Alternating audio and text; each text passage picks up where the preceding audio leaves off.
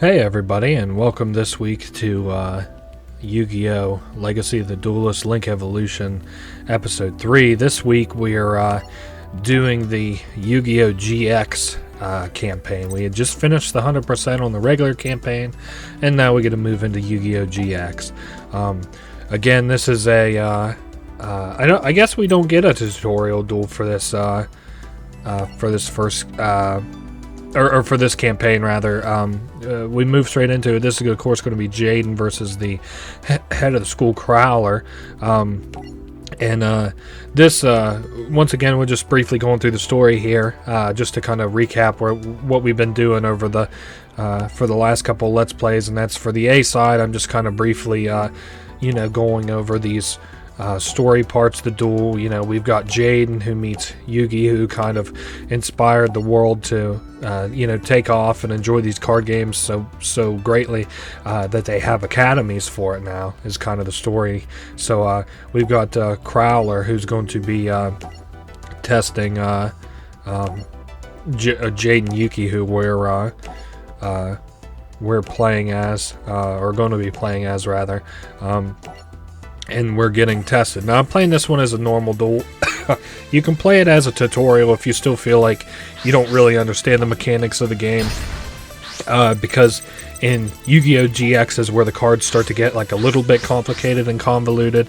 The first campaign, they were a little bit difficult, but in this one, they get even harder as you have to kind of refine your strategies and stuff, and the opponents get harder. So, Confiscation. He's going to get rid of one card. That was quite the card to get rid of.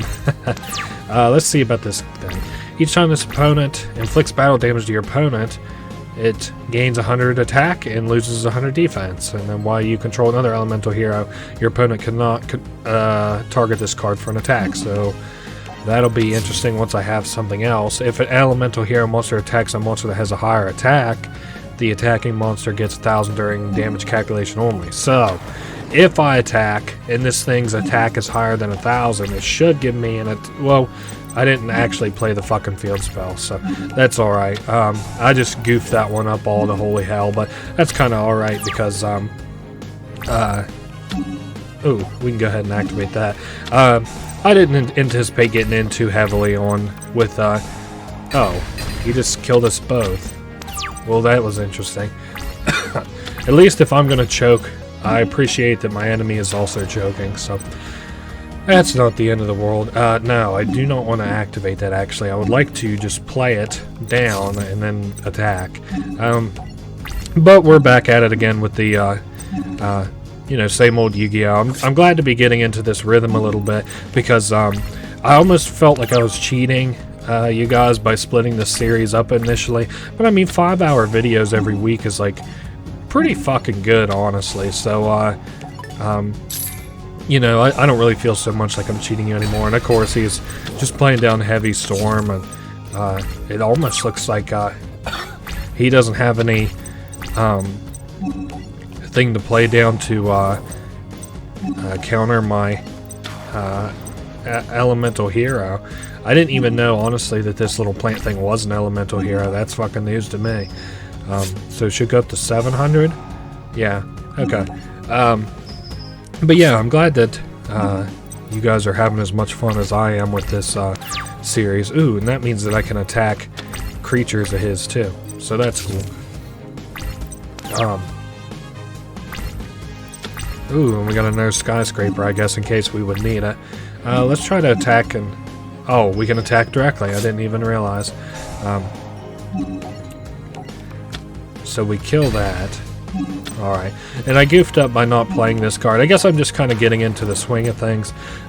You do have to realize that every other week is when I'm playing Yu-Gi-Oh! So I do kind of forget not only the controls. Oh, he's getting the gearbox back. God damn. That's a good one. He gets to basically get a Metal Gear card and keep that one. Shoot. That guy's going in for an attack. An 1800 guy. That's pretty strong. Elemental Hero Clayman. That's a very strong guy too. At least if I attack with this. Yeah, let's just attack directly. Oh, okay. Well, now he's got Fiendish Chain, and that'll stop me from attacking with that guy, at least. Also, oh yeah, my ability no longer activates, so he can target it for an attack if he so felt inclined. But I've been enjoying Yu-Gi-Oh! A lot lately, and I'm glad that you guys are too, because I'm having a lot of fun. Oh, so now it's been summoned again, and it has its new ability, which is this card attacks, your opponent cannot activate any spell or trap cards until the end of the damage step. So gotta be on the lookout for that. I guess it doesn't really matter because we're going to be getting in for not only some damage, but or I'm sorry, not only killing his monster, but in for some damage as well. Thankfully, due to our skyscraper, we can bust through anything he has that has a very high attack. And that guy's going to get a little bit stronger. Again, this is kind of a piss body deck where I don't really have to think too much about you know, my strategy too much, other than eating dark hole after dark hole apparently. Ooh, I would love to have this card. Now, what he has down is almost assuredly the okay, when this card's summoned.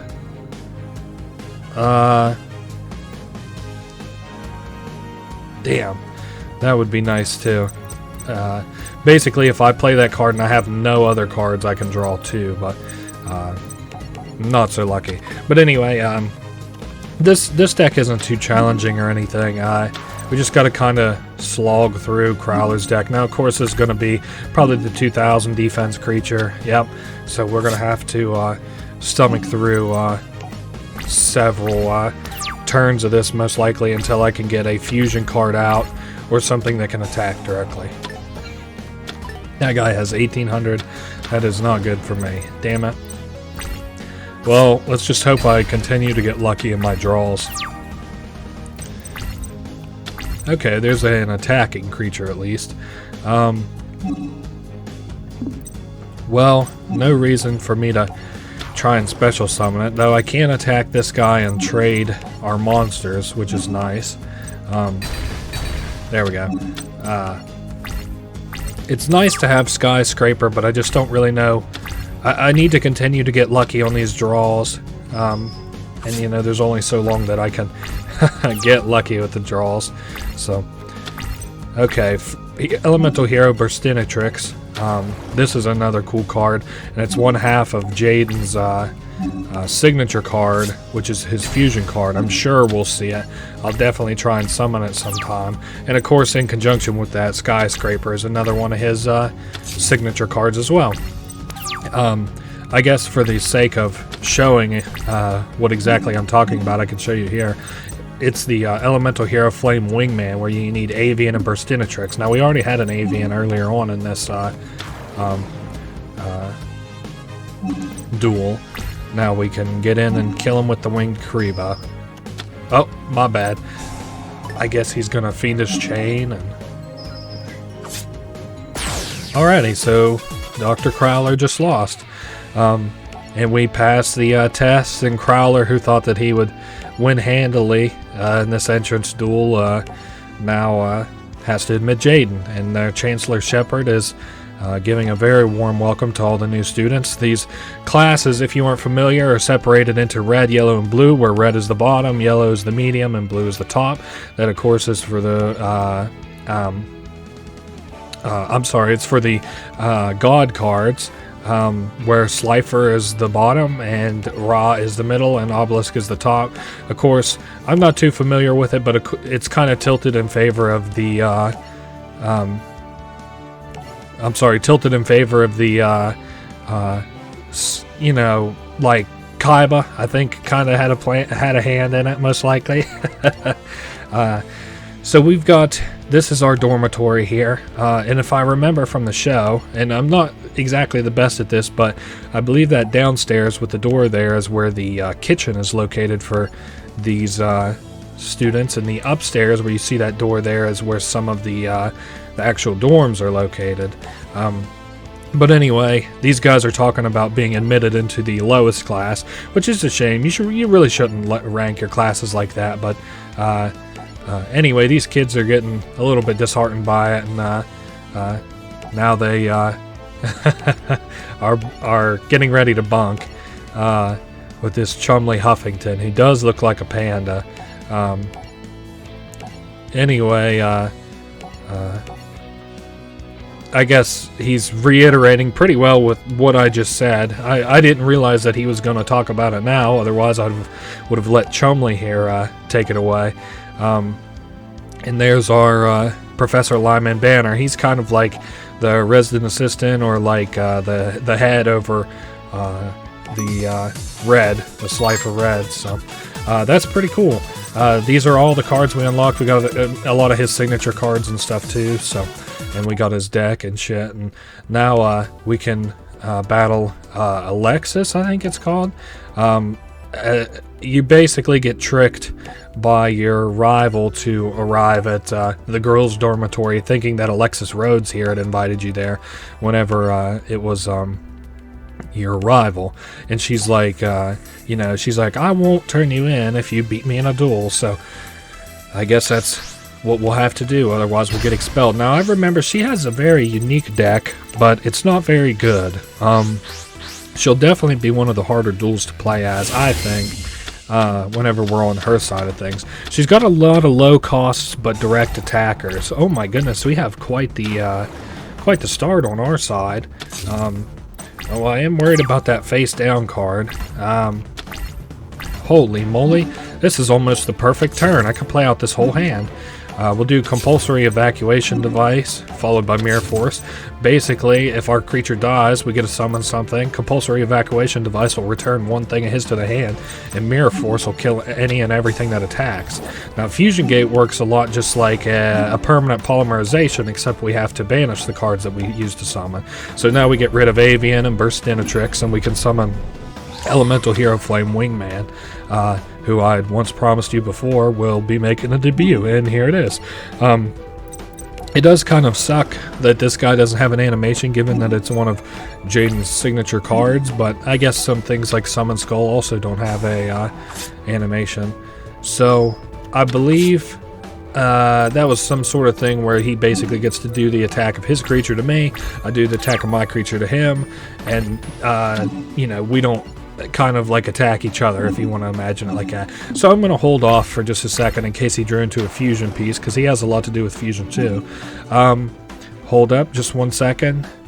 I'm going to go ahead and try to use the Compulsory Evacuation Device and hope that, because it's not a quick effect, he can't chain it. Okay, he cannot. Basically what he was going to do is return my card to my hand. Also, why is he not... maybe he can attack directly as a... Yeah, it can attack directly as a result. So let me look here. Do I want to get rid of... Yeah, let's do Mirror Force. So he's, of course, going to play that card next turn that he had just played last turn, but I at least want to have a little bit of a one-up on him whenever he does that. So that basically negates an attack that Draining Shield does. Not only negates the attack, but also we gain life points equal to that monster's attack. So that's good for us. Of course, also it's a shame that this Flame Wingman won't die whenever she discards that card, because then we would at least be able to trigger off of here a signal. As it stands, that's just going to go to the extra deck, I think. Or never mind, I guess I'm completely wrong. Do I want to activate this? Not just yet. I don't want to pull the trigger too early on it. I'd rather do it whenever we have somebody just a little bit beefier out, because this does seem like it's going to get down into the nitty-gritty for turns. Now, that kind of sucks that I get that guy returned back to the back to my extra deck, seeing as how I'm sure I've got a couple of them in there. I just basically need a creature that can attack is what I'm hoping for at this point. I'm thinking the Elemental Hero Sparkman. Oh, also, that equipment card that he just played down now makes it so that his that creature on the left blade, Skater, can no longer die from battle. In some ways that's good, in some ways that's bad. What's kind of cool to do with it is to do one where your opponent cannot change the battle position of their monster, but hold up. Okay, destroyed by battle. So let's go ahead and put that in defense. Make it so that your opponent can no longer change attack positions on a creature that has lower attack than what you have anyway, and then just keep browbeating it until your opponent runs out of life points. So now we're going to go ahead and flip the hero signal. I'm going to summon a elemental hero from my deck. I don't think we want to do the... Well, let's do elemental hero heat. This is almost the first time that I've seen this guy. Now, I have played through all of... Oh, she can attack directly. I have played through all of... Fuck. Well, oh, that destroys? That's awful. Hold up, now we're in a lot of trouble, I just realized. He doesn't have any speed, though, so that's good. And I can also add a monster from my deck to my hand. I'll just grab another Sparkman. Anyway, as I was saying, I played through all of Yugioh GX before. But I don't think I played with the story decks. So... Oh, I didn't think that could die. Oh, we can't target other creatures to kill. Alright, well, my strategy, but just pretend like that's on another card. I misunderstood what card that was. I thought that was something else. So, yeah, he got to destroy that, and he's getting in for a free 1,000 every turn, which sucks. Or I guess she, rather, as it is Alexis Rhodes. There's a Skyscraper. That'll be nice if I run into something worth playing Skyscraper for. At least he's only getting in for 1,000 every turn. That gives me 4 more draws, most likely 3 for whenever he changes that into face-up attack. Now we got Elemental Hero Heat. If I play that, I am worried about the face-down cards that he has. Let's attack this guy on the right. He does double pass. We're basically going to attack each other. Ouch. She is making me... eat my words, kind of. Oh, he drew 2. That sucks, because he can still discard off 1. Fuck. So he's coming in for... Do I live this? I live it with 200 HP. Well, no, actually... no, actually, I don't. Well, on the second time that I play through this duel, at least I'll have a leg up in that I will... hopefully be ready for some of that. Now, I had an incredible hand at the start, and her deck is fairly weak, which you wouldn't think evident as I just lost to it, but I promise it's not all that strong. At least we have to play on the defensive side this time, so and we have a lot of creature fodder. If he had played down that card this turn, the one that was where he discards to kill my shit, there's no way he would get away with it this game, so... we got a lot of attackers, we got a lot of fusion materials, so if we run into a fusion gate again, we're going to be, you know, all good things from now on. This time I'm going to go for, once again, Flame Wingman. I like, excuse me, I like the fusion between the electric and the raw guy a lot, but, I'd much rather have a guy down in defense just in case I need him, instead of a bunch of attackers that are pretty good and discarding and all this other shit that I would have to do. So what happens there? Yikes! What's that say? Once per turn, you can select one face-up monster you control. Its attack is halved and it can attack directly. Well, I don't think we'll be worrying about that. Also, we just destroyed that and. Elemental Hero Flame Wingman basically says that if we attack a creature of his and destroy it, then we can deal its attack to them as damage. So if they have cards in face down defense, scapegoat, in face down defense, and you pop something that says 1600 attack, just for example, and you kill it with Elemental Hero Flame Wingman, then it deals 1600 attack to them directly, which is pretty cool. It's a little bit more climactic in the TV show than it is in this game, as Elemental Hero Flame Wingman uses the fire side of the card that you can see there that has the dragon's mouth and swallows them whole. Now this Elemental Hero Heat is going to be stacked, and also we're going to get in for a bunch of damage here. I don't think it'll be enough to kill, but it definitely secures our victory, provided that we can actually get hits in. Of course, he's got scapegoats to try and rectify that.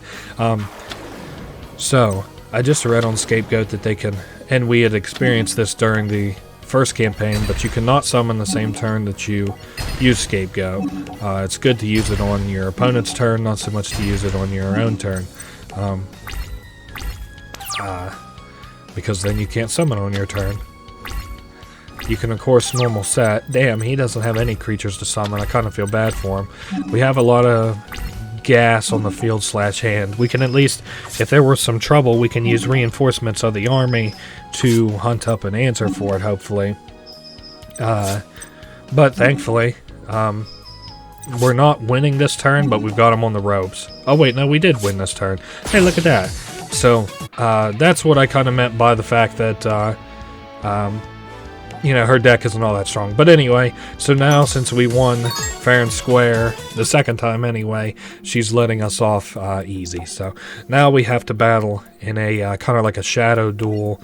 We're visiting an area that's like, you know, supposedly haunted and stuff. And we're, you know, just checking out these urban myths that are scary. And if they catch you in these areas that are supposed to be off limits, you'll get expelled.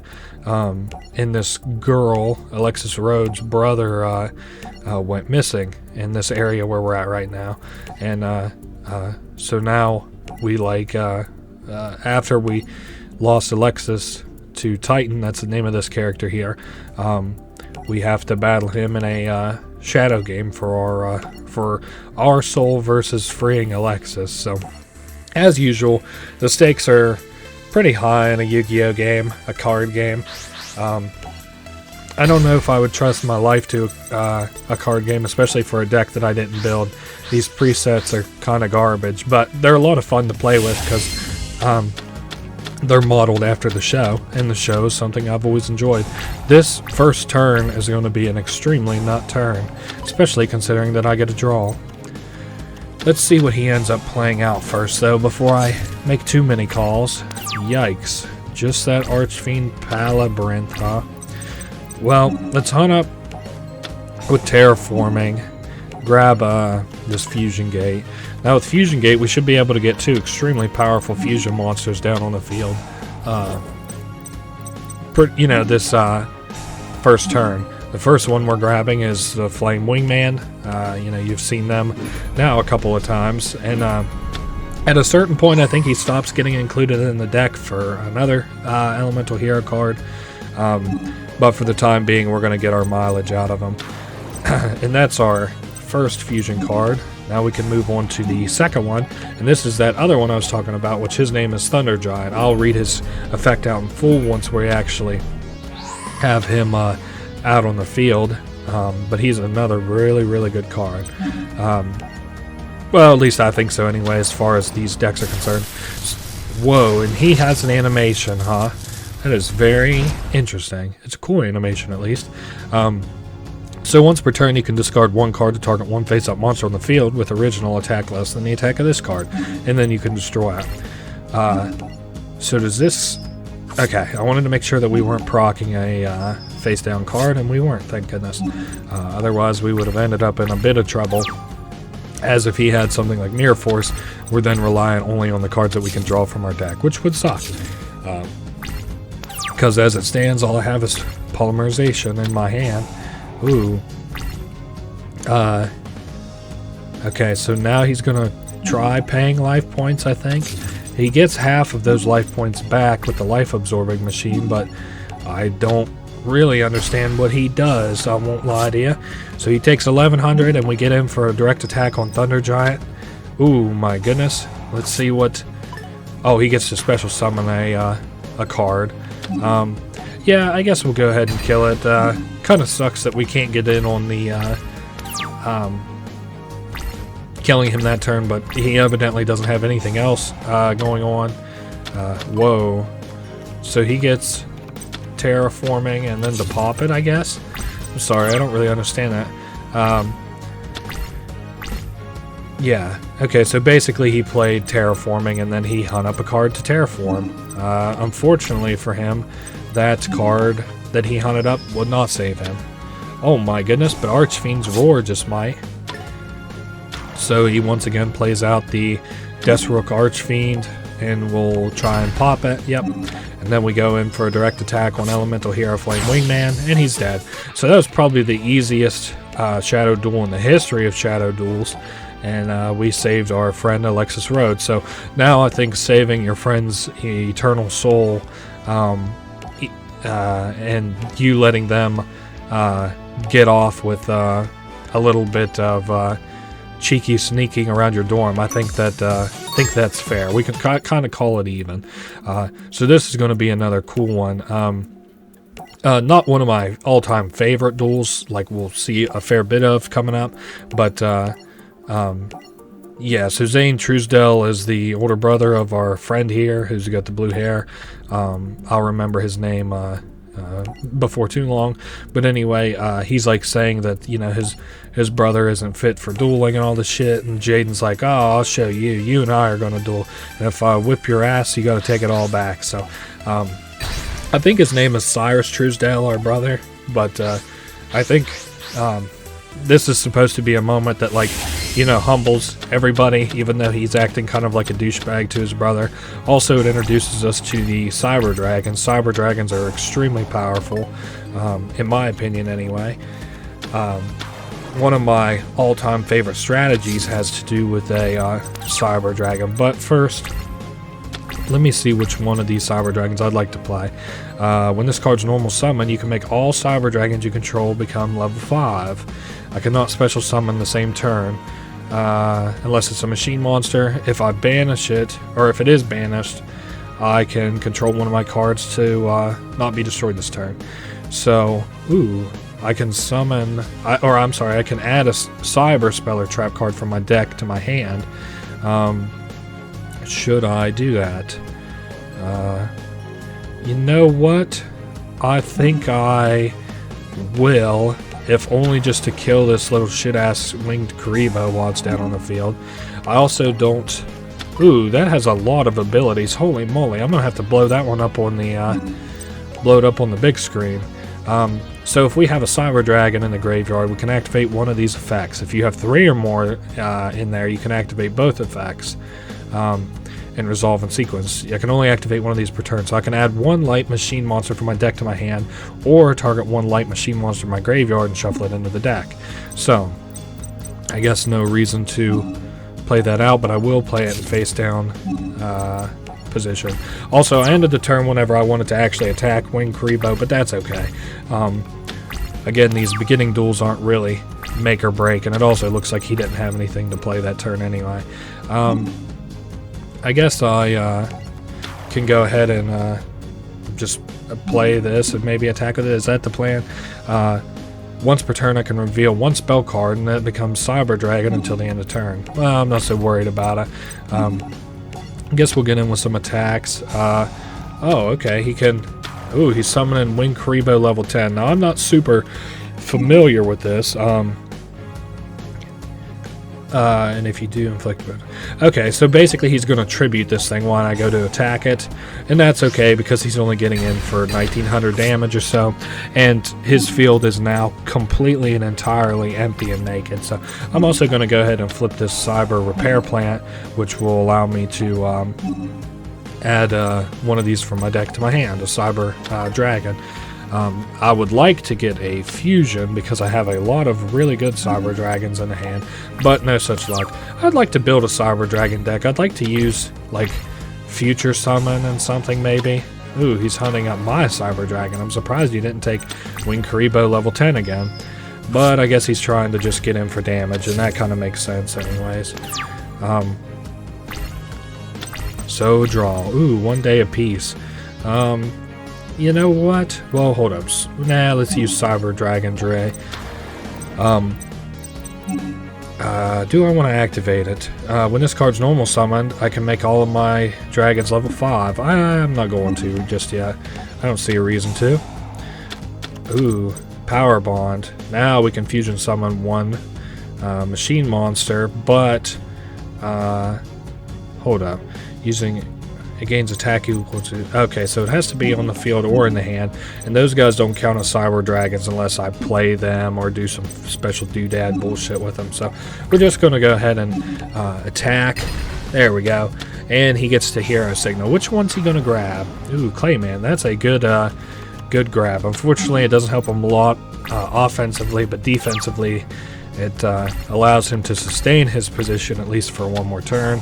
And he is hunting up reinforcements of the army. Ooh, so two face down, or face down, two elemental hero Claymans is basically what I meant to say. Now we got polymerization in the hand as well, while on the field or in the graveyard. So basically, if I play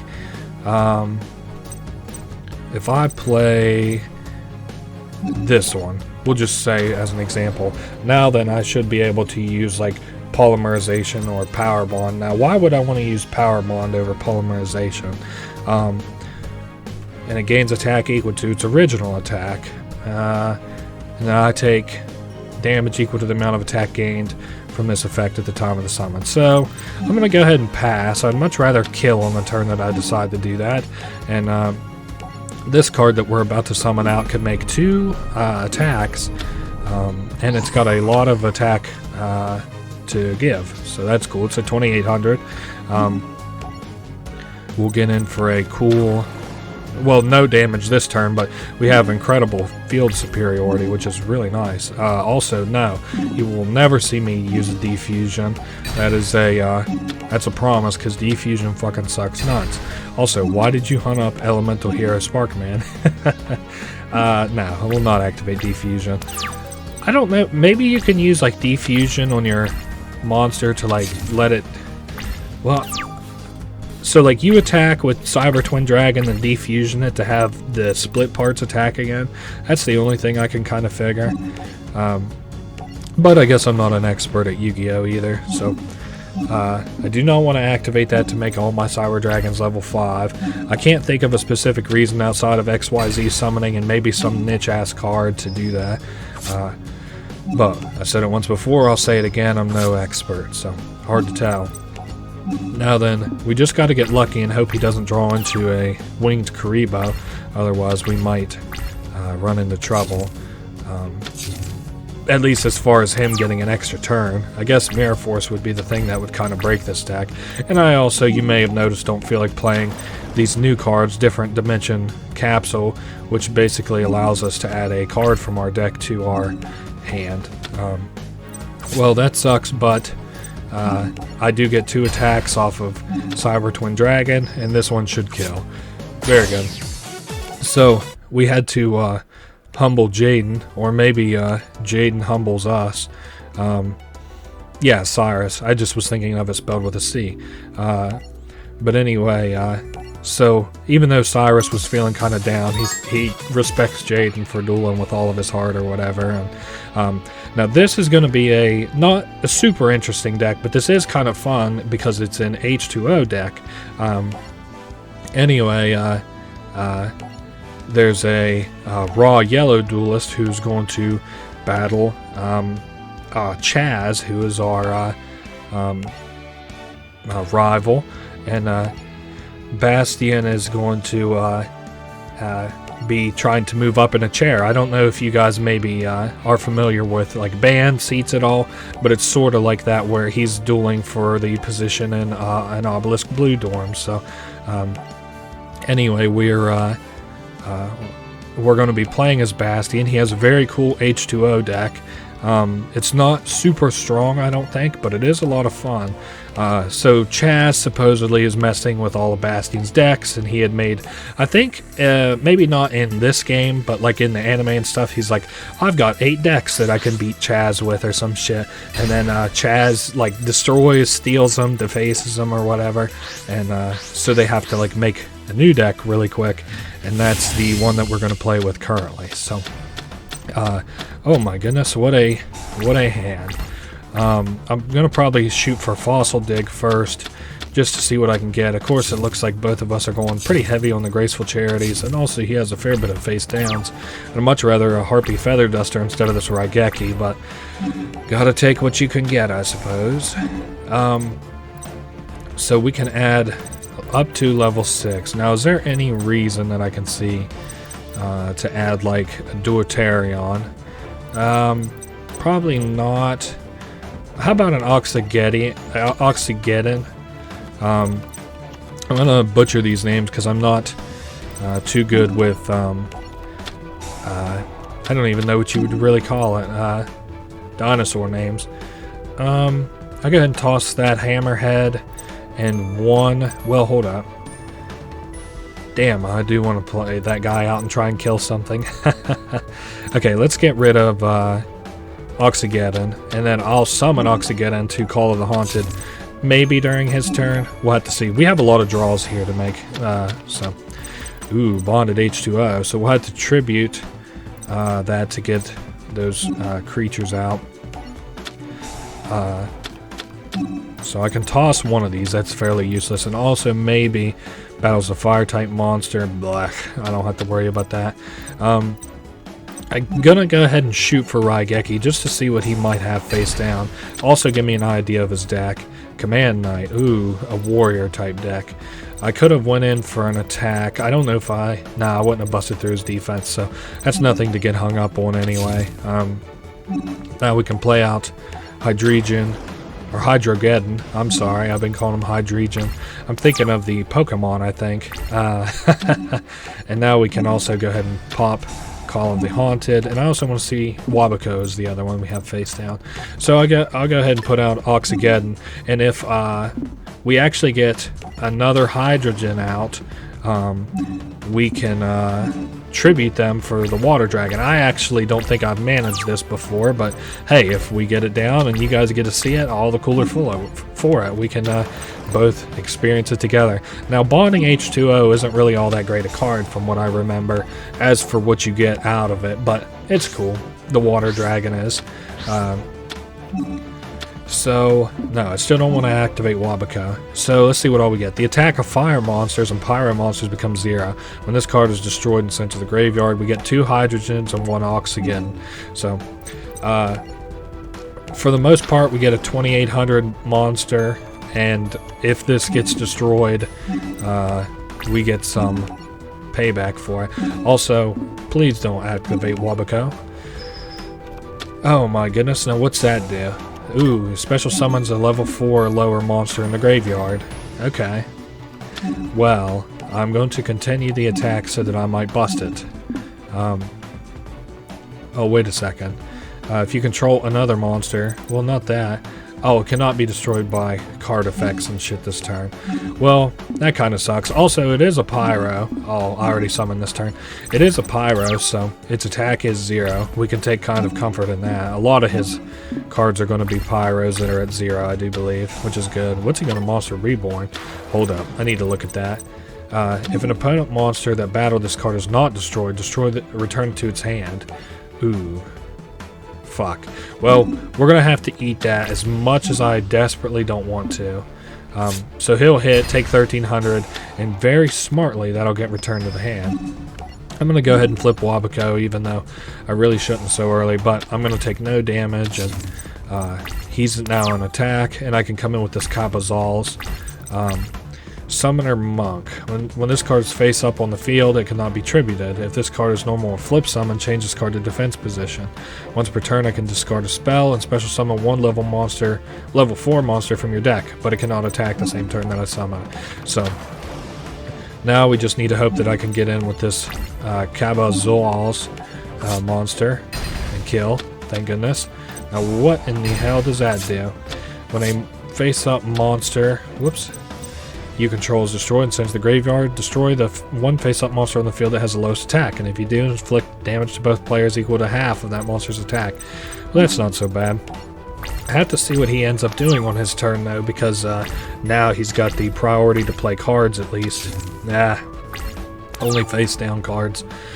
That kind of sucks, but maybe we now see what we can get with Fossil Dig. I think I'm going to go for Oxygeddon. I should have seen whatever that other air-looking dinosaur was, but I really wasn't all that preoccupied with it. Now, once again, he is bringing back Command Knight. At least an attack anyway. It's nothing too scary. Now, what else does this say? All warrior monsters you control get 400 attack. So that sucks if he happens to play another one.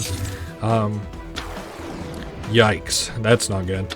Now all of a sudden, plus mage power? Yikes, that puts me in a world of hurt. I've somehow allowed this duel to get way too far out of hand. Well, I'll tell you one thing I can do. I can play this and attack that guy on the right. So that precludes me from having to take direct damage from the Command Knight. Fuck, it just hit me. I can't do that. So he's going to get in for 2,000 plus 1,600. I should live with 50. Damn, he just played another creature. Actually, that ends up with me being dead, as a matter of fact. Oh well, that was another extremely good game. Unfortunately, this deck that I have kind of sucks a little bit, but anyway, we can keep playing with it. I mean, really, in all honesty, I could come in with the same kind of strategies that he did without trying for all the flair with the water monster and stuff like that. Not that I necessarily was... Like, I played that deck to the best of my ability, even though it still wasn't all that good. But I'm glad that, you know, it kind of happened the way that it did. So now we've got Lightning Vortex, which is basically Raigeki Light. And we've got...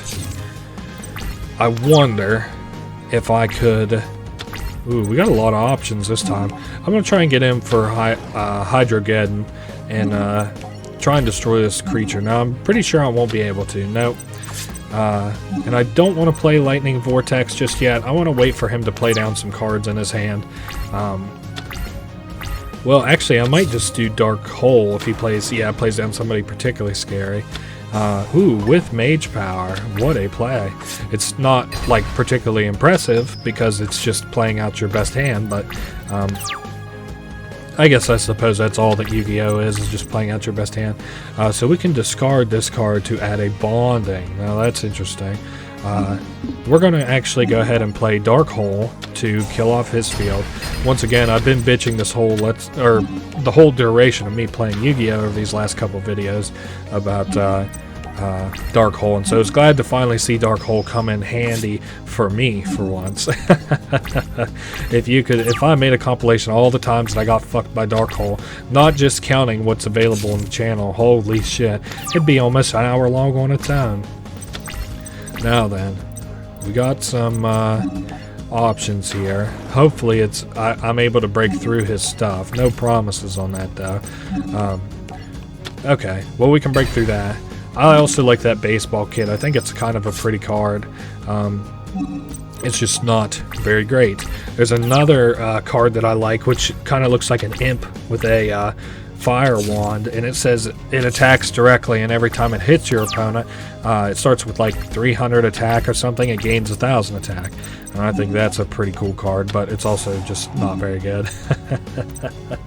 Let's play down Hydrogeddon, and hopefully maybe we can kill with Hydrogeddon. And if we're able to, we should be able to summon Water Dragon this turn. But that's a little bit of wishful thinking. No, maybe not so much. So we'll activate it, and we'll get a... Ooh, maybe not. Sinothian Blast. Do we still get the Hydrogeddon? Ooh, we do still get him. And that also should mean another attack for us, too. I think. We'll see how that rule works. Yep, I sure can attack with him. And we can kill him this turn as a result. It's kind of a shame that he went and killed that Hydrogeddon guy, actually, because if he hadn't, he would have lived that turn. But, of course, I suppose he couldn't really know that. But anyway, we beat him, so that was pretty cool. Very nice. Alrighty, that was pretty fun. Now we're going to do the Doomsday Duel. Now, I'm not so certain what this is even about. Something to do with Sacred Beast cards, which are essentially the God cards in this in the Yugioh GX kind of storyline. And so basically all of us that he's called 7 of us here, are to protect these beasts with these keys or whatever, or the spirit gates, I guess. I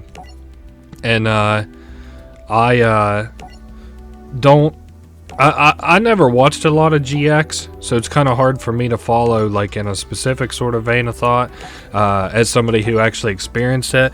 But basically, all 7 of these have to be together in order to unlock the Sacred Beasts, and they're just really powerful cards, similar in the same vein to the God cards.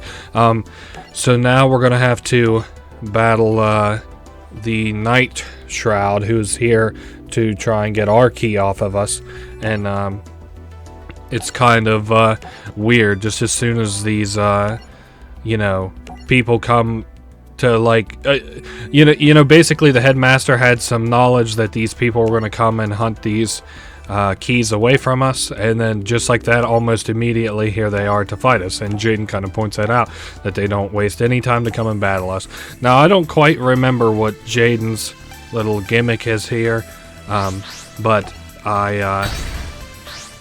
most of his decks are fairly straightforward. They only try to do a spin on them once or twice. It's usually everybody else's decks that I'm worried about. So we got some combat negation, some defensive plays basically. Oh no, that ain't good. Hold up, you can send this face-up card you control the graveyard. I don't know all about that. I'm gonna assume he has a trap card down. What if we put down Wild Heart, who is unaffected by trap cards, and then try to hit?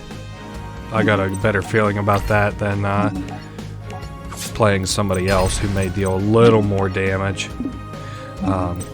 but who's a lot more susceptible to these trap cards. Now we can go ahead and pass.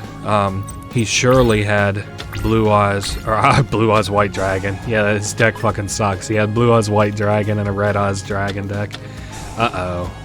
Ooh, Call the Haunted. Well, I can negate an attack. Now, for all the good that really does me at the end of the day, because now we have to have some way to kill this Red Eyes Black Dragon. Uh-oh. Holy shit. And now he's tributing on top of everything else. Red Eyes Darkness Dragon.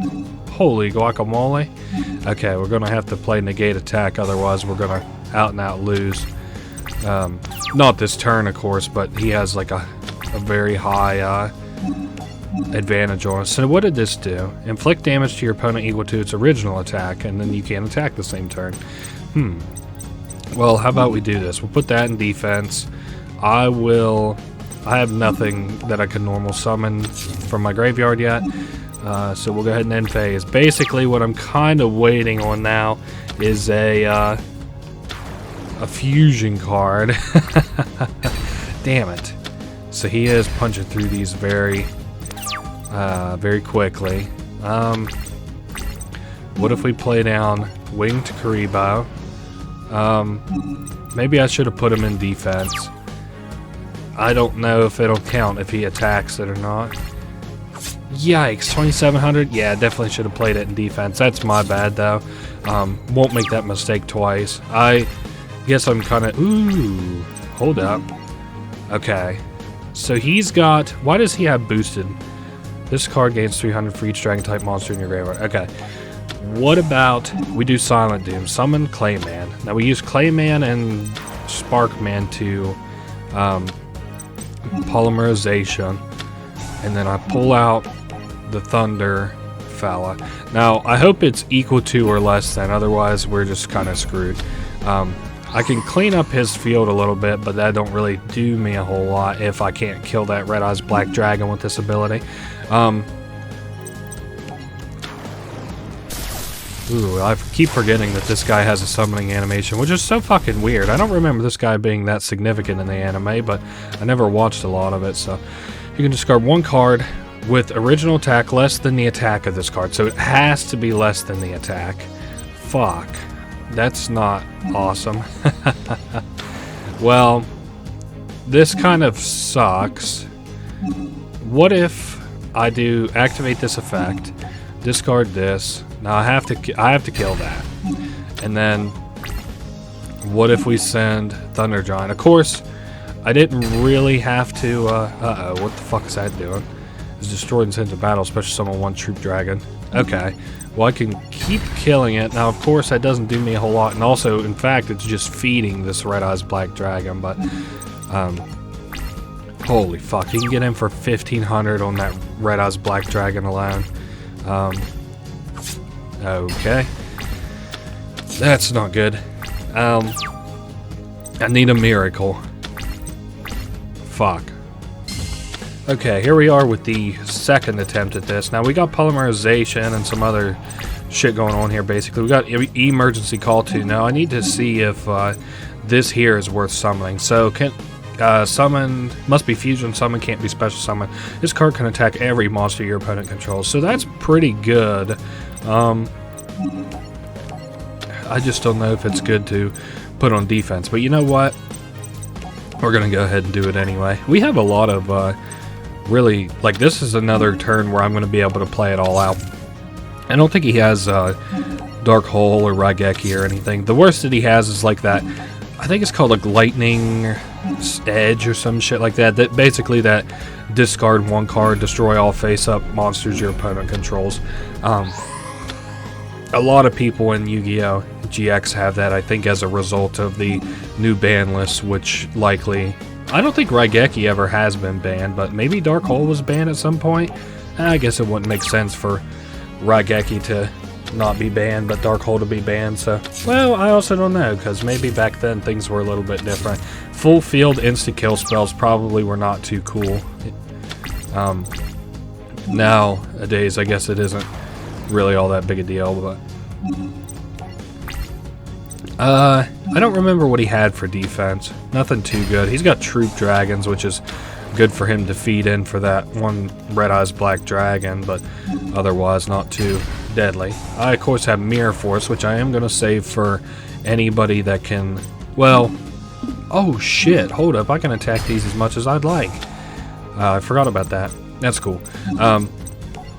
Because, of course, I have... This guy can attack every monster your opponent controls, which is neat. Now he's playing another face-down defense. I wonder if he considered it worth it to not play one of his trap cards. I also don't really know what his face-down cards are. Let's get in with this low guy, see if we can get him. Ooh, Mystic Tomato. I thought he could summon with that. This card's destroyed by battle. Yeah, okay. Well, it was destroyed by battle, but he chose not to do anything, and he also didn't flip any traps either. Maybe we'll see him later on. A card that I think is kind of unique in Yu-Gi-Oh! Is the self-destruct button. Ooh, Call the Haunted. Okay. Self-destruct button. It says that if you and your opponent's life points are 7,000 or more apart, well, I don't know why he's doing that, then both of your life points go to 0. There you go, ending it in a draw. It's shitty because you can't win with it. I don't think. There's probably some niche thing, but I still think that it's kind of a funny card to, you know, end your duel in a way that your opponent doesn't expect. It kind of, again, sucks because, like, you know, you shouldn't be playing for draws, but it is funny, so... Alrighty, we got him on the ropes now.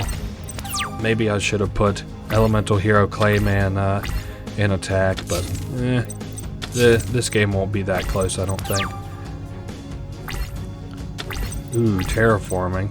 I'm gonna just try and squeeze in these attacks and see if... Ooh, negate attack. Okay, yeah, I can only attack... Oh, that ends the whole last battle phase. Okay. Well, I guess I'll go ahead and snag terraforming then, just on the off chance.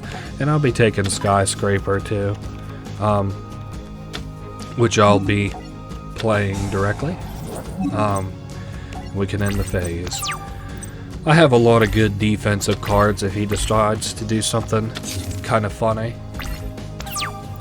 As it stands, I should be able to Wild Edge into both of these face down cards and then go straight for the face with Wild Heart.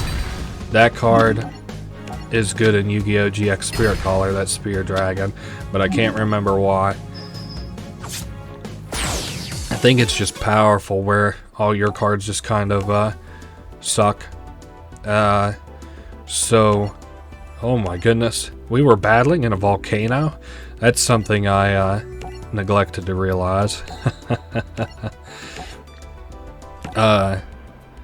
So Jaden's pretty worn out after that nightmare or whatever. Oh my goodness, that's her brother. He's so I guess maybe we were kind of battling for her brother's soul in that. Ooh, now this is going to be a very fun one. So the next Shadow Rider is here, and it's defeated Dr. Crowler and Zane. It's got both of their spirit keys, so now, you know, she might as well go ahead and get a hat trick and take Jaden's too. We're going to try and make it so that doesn't happen now. Kamula. Now you might be able to tell, I'm not sure why you would, but I can a little bit, that this is going to be a, she's going to have a vampire deck. And I'm kind of excited for it because Vampire Tribal in this is a little cool. It's not good at all, but it is fun. Okay, we got a couple different, no, oh, okay, it's asking me if I want to do fucking stupid ass Mystical Space Typhoon. I keep forgetting that's the only downside to actually having Mystical Space Typhoon is the constant prompts. So for defense, well, what about this guy? When this card is normal or special summoned, oh, maybe I should use him. This will basically let me, it's basically a free emergency, so we can hunt up a hero monster, which will be nice. Add it to our hand. I guess we probably couldn't add that card itself anyway, so I'll go ahead and play or grab Sparkman. He's a safe bet. Now this doesn't look very defensive, but this is an incredible position defensively. It baits in an attack. Okay, let's see what he ends up doing. I'm gonna go ahead and flip Mystical Space Typhoon just to make it so that he doesn't have quite the advantage that he thinks he does. Okay, now what? Oh, okay, that other one was like that fucking trap hole. I think I'm gonna save that. I didn't intend to save it for that, but I think I'm gonna save it for he has like a boss monster that's a big vampire guy, and I'm gonna save it for that guy just in case we see it, or the turn right before I would mollywop this guy. It is, I ain't against doing it right now. Maybe even the next turn I'll do it, but okay, so we got in with that one. Whoa, yeah, there's the boss monster, Vampire Genesis, and then we can get in with Stratus. I don't think he can summon him without some assistance, though, so I shouldn't have to worry about it like this turn. Oh, there's Vampire Kingdom. Let's see what happens with that. Ooh, Vampire Sorcerer. There's Vampire Lord. That's a cool one. I think I will use Bottomless Trap Hole. So that puts him in a kind of naked position. Then we can play Sparkman. So we've got him kind of on the ropes now. We got 2 Sparkmans and a Stratos down, and we'll have him fairly well crippled.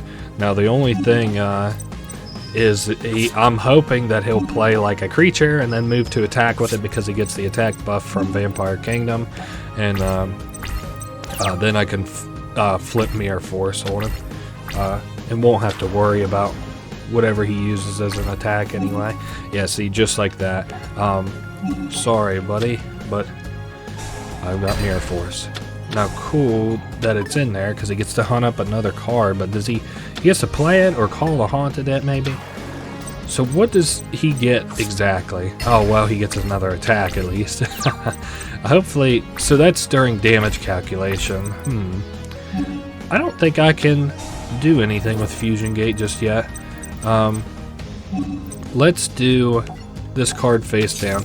Now, damage calculation means whenever I attack also, right? Yes, it does. That was just a little test. Just in case you're curious, I failed it. So now he's suddenly going to have a lot of control over the field. I'm just looking at everything I have. That's Vampire Lord. Shit. Oh, for Vampire Genesis. So he's coming in for a bunch of damage. And he's popped my whole field. I wish I had played Burstinatrix instead, but that's okay. There's Blade Edge. Is it worth going in naked next turn? What's this guy do exactly?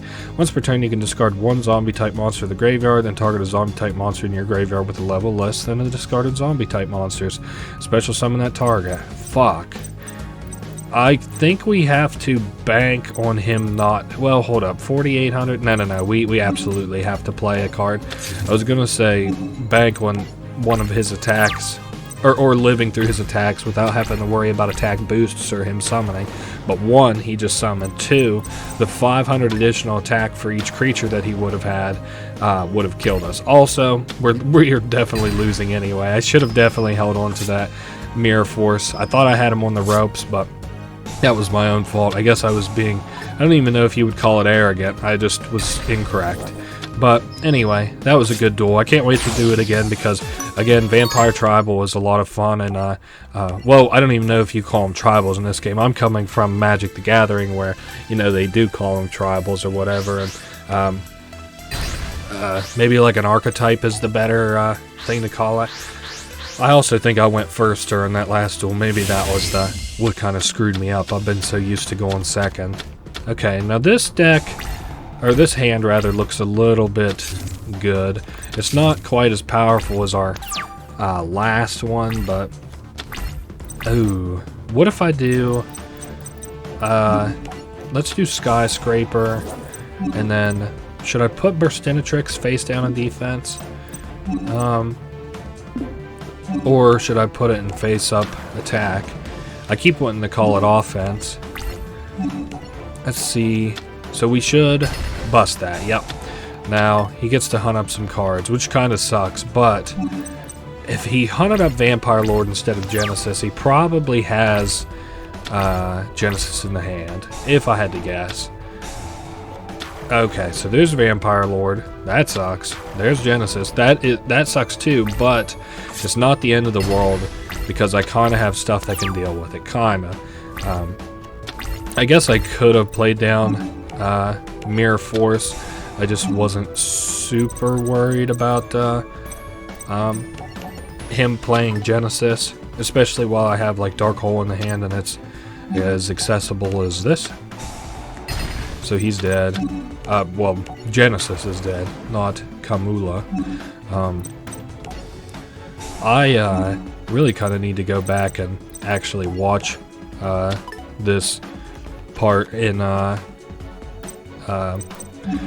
Yu-Gi-Oh! I've watched actually some 5Ds. I would say I've watched as much 5Ds as I have GX.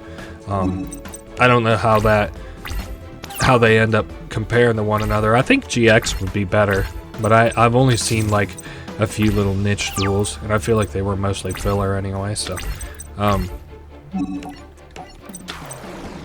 there's some attack. Okay, Vampire Baby. Now that can't be good. What's that do? At the end of the battle phase, if this thing destroyed, you can special summon that monster. Okay, so basically, if it destroys some shit, then it can summon it to his side of the field. Now that can get out of hand really fast, but as it stands right now, almost no matter what he plays, we should be okay. So Call of the Haunted, he's going to bring back Vampire Baby. Now what's he going to do with that? Vampire Lord, maybe? Yep.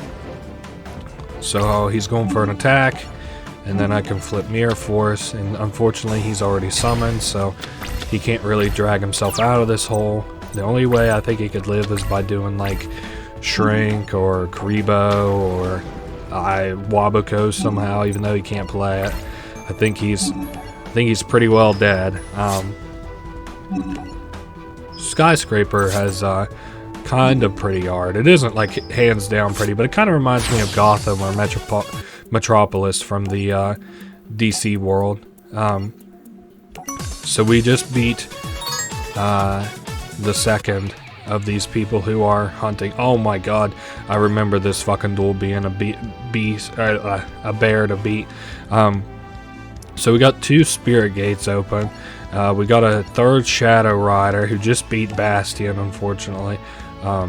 She's interested in fighting brave and powerful trainers. She doesn't have any interest in Bastion because she's already proved that she can beat him. She's looking for I don't know, just like an alpha. Man, it feels so cringe to use that in today's modern vernacular, but I guess having a literal definition instead of a watered down one, even if it's cringe, is the best way to roll. Oh my, what the fuck is this hand? I'm gonna be mirror forcing my ass off. Okay. What is the best way to approach this? So you can special summon an Amazoness, provided that it dies by battle. Let's do Stratos. And then I think what I'm gonna do, I got a pretty good plan. We play Stratos, and then what we use it to hunt up is the Sparkman. I sometimes forget these guys' names until I see them. And then we can go ahead and fuse for it. Now, in my head, I'm doing all the different permutations. I think it is worth it to discard one Mirror Force to destroy her one card. Now, the reason I think that is because it basically gives us... Well, I got two Mirror Force. I could surely kill her in 2 turns. But maybe it's not even a question of killing it, because she'll go defense and then it becomes useless. You know what? I'm gonna just do it. You know what they say, you only live once or whatever, fuck it. So we do have Amazoness Village, and that gains 100 for each Amazoness she controls. So it's got that in defense. So that only happens once per turn, correct? Yes. So we can attack directly. Now, I am curious about... Whoa, I almost didn't put down my Mirror Forces. That could lead to a very dicey turn. I am curious about her face down card. Amazonesses are... or Amazonian women are a very interesting kind of concept. I know it tickles the fancy of men who are interested in dominant women. Because, but I think any of the fights that Amazonian women have actually participated in, they've like lost horrendously. So, if that's your thing, yikes. Maybe it's more of a cultural than a, well, I don't even know if you'd call it cultural, like a minor cultural instead of a societal cultural, because the fact that they've lost so many battles that they've participated in is not indicative of what they stand for. I can special summon them, fuck it. And then I'll keep them up just to maybe bait in an attack if at all possible. And if not, I can get in with a little bit of damage. Ooh. Damn, she went through a lot of her deck. I could almost kind of use that as a mill engine for me to keep destroying her Amazonian women, but hey, we lucked out that time because, like I say, I remember her being like a bear to beat, so we got lucky as far as me winning, or having a strong hand, opening hand, and then her having a really shitty opening hand.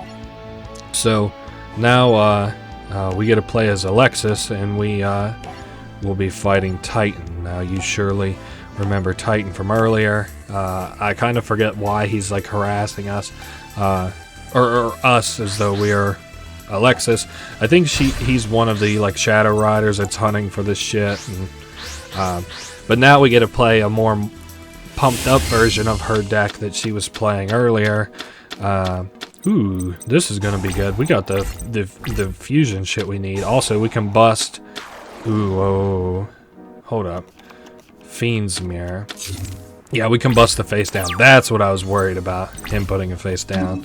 So hold up. What card would you have me activate?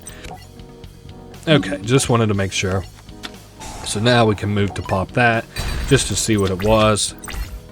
Destroy any monster that inflicts battle damage to a player's life points by attacking directly. Ooh. Now let's summon this can only be conducted with the above fusion material monsters. While your opponent controls only one monster, this card cannot be destroyed by battle. While your opponent controls only two monsters, double this card's attack. While your opponent controls three monsters, negate the effects of your opponent's spell trap and effect monsters.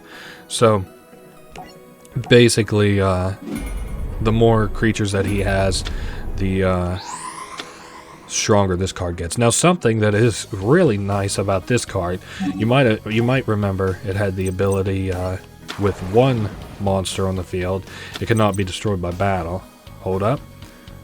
Okay, I just wanted to read that card. What's his attack? 2300?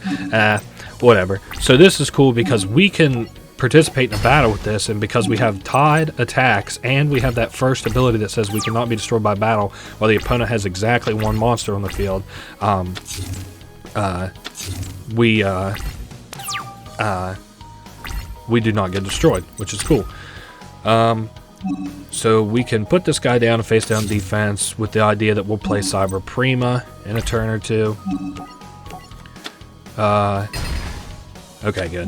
I was worried about his effects. Now, I am also worried about what he might have face down that he might proc on his turn. Maybe some kind of a tribute summon or whatever. This is Archfiend stuff to do with, like, Summon Skull and shit.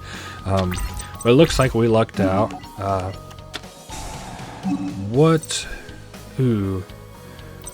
There's a lot of options here. I don't know how many of them are very good. I guess we'll just go Blade Skater. She's not really the best, but she's cool. Now then, we can also play Cyber Prima over top of Cyber Gymnast. And now we've got some guys that actually have some attack down. Destroy all face-up spells. I hope I don't run into too many face-up spells. Or I guess if I do, I could always just play Cyber Primer. And so he does take the damage. Oh shit, that's up permanently, huh? Well, unfortunately that's not a spell card, otherwise we'd be good with Cyber Prima. Or Prima, I guess. Probably Prima. Ooh, Pot of Greed. Always love to see me a Pot of Greed in the draw. Now we got Polymerization, and we can also return a monster. So we will need to return Etola Cyber. This isn't good because I can do hold up, 4200. No, we almost kill here.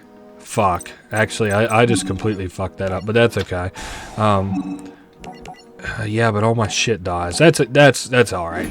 So I summon these two. Basically, we deal 4200 damage to him, and that leaves him with 1600 HP. Now, I don't know if that's really the I'm debating, tossing around in my head if that's the best call. Maybe send one at him. Oh, okay, hold up. What's this gonna do? Oh, so he's... Oh, well, fuck it. He destroys that at the end of the turn? Then fuck that. I'm not doing that. Yeah. So that's destroyed. Interesting. So we still get him with 4200, and provided that we can play any card next turn. Well, not getting the 4200 now, but... if the attack of each monster your opponent controls is higher than the attack of this card can attack directly. That usually is her MO, is to attack directly.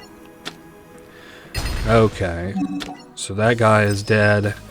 Now I'll lose my two creatures from attacking directly, but we'll still have a Cyber Blader out on the field to counter if he happens to play anything at all. Except, I suppose, a face-down trapper spell card. You know what? I'm going to go ahead and play this just in case he has something funky in the hand. It's not usually Titan's MO to have something funky in the hand, but just on the off chance. Great. So he died with the exact amount of life points. And he got he got beat again, which is kind of embarrassing. But now Atticus is out of his little coma, and Alexis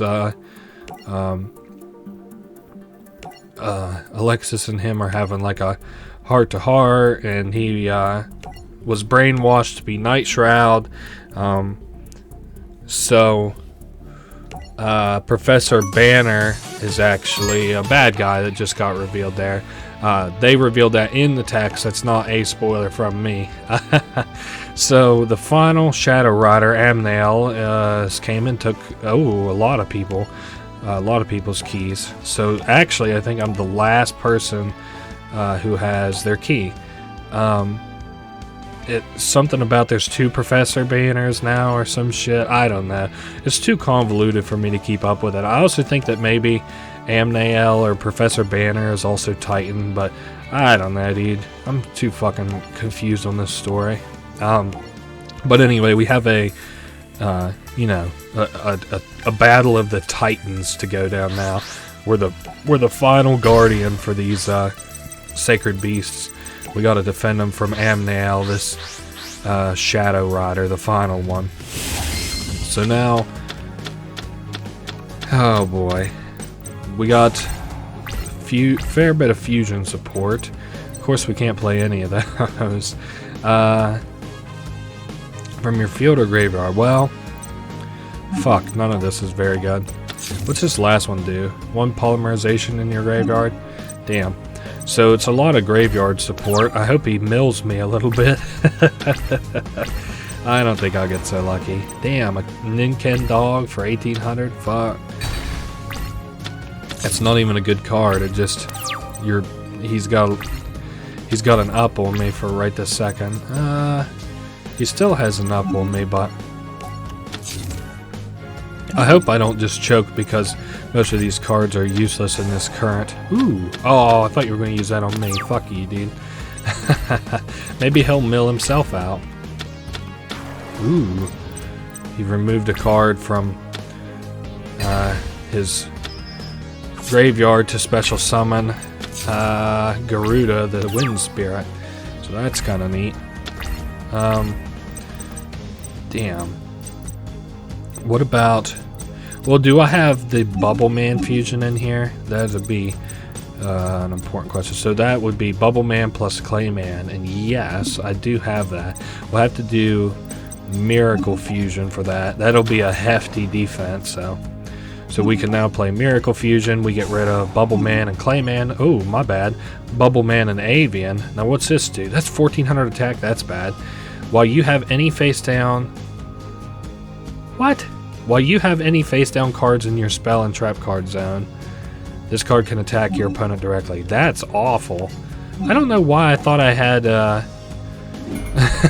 the fucking rock god in my graveyard. Wild Heart is who I was thinking of. Well, that's not good at all, but can I even kill either of those?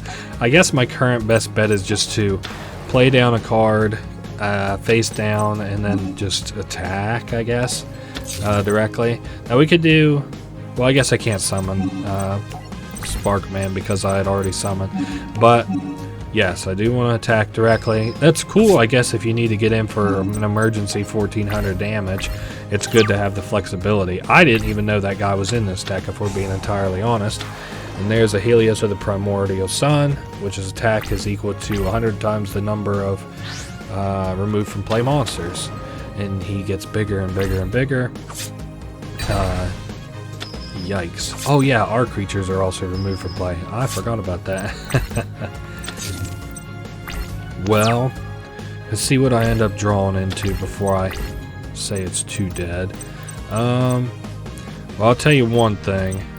Target one polymerization and one monster in your graveyard that was used as material for a fusion summon. Fuck, that's not good. What if I play this guy, attack far right? It might allow us to live. It isn't going to do too many good things for us, but it might let us live. Also, if he kills that polymerization, I might be able to pull off some tech.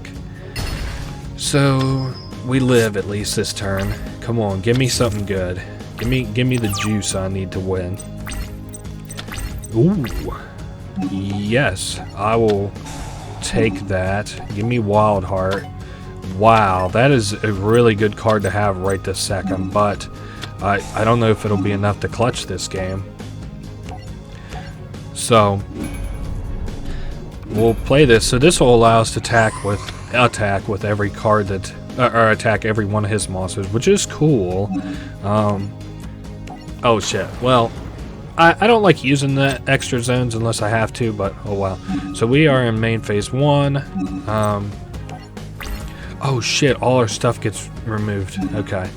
I didn't even, I'm just not even thinking. So we can bust a lot of his face-up stuff. What is that? Oh, okay, it's another Helios. So we've got control over the field, question mark? Not really, but yeah, I guess while this is on the field, any card sent to the graveyard is banished instead. Also, we have to be on the lookout for these Helioses, because whenever they hit, they're going to hit like a truck. Now that should win, provided that he doesn't play anything fancy. We really lucked out, if so, because he really had us on the ropes there. But yeah, so something about this guy being cursed or whatever was to test me, became a Shadow Rider for good, what the fuck ever. Anyway, there's some kind of evil that wants to take over the world. I don't remember what the second part of the storyline ends up being. Now, I remember this guy. He's just fucking shredded for some reason. Kagemaru. Oh, yeah, there he is the old guy. He's coming for the Sacred Beast card. So, basically, he's sealed them away, gave the headmaster 7 keys, and now he's ready to reclaim the Sacred Beast. He kind of reminds me, and I don't know if this is so true, Kagemaru reminds me of like a character that, like, you know, was like he always did like the right thing, and then after he had done the right thing for so long, he just like decided that it was time to do the wrong thing. And I liked playing him in Spirit Caller, which takes place during GX, or it is the story of GX rather, because you have to battle him with 3 decks, one built around each of the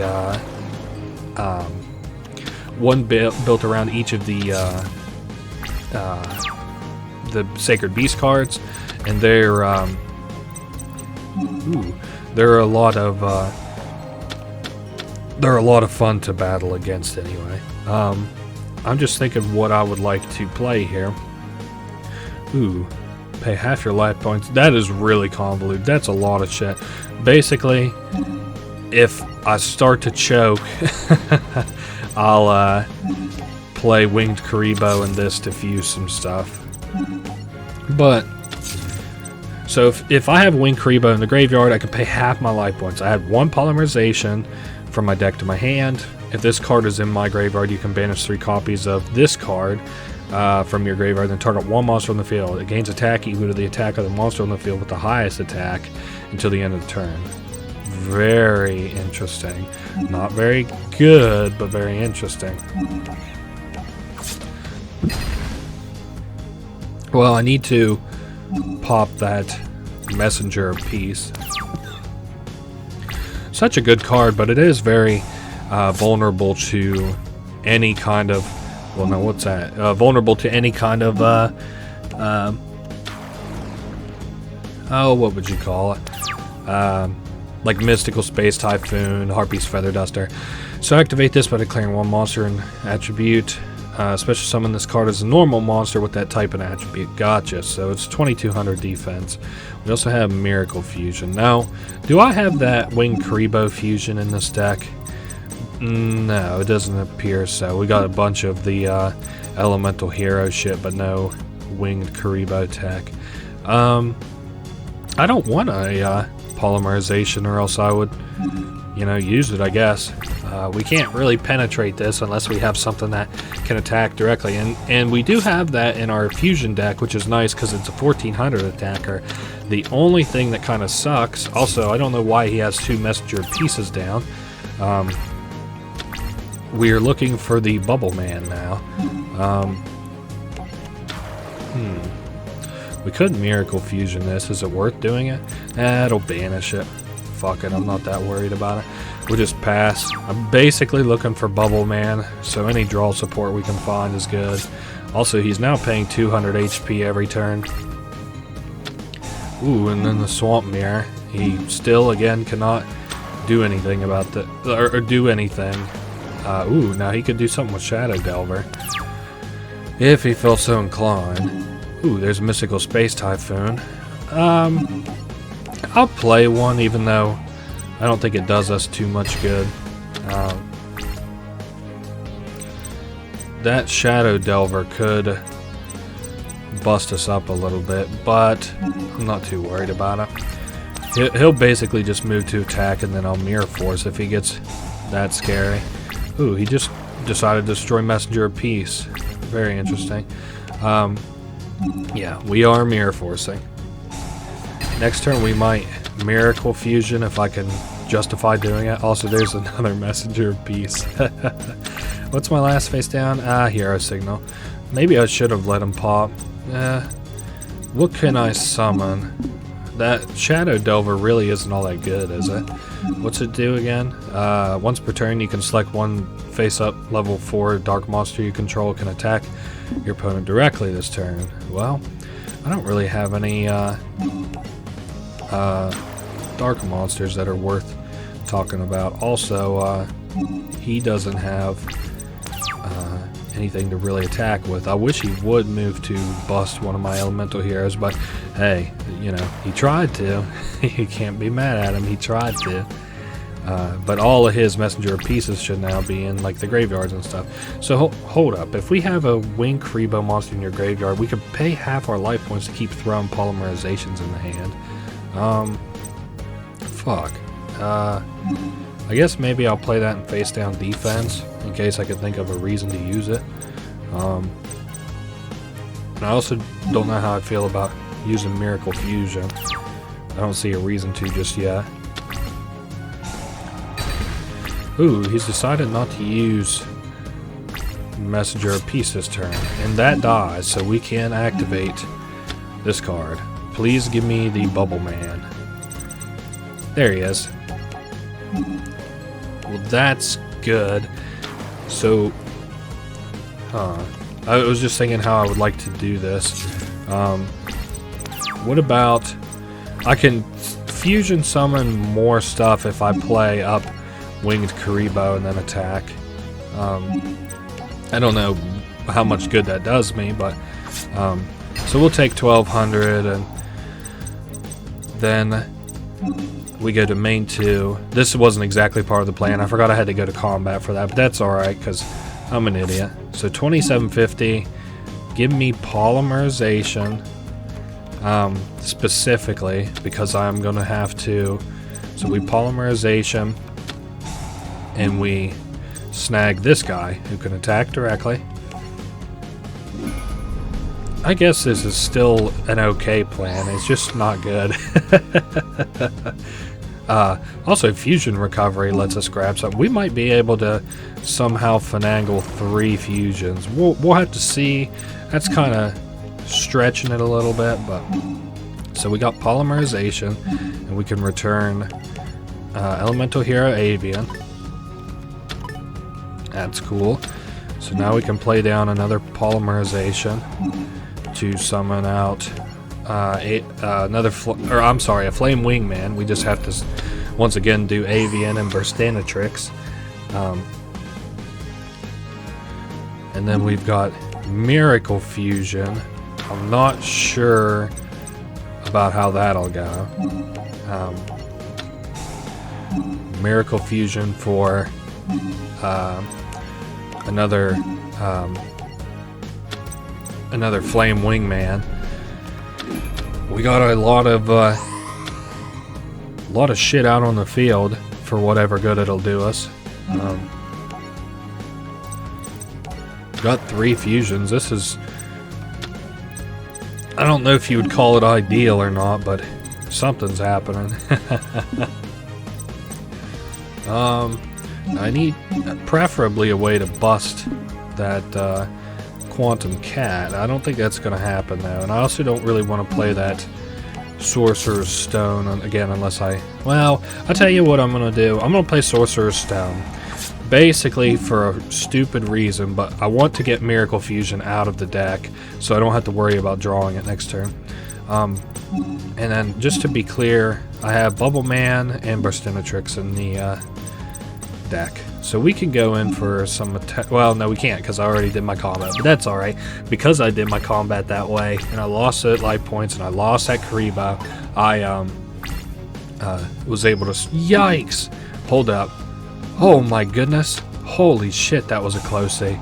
If he has like Call of the Haunted and then does that again, I'm so fucking dead. Oh, fuck, I forgot that he could even do that. Okay, well, let's do Elemental Hero Stratos. We gotta find something good. Ooh, destroy spell or trap cards on the field. Yes. Select 1 to 2 cards to destroy that one and that one.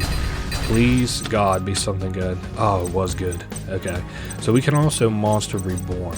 What is there worth Monster Reborning? Can I also Miracle Fusion? No, I don't have anything for Miracle Fusion. Did he have anything that I would like to... No. Okay.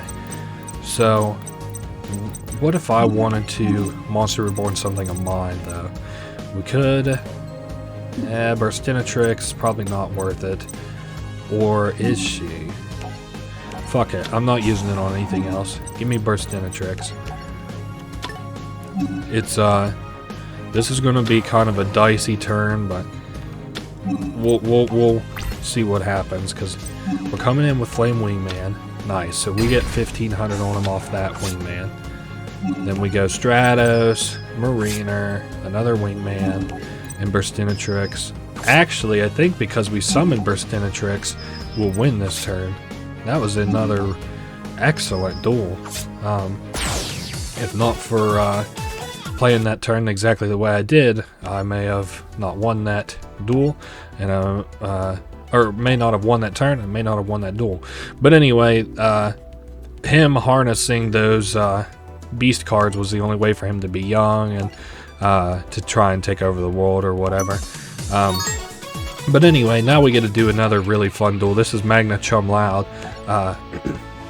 We got to play as Professor Crowler or Dr. Crowler against Chumley Huffington.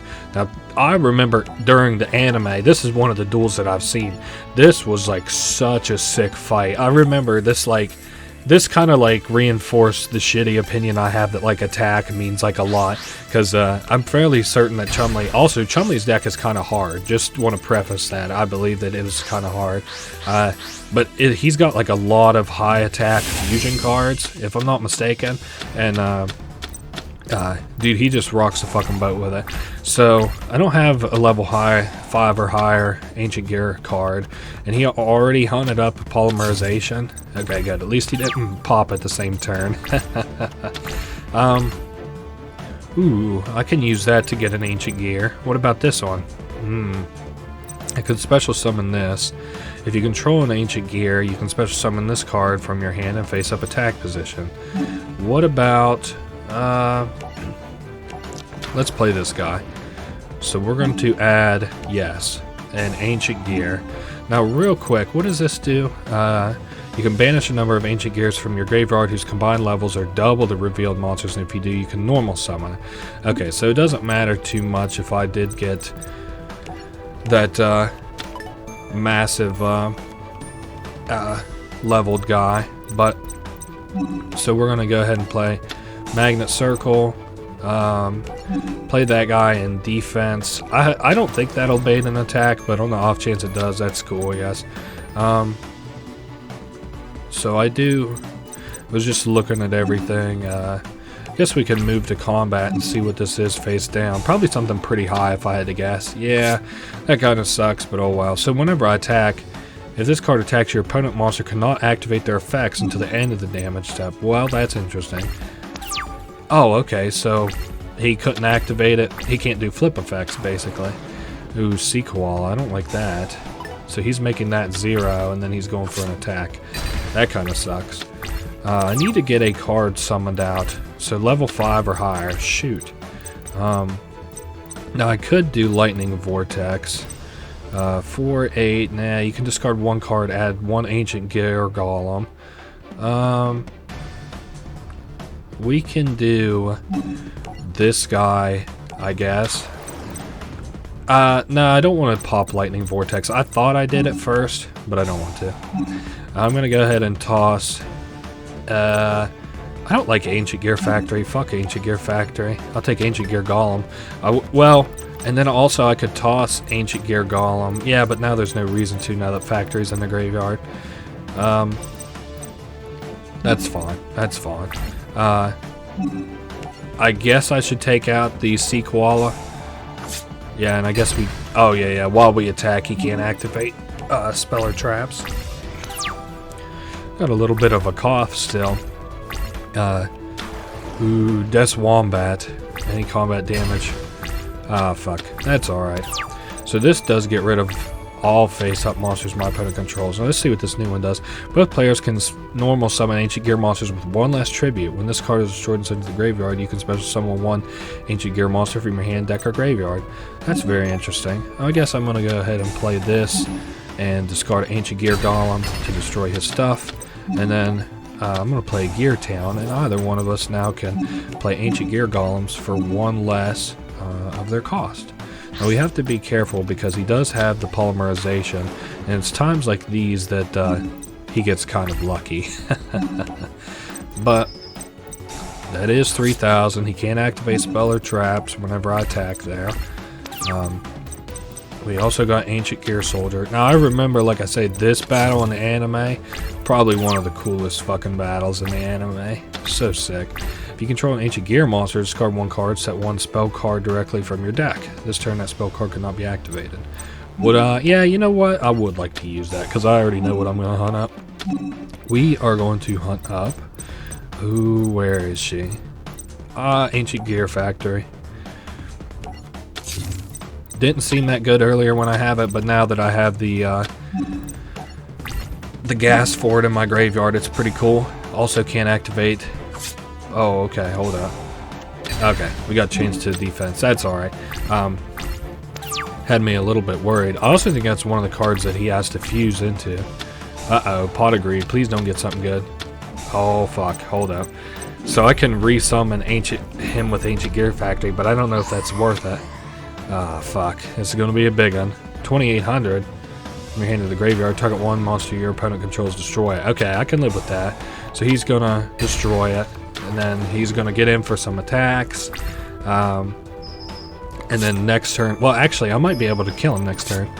If the attack of a monster attacks this monster is lower than the defense of this card, destroy the attacking monster. That's alright. We're going to Ancient Gear Factory and show that card. Thank God I actually drew into that. I didn't realize I had to show a monster from my hand. Whew. I was worried about that. Now what the fuck just happened? Reveal one level 5, then banish a number of Ancient Geared monsters from your graveyard.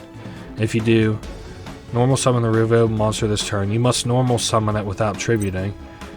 Oh, well, something just fucking happened. Oh, this card I can summon. If this card attacks, your opponent cannot activate any spell or trap cards. Negate the effect of an opponent's monster destroyed by battle with this card. Well, we can attack the guy on the left, at least, for all the good that'll do us. I didn't realize... I thought that I was summoning the card in my graveyard. I didn't realize I was summoning the one in my hand. So that puts me in a tough position. It's not the end of the world. It's just tough. Anything with 1,300 or more attack... Fuck. That's bad. Or is it 1,800 or more? I guess it doesn't matter. Anyway, that was a really good duel. We're going to do another one back to back here, so we can hopefully finally beat this guy. Like I said, I remember this duel being fairly tough because Chumley just has a way of deflecting pretty much anything that you decide to do. Even though his deck really isn't all that good. And of course, I might have played that a little bit brain dead too, but eh. So Nibble Mamanga. Not too deadly a card. You can discard one card. We could. What do I want to play? Fuck it. This is my biggest card. I'll go ahead and play it. I could limit her removal twice. Would I want to do that? You succeeded.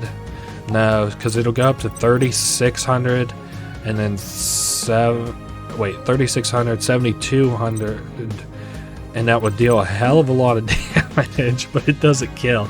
No, we're not going to activate anything just yet. We will go ahead and play that. We'll discard this Ancient Gear, and now I can hunt up a spell card to set. What if I do... Well, actually, let's do Dark Hole. I should probably go for something like Pot of Greed, but we'll do Dark Hole instead. And we'll I want to... No. It keeps asking me. I do not want to attack this turn. Now he also gets to hunt up some cards whenever I attack, I believe. He gets some HP too. That card's Nimble Mamunga is a fairly good card. You get a lot of return on just playing one card. Now then we can go ahead and end this phase. No, I don't want to activate anything. Okay. So he's tribute summoning. There's Dark Hole. Whew. I just had to think. I was like, I might be in trouble, but nope, we are just fine. So he's going to hit us for the 900. Now all my shit does die. So 1,600, that'll put me 6,400. Nah, that's not that great, but that's alright. We can do Dark Hole and then get on the Ancient Gear Frame. Now if I'm able to... Well, you discard one card, add one Ancient Gear Golem. Okay, I'm kind of down to do that. No, do not want to activate anything else. Give me Ancient Gear Golem. That's not that great, but oh well. Now we go in for an attack. Do not want to activate anything. So 32, 64. Damn. I'm just a little bit short. If he wasn't able to play anything, he'd be down to 200 HP next turn. Maybe if I draw into something. Fusion Sage for polymerization. That's probably not worth worrying about. He surely doesn't have the fusions in his hand. Otherwise he... Well, I guess it isn't fair to say that he would have killed. Still got limiter removal if I decided that I wanted to do that, but I don't think so for this right this second. Fuck. We're okay. I'm just a little bit... I need him to not play a card defensively for a turn. Ooh, what's this? This card cannot be special summoned if it attacks, blah blah blah. Fuck. Well, what I can do, 4,800, it'll put us back to being plussed at least.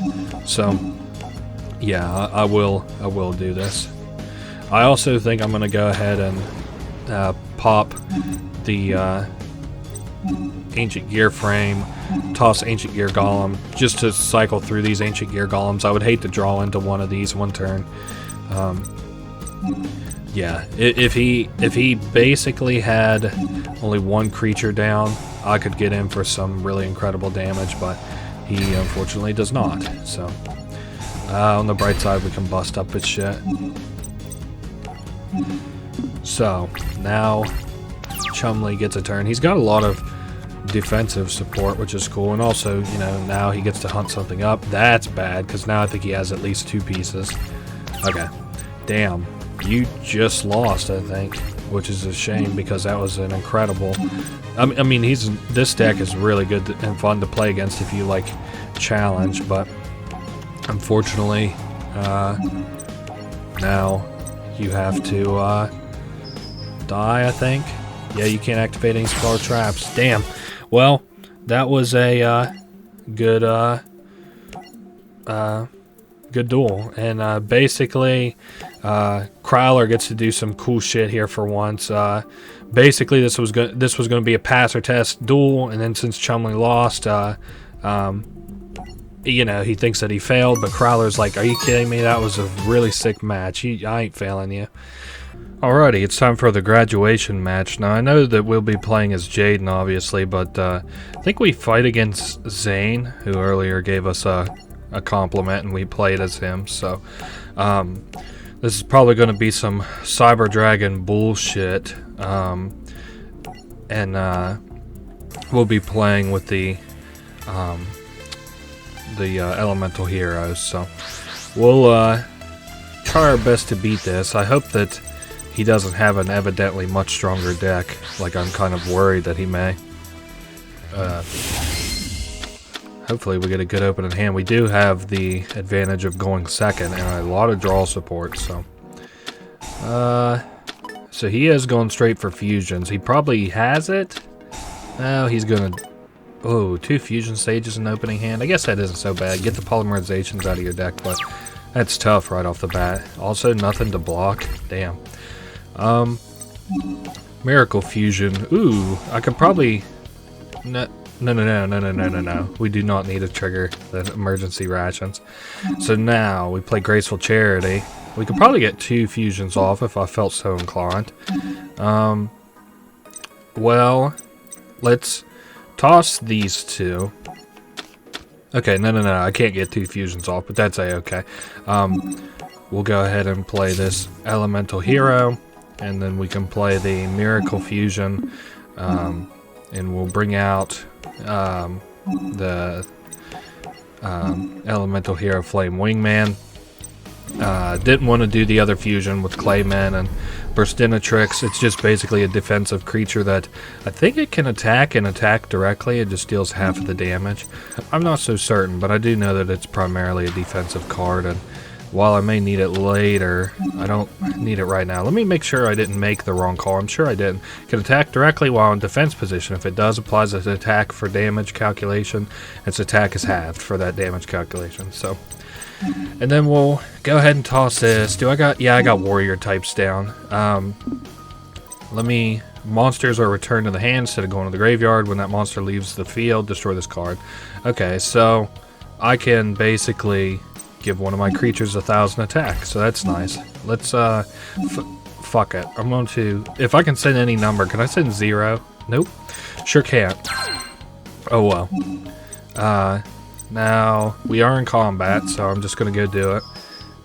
Nice, 2100, and he still doesn't have anything, it looks like, to go against me. Maybe, I think if he has no creatures, he can special summon a level 5. That card, basically. And he is attacking my face down, which sucks. I'll probably have to end up trading. We'll see what happens. Is the, there's a Wild Heart plus Blade Edge. I can't do that. Sparkman Clayman, can't do that. Sparkman Bubbleman, can't do that. Wingman Sparkman, can't do that. Clayman Burstinatrix, can't do that. Bubbleman and Clayman, I can do that one. Damn it. I guess it's good for defense, but it just sucks.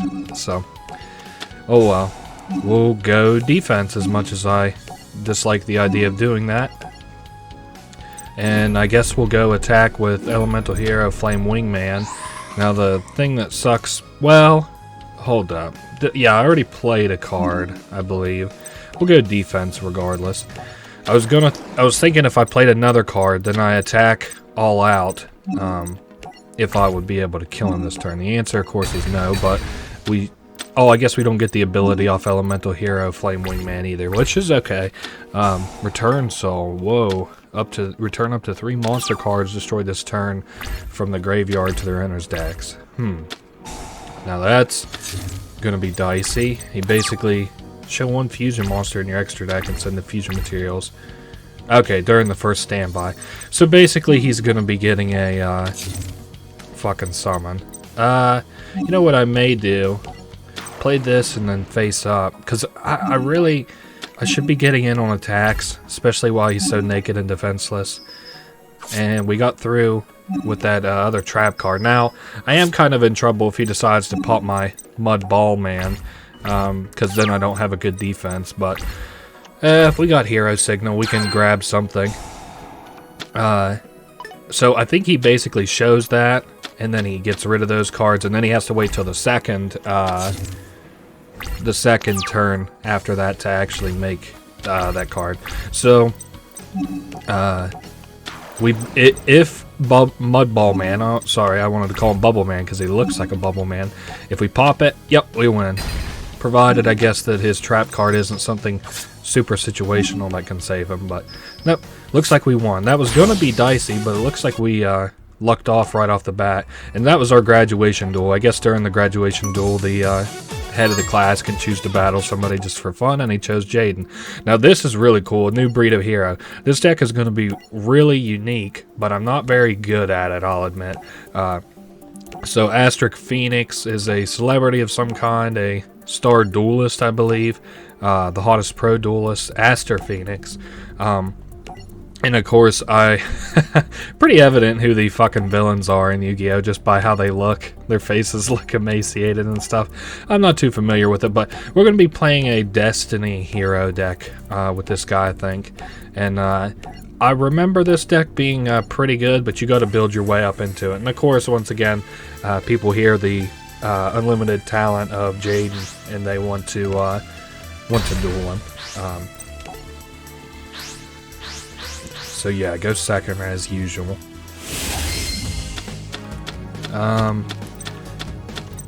Okay, yeah, Destiny here. Once per turn, you can excavate the top card of your deck. If it was a normal spell, send it to the graveyard. Otherwise, place it on the bottom of your deck. During the main phase of your next turn, you can activate the effect of a spell card in your graveyard. Well, I don't see me doing that. Also, once again, it almost looks like Jaden has not gotten a good hand, much like Zane during the last duel. Ooh, now we can summon a new one, Phoenix Enforcer. It has to be special summon with, I'm sorry, must be fusion summon. This card cannot be destroyed by battle, so that's interesting. Going to be a very good defensive card if I decide that I would need it.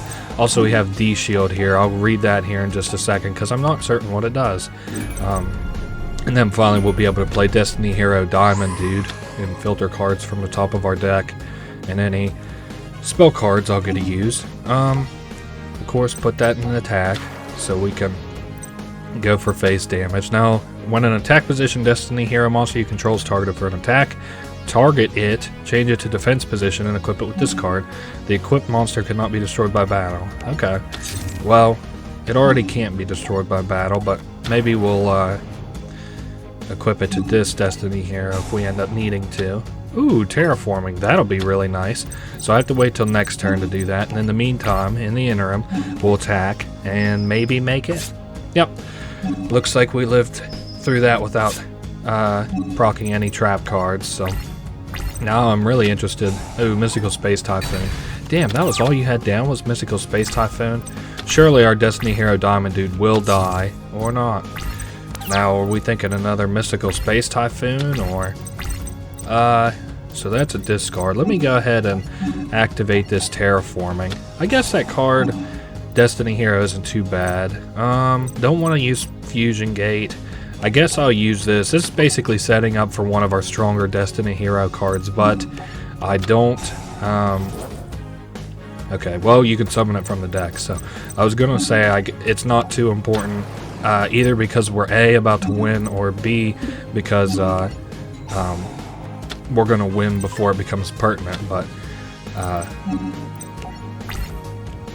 so we'll get in with a 100 more attack points than it would take to win this duel. Damn, no, nothing he could do about that, huh?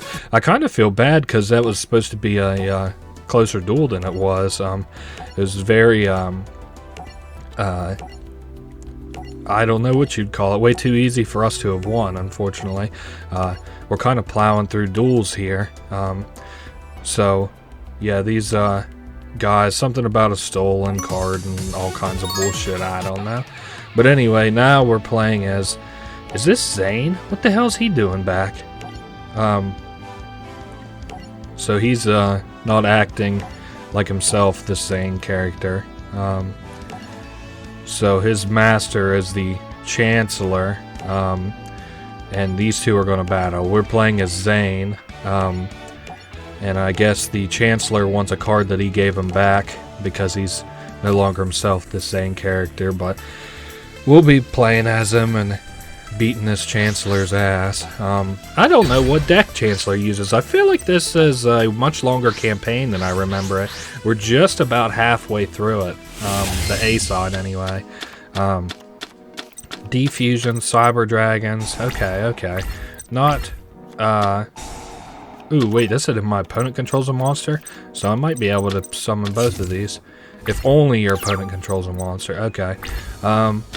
Ooh, there's a cyber barrier dragon. That's interesting. Let's go ahead and just special summon this cyber dragon, and then we'll go ahead and play down some face down cards. I guess just the one face down. Maybe we'll get some kind of an idea what Chancellor Shepard's deck is supposed to be. That was a, Cyber Archfiend, so probably something to do with Archfiends.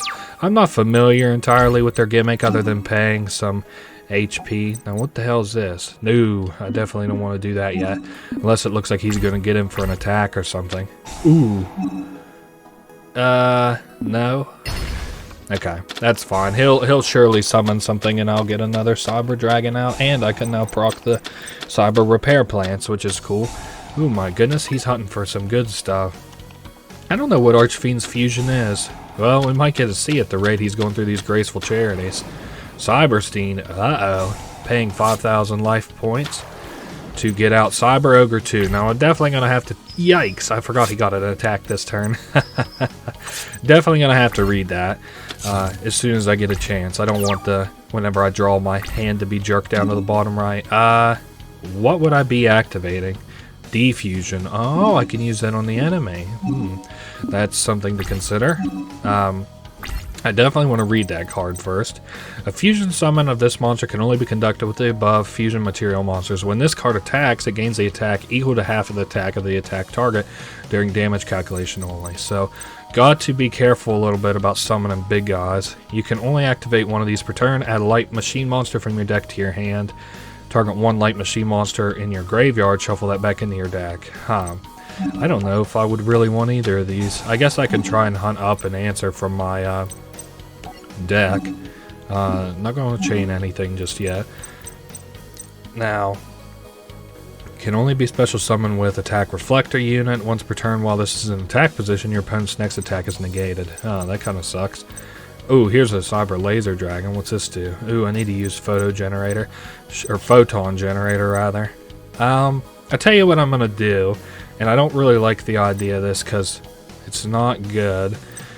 We're gonna go ahead and grab another cyber dragon. I actually, because I know he has fusions in the hand, I'm a little bit worried about that. So, well, I'll tell you what I can do. Well, that goes over there. I guess that's not too bad. It's just definitely not good because he's got like polymerization or something in the hand. Well, I guess that doesn't really help him because he doesn't have the fusion materials. I could have sworn defusion. Then if all the fusion materials that were used to summon it are in your graveyard, you can special summon it. Yikes, man, you really got your asshole taken thanks to Cyberstein. I guess maybe that was done in the show. That would have been cool if it was. Chain what? Ooh, I can get another barrier thing out. Or a cyber barrier dragon, which I guess we haven't seen yet, but he's not too good, I suppose. He's more attack points, which will kill this other guy sooner, and he gets to negate an attack as long as he's in attack mode. Add from the deck to the hand. I guess I'll use this one.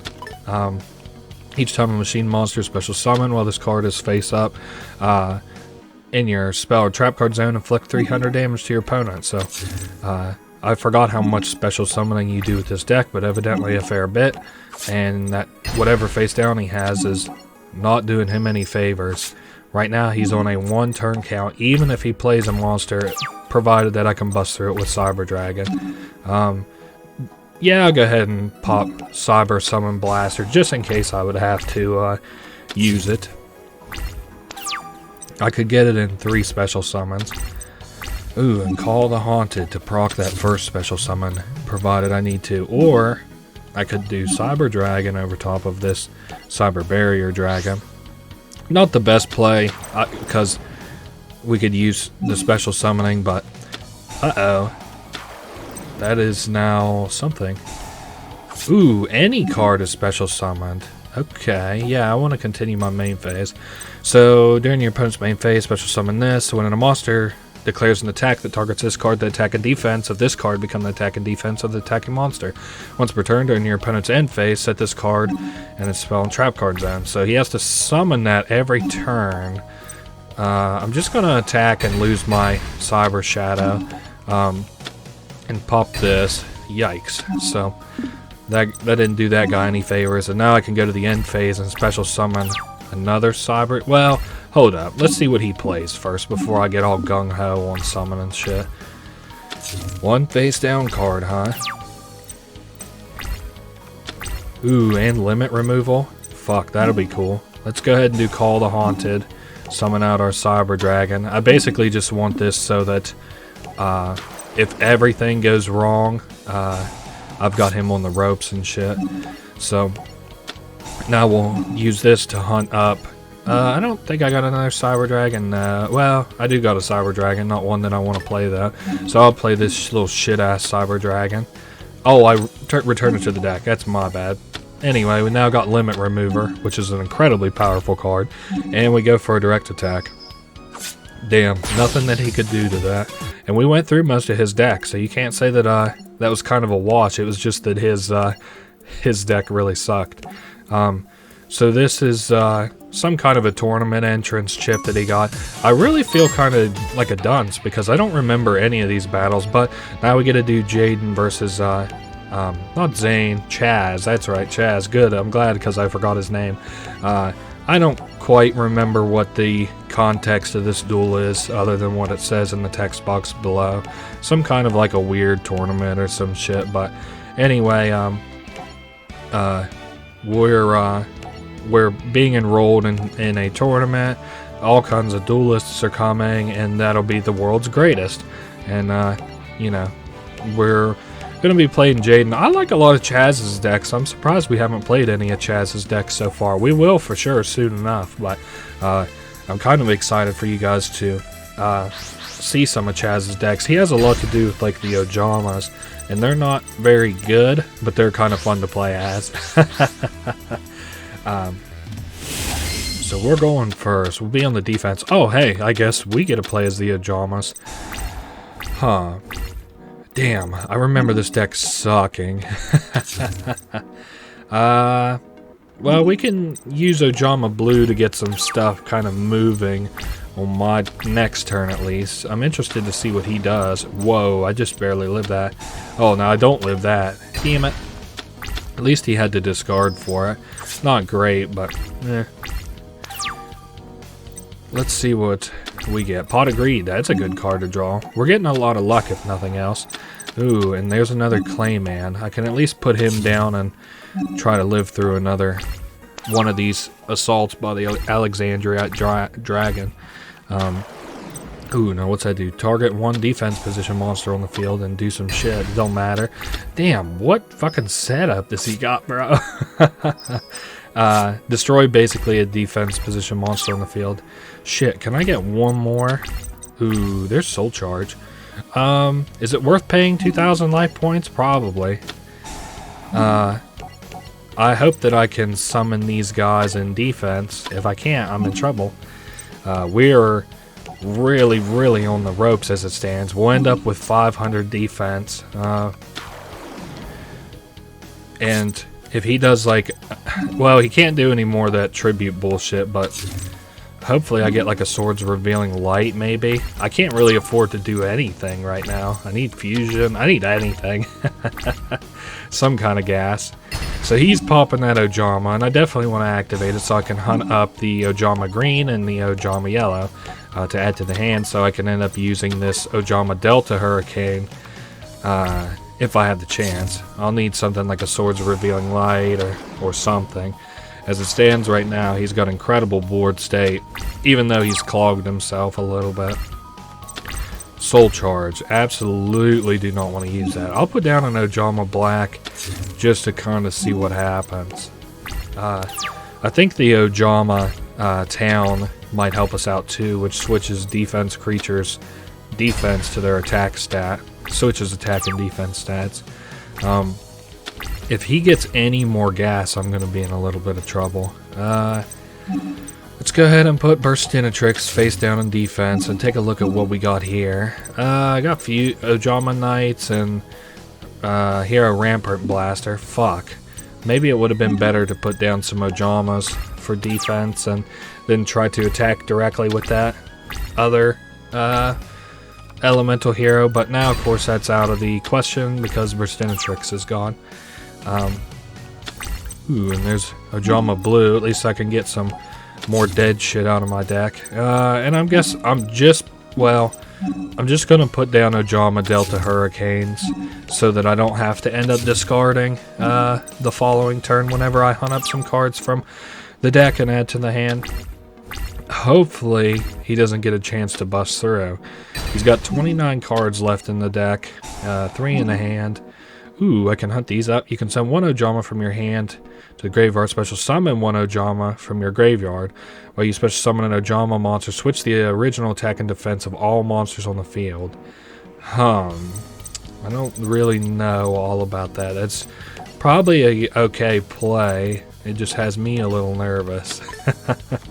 Because I can't take any damage right now.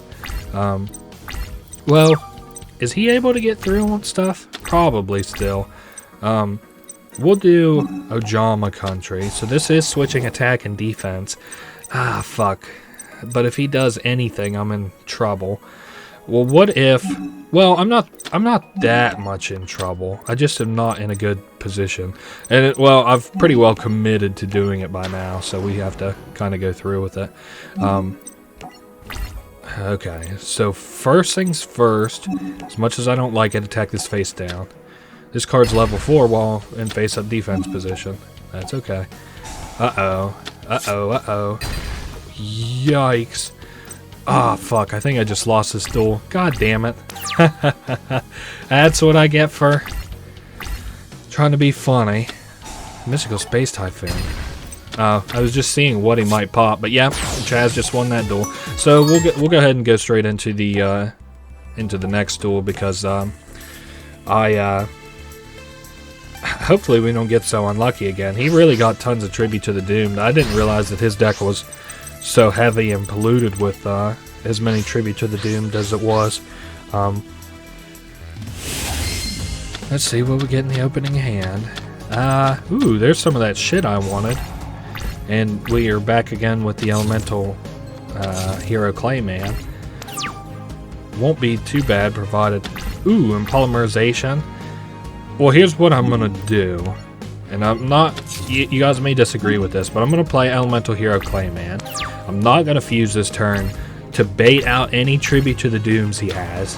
Just in case. There's a White Ninja. There's Tribute to the Doom. Now, you could call me a psychic, but I'm going to assume he's running 3 of those, so fuck him. Now, I think I'm going to move to Fuse, because if he pops my Clayman, then I can't do anything else but this Burstinatrix anyway. I wonder if this is the intended way to win outside of the Ojamas, which I consider to be a little convoluted, but I don't know. Maybe I should put Defusion in case he tries to pop it with Tribute to the Doomed, which might be, you know what, I may do that actually. So this card can attack directly while in defense position. Well, guess what I'm going to do. Okay, activate a card.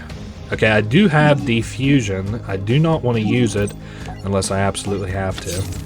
And then we'll be getting in for 1,000 damage every turn for the time being. I'm interested to see how the rest of the duel goes. We basically, he has 8 turns to get another Tribute to the Doomed, which I don't like, but I could also, I suppose, go to attack position and come in on him, but, and then there's another Clayman I can use. Defusion, what if I use, fuck it, let's do, no, I don't want to activate an effect. No, I'm sorry, I don't want to activate one still. Hopefully he doesn't run into a White Ninja. God damn it, Honest, you son of a bitch. God damn it. That's not good. Alright, that's okay. I was thinking about this earlier, but I do at least have Elemental Hero Clayman.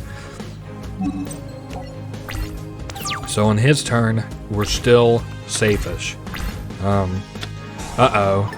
400. Okay, we still live, I think. I don't remember what that card does. Inflict piercing damage. Okay, that's what I thought, but I wasn't sure. Now we can once again make... Well, we can make this character for sure. I was going to say we're going into attack to do that shit again, but I think we're just going to play it safe and go defense and continue to attack like I was doing before. I could leave it in attack, but that leaves him the opportunity to bust through with White Ninja and then clean up with whatever else he has. But this is a safe bet to put him back on that turn clock I was talking about. Now, if he decides once again to do Tribute to the Doomed, I'm in a lot of trouble. I, of course, didn't activate Defusion while I should have, but that's alright. Okay, I let go of the B button just because I was a little bit worried about him playing Tribute to the Doom. Now, of course, he can't because he has to discard, so whatever turn he would get Tribute to the Doom, it's dead on the initial turn that he draws it, aka I'm safe for one turn. No, still do not want to activate, and we'll get a battle. Almost forgot about that. So now he's on a 6-turn clock. He'll get 6 draws, and I don't know if he'll have the opportunity to make a comeback or not. If he has 3 copies of it and he's already used 1, he's got 2 copies. He got 2 in 30 chance of drawing into Tribute to the Doomed, and he's not playing or setting that card. Also, I forgot that he's got piercing damage, so it's not worth it at all for me to hold up, I'm just looking. It's not worth it at all for me to bother fucking, you know what, there's really no other way to win but to attack with this thing, I don't think. Sorry, I'm getting kind of confuzzled here thinking of a strategy. Because he could have Honest, he could have, ooh, Pot of Greed, I'll take that. He could have Honest, he could have Tribute to the Doomed.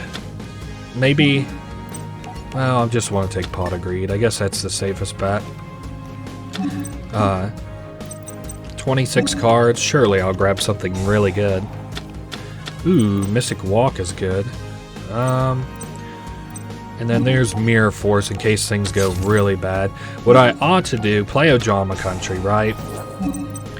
Activate. No, I keep forgetting what it wants me to activate, but I do not want to do that.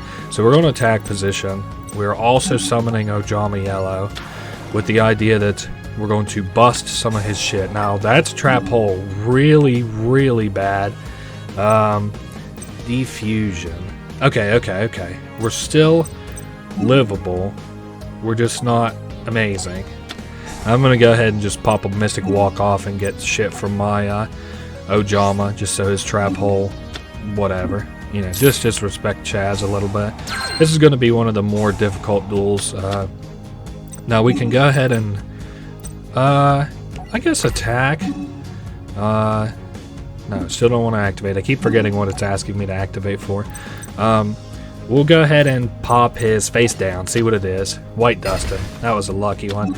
My plan is to wait until, well, I'm anticipating him going to attack and then laying into me with some attack. And then, yep. He's going for it. Nope, don't activate anything yet. Nope, one more turn. Activate it now.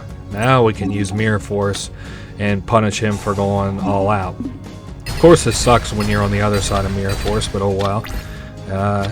Swords of Revealing Light, what a play. And of course I can't pop it, but there's another Mirror Force. Oh well, he's now on a couple turn count, like 5 again. Shame I don't just stick to the plan, but you kind of gotta mix it up whenever you see an opportunity, I feel. Now what is White Ninja gonna do exactly? I don't know why he didn't just play it in face down defense and hold on to it. Maybe he can't really think that far ahead. Now I could get an Ojama card. I don't want to do that right this second. Well, it would neuter this card that he has down on the field currently, but it's not that deep. If you tribute... Okay, so he's going for a light summon monster, maybe. I don't think he'll actually do anything. I think he'll just flex his nuts on the field for as long as he's able to, and then once that Swords of Revealing Light pops, and he's not going to do anything. So it's my end phase. Okay, his final one. So if he keeps these guys in face-up attack, then I'm just going to pop Mirror Force whenever he attacks. I don't think he will, but we'll see. Ooh, 3 cards in face-up attack. Now he'll most definitely attack if I had to guess. We're going to go through the prompts again so I can proc Mirror Force, once again, your hubris has destroyed you. Now, this is twice in a row, Chaz. You should be learning from your mistakes, buddy. But now he's on 2-turn count, provided that I can't play anything. And I can't play anything, so he's lucky.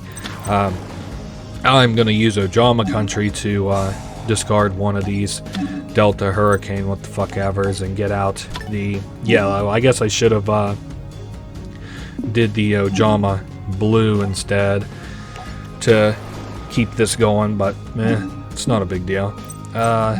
So yeah, we'll be getting in for all but 500 attack damage. Okay, I was just getting enamored a little bit with the background art on these Ojamas. Ojamas look pretty. I should look them all up sometime.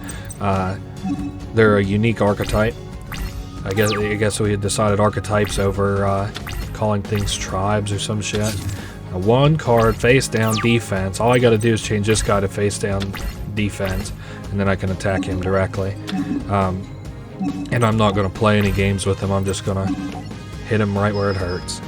Nice. So we finally beat Chaz Princeton on the second try, which is really good. And he said that Chaz didn't seem to be himself, so probably some more mind control bullshit. Ooh, a duel for hire. So now we're going to be playing a very, very, very fun duel, I would imagine, where we're going to be playing Crowler, who's kind of sitting around, and he's like wanting to do a dick measuring contest with this maybe vice chancellor or whatever, and Maximilian Pegasus, who's the president of some kind of shit, and president of Industrial Illusions and the creator of Duel Monsters.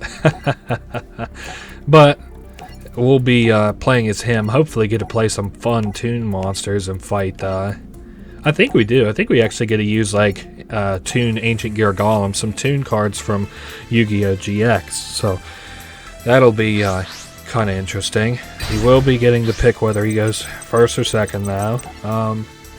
He's going first, which is good for us. Maybe we'll get in on some direct attacks right off the bat. I know we also have like Goblin Attack Squad and shit, so. Ooh, Toon Cyber Dragon. That would be nice right off the bat. An Ancient Gear Knight. Now, would I want to attack directly, theoretically? Toon Rollback might be nice, too. Let's do... I'm going to add a Toon card. I'm going to hunt for a Toon World, but this... Well, now we have a Toon knockoff card, I believe. That isn't Toon World.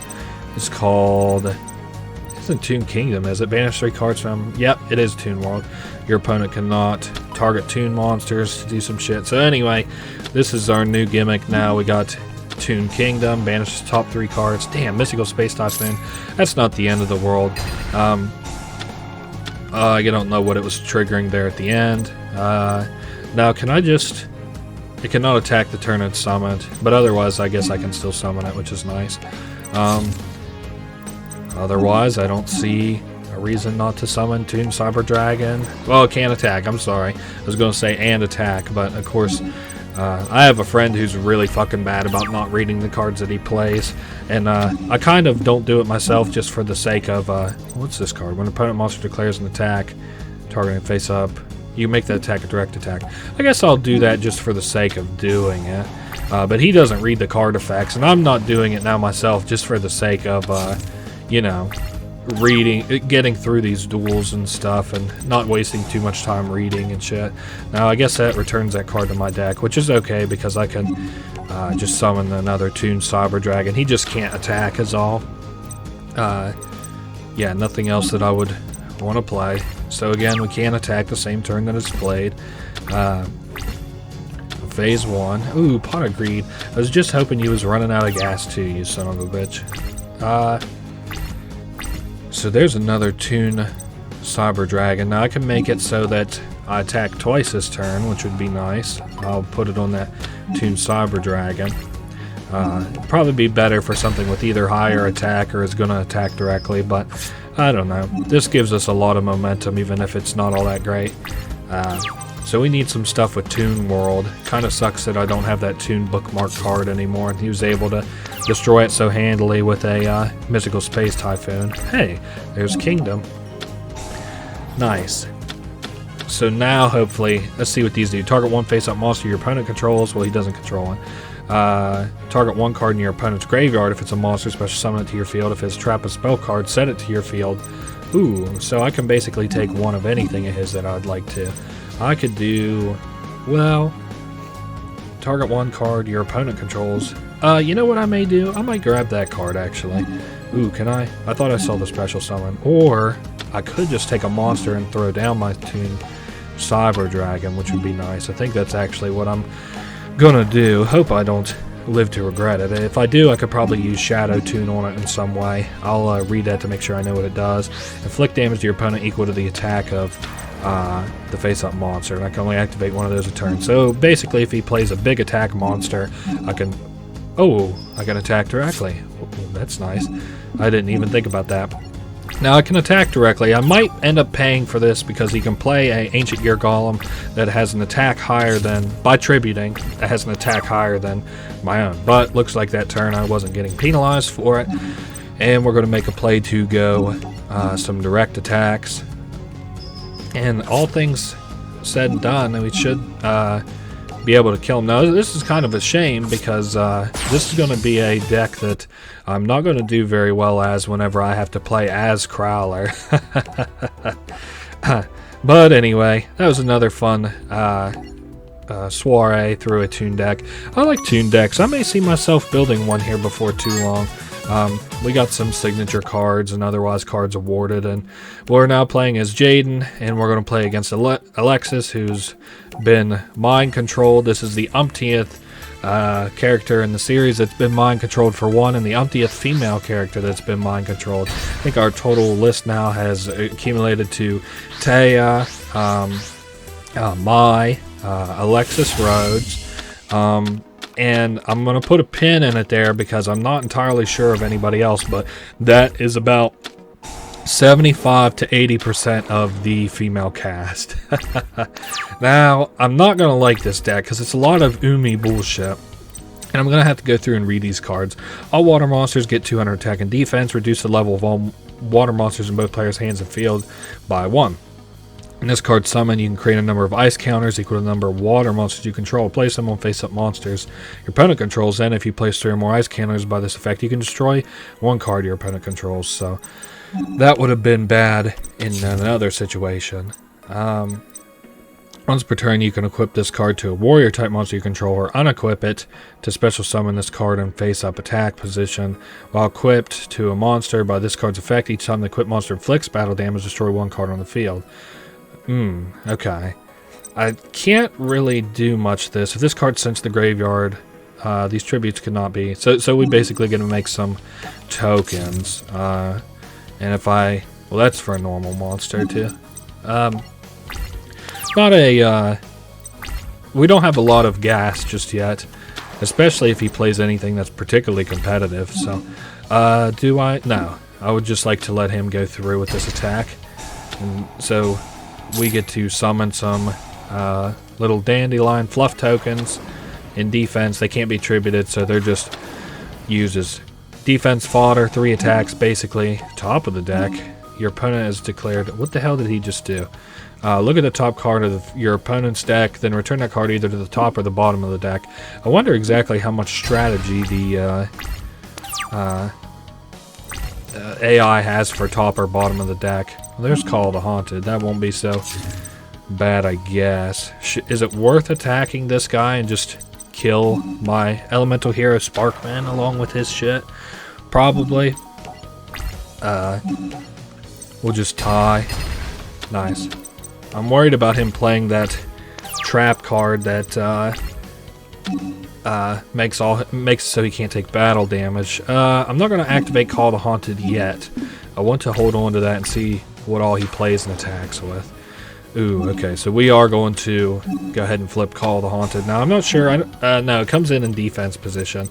I should have held on to it in case he attacked. Well, he wouldn't attack with the bigger guy first, so that's okay. Basically, we're going to be eating an attack, which sucks, I think. Yeah, we're going to be eating an attack. I just had to make sure that that's something that I wanted to do. Now, can I play this card from the hand? No. So that kind of sucks. Now, I got to think kind of carefully. Well, you know what I could do? Hold up. I got a pretty good plan for this next turn. Those are pretty fluff tokens. I didn't even know that there were different ones. So, we're going to play... Well, let's do Oversoul first. So we get a special summon a normal type monster. We're doing Elemental Hero Sparkman. And because we get the type advantage of electricity, we should be able to attack and kill. Just kidding. Now we'll play Armor Breaker. Just making sure you're paying attention. And I'll attach Armor Breaker to the electric guy. I didn't really think out this plan too much because it was a failure. Fuck, I was hoping to get in on some damage. But unfortunately I didn't. He's got Snow Dragon. He applies ice counters. On all the monsters. Maybe I don't know what this is. Can I... Oh, that card gets destroyed instead of my own for, you know, creatures. Which kind of sucks. We'll have to see if he tries to attack it.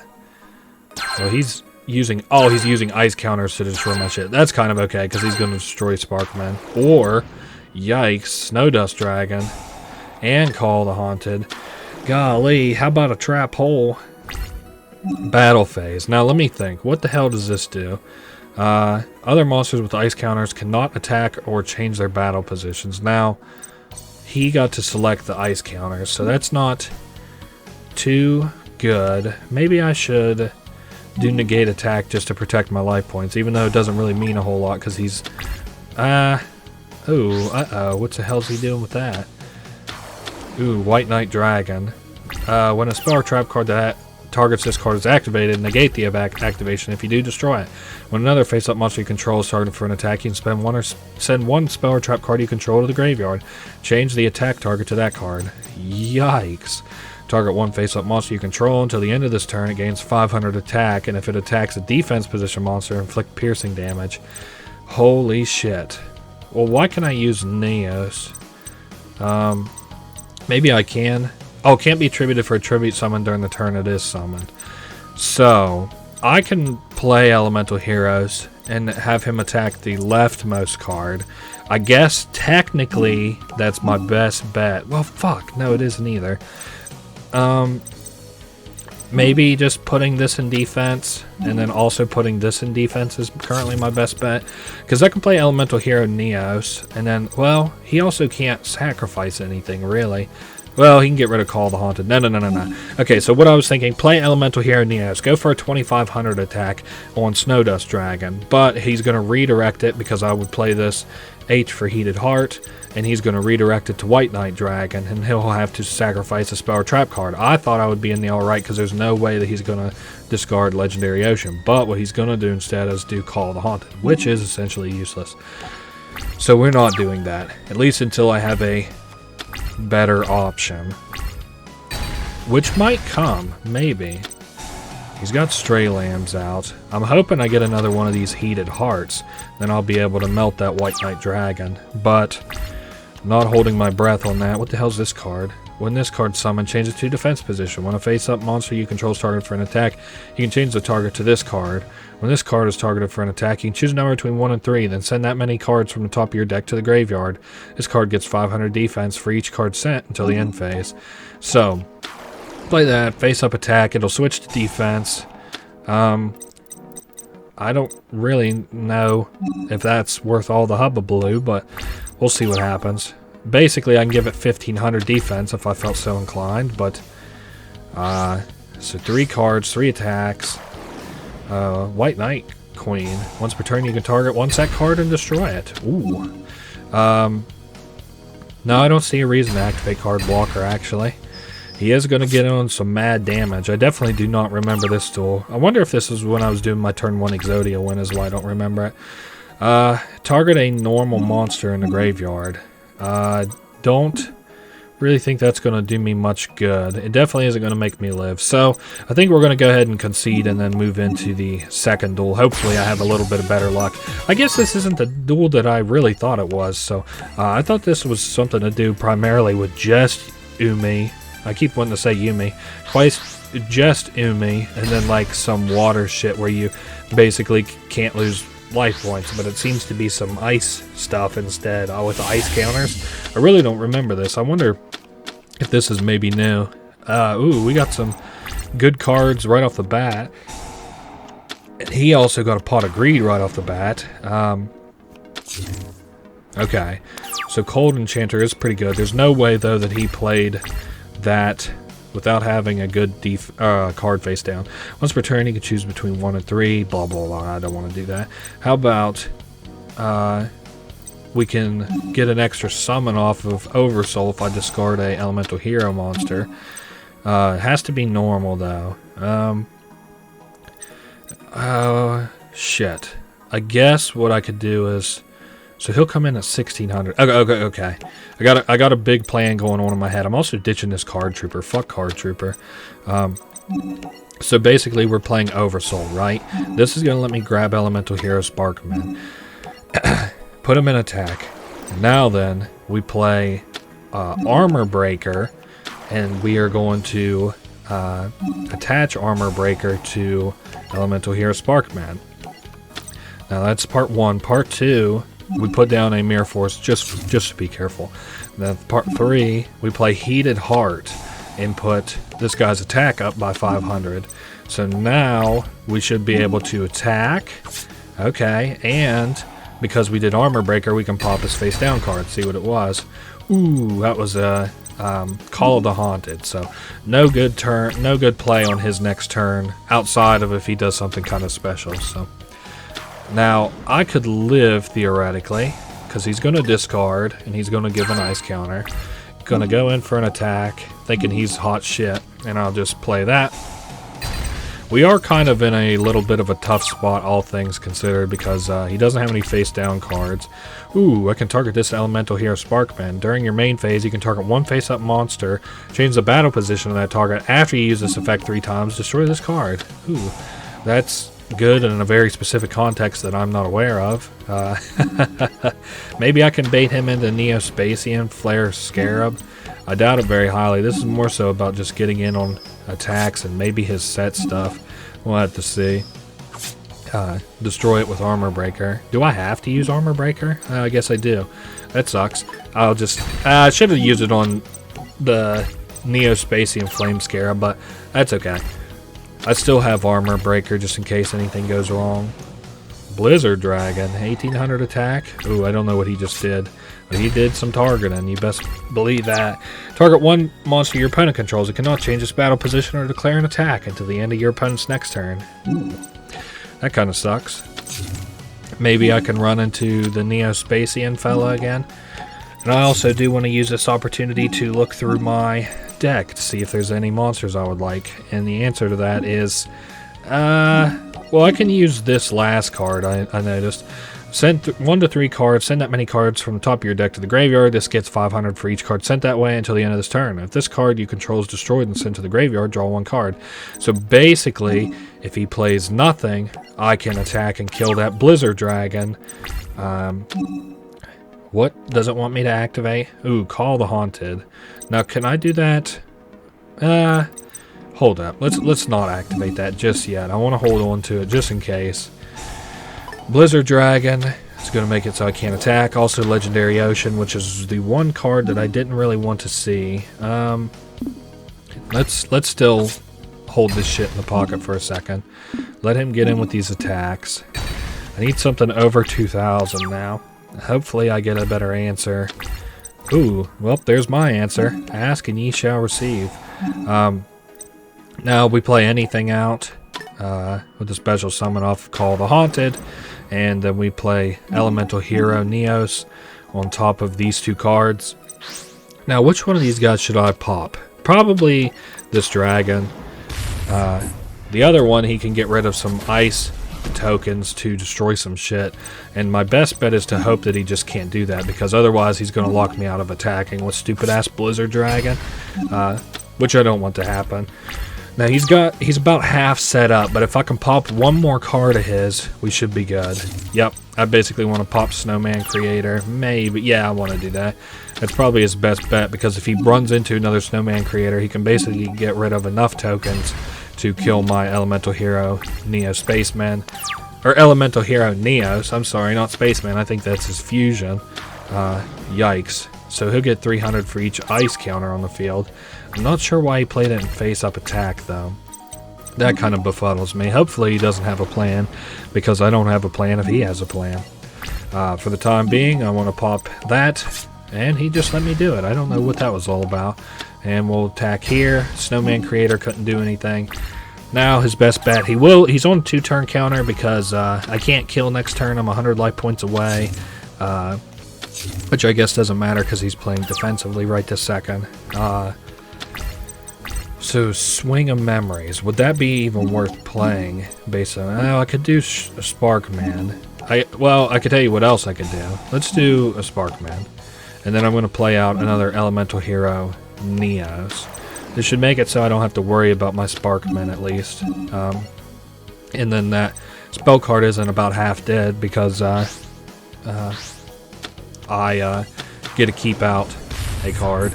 Even though I have to get rid of my first Sparkman. Alright, so 2 elemental here in Neos, and of course he gets the animation because I think he's pretty important in the Jade and shit. So, if this card destroys an opponent monster by battle, oh, that's that card where you can look at the top card. Oh well, what was its defense out of curiosity? Damn, he'd have ate it for sure. Anyway.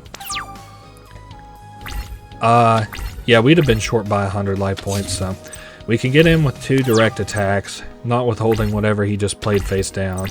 I also have Big Bang Shot. Maybe I should put that down in case that's like a Stray Lamb or some shit.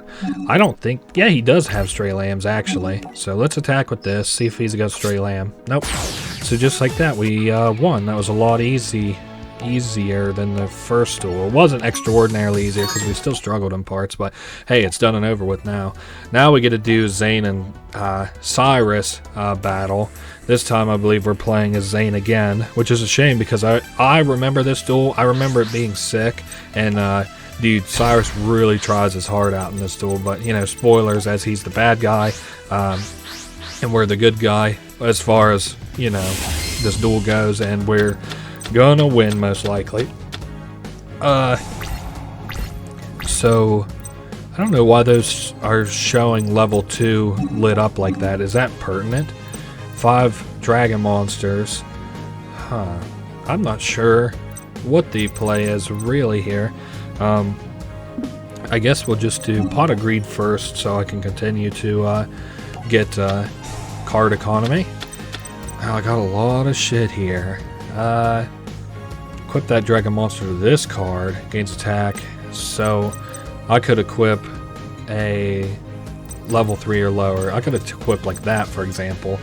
And then if this card attacks a defense position monster, deal piercing damage. If this card would be destroyed, destroy your monster instead that is equipped. Let's do Graceful Charity before I decide too much on that. There's another Graceful Charity. If this card is destroyed by battle sent to the graveyard, destroy the monster that destroyed it. Neither player takes battle damage.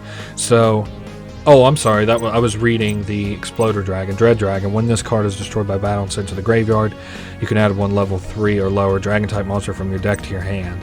So, let's toss one of these Dread Dragons. Should we do both Dread Dragons, though?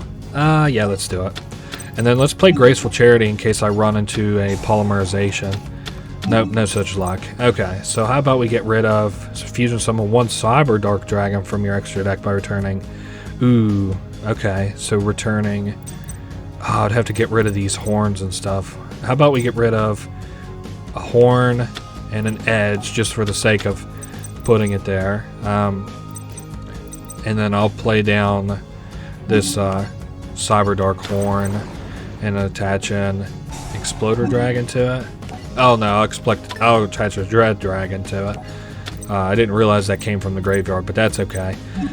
And I guess I completely forgot that we were the first turn that game. We just drew through 7 cards in our deck. Holy shit. Submarine Roid can attack directly, but then it flips to defense position. That card sucks in Yugioh GX Spirit Collar, but for right now it's good. It sucks as far as it beats my ass. Activate only when an effect that inflicts damage is activated. Negate its activation effect and randomly send 1 fusion monster from your extra deck to the graveyard. That's scary. When this card is destroyed by battle, you can special summon 1 dragon-type monster with 1500 or less attack from your deck. That's better than maybe something like these Exploder Dragons or whatever. At least it'll let me hunt up that last piece I need. See what happens here. Ah, supercharge. Ooh. So basically, he gets 1,000 life points for one, and he gets to draw 2 cards. That's interesting. He still loses that, and we go for a direct attack. So we've got control of the field. He does get 2 draws, which is goodish. Lets him cycle through his deck, but let's see what he ends up playing. Power Bond. Ooh, he's getting a fusion card. Did I have an answer for that? Kind of. Let's see what he does. Ambulance Rescue Roid. I'm not sure what that does. So let's have him play it. Have him go for his attacks and everything. Yikes, 4,600? Whoa, that's not cool. And he lose. Oh, because he gets. Oh, no, he just takes the original attack damage. Fuck. So, once per turn, when a monster on your side of the field is destroyed by battle since the graveyard, you can special summon it in defense position. Ooh. I guess I'll put Exploder Dragon out. I can put it out in attack because I don't take battle damage from cards fighting with this one. Ooh, and I can pop the Stealth Roid, and he'll just summon it back out. But that's alright. If he decides not to attack my Exploder Dragon. Shit. Yeah, but he can just summon it right out, right? Damn it. That's not good. So he's popping through our stuff. What is the last? So that I don't need Horn. Let's hunt up whatever that is that I'm looking for. So it's not Horn. Is it? It's not Grey Wing, is it? Well, I guess it's probably not a dragon. It's probably a machine. Fuck. If this card's in the graveyard, you can special summon it. Fuck. What about? Yeah, but that's not what I want either. Fuck. I guess we'll just do Mass Dragon. Ooh, and we get a special summon it too, so that's cool. We get to keep some cards out, which is nice. And he is doing another Drill Roid, which sucks, but oh well. What did he just pop? It's not too good. Cyber Dark Edge. Now, is that not the card that I just tossed? There's Horn, Edge. Horn and Edge are the 2 that's in here. That is tough for me. How about... Damn it. Do I have anybody over 1,600? Okay. I don't like this. Well, actually, I do like this. But do I want to do it is the question. And the answer is yes, I do want to do it.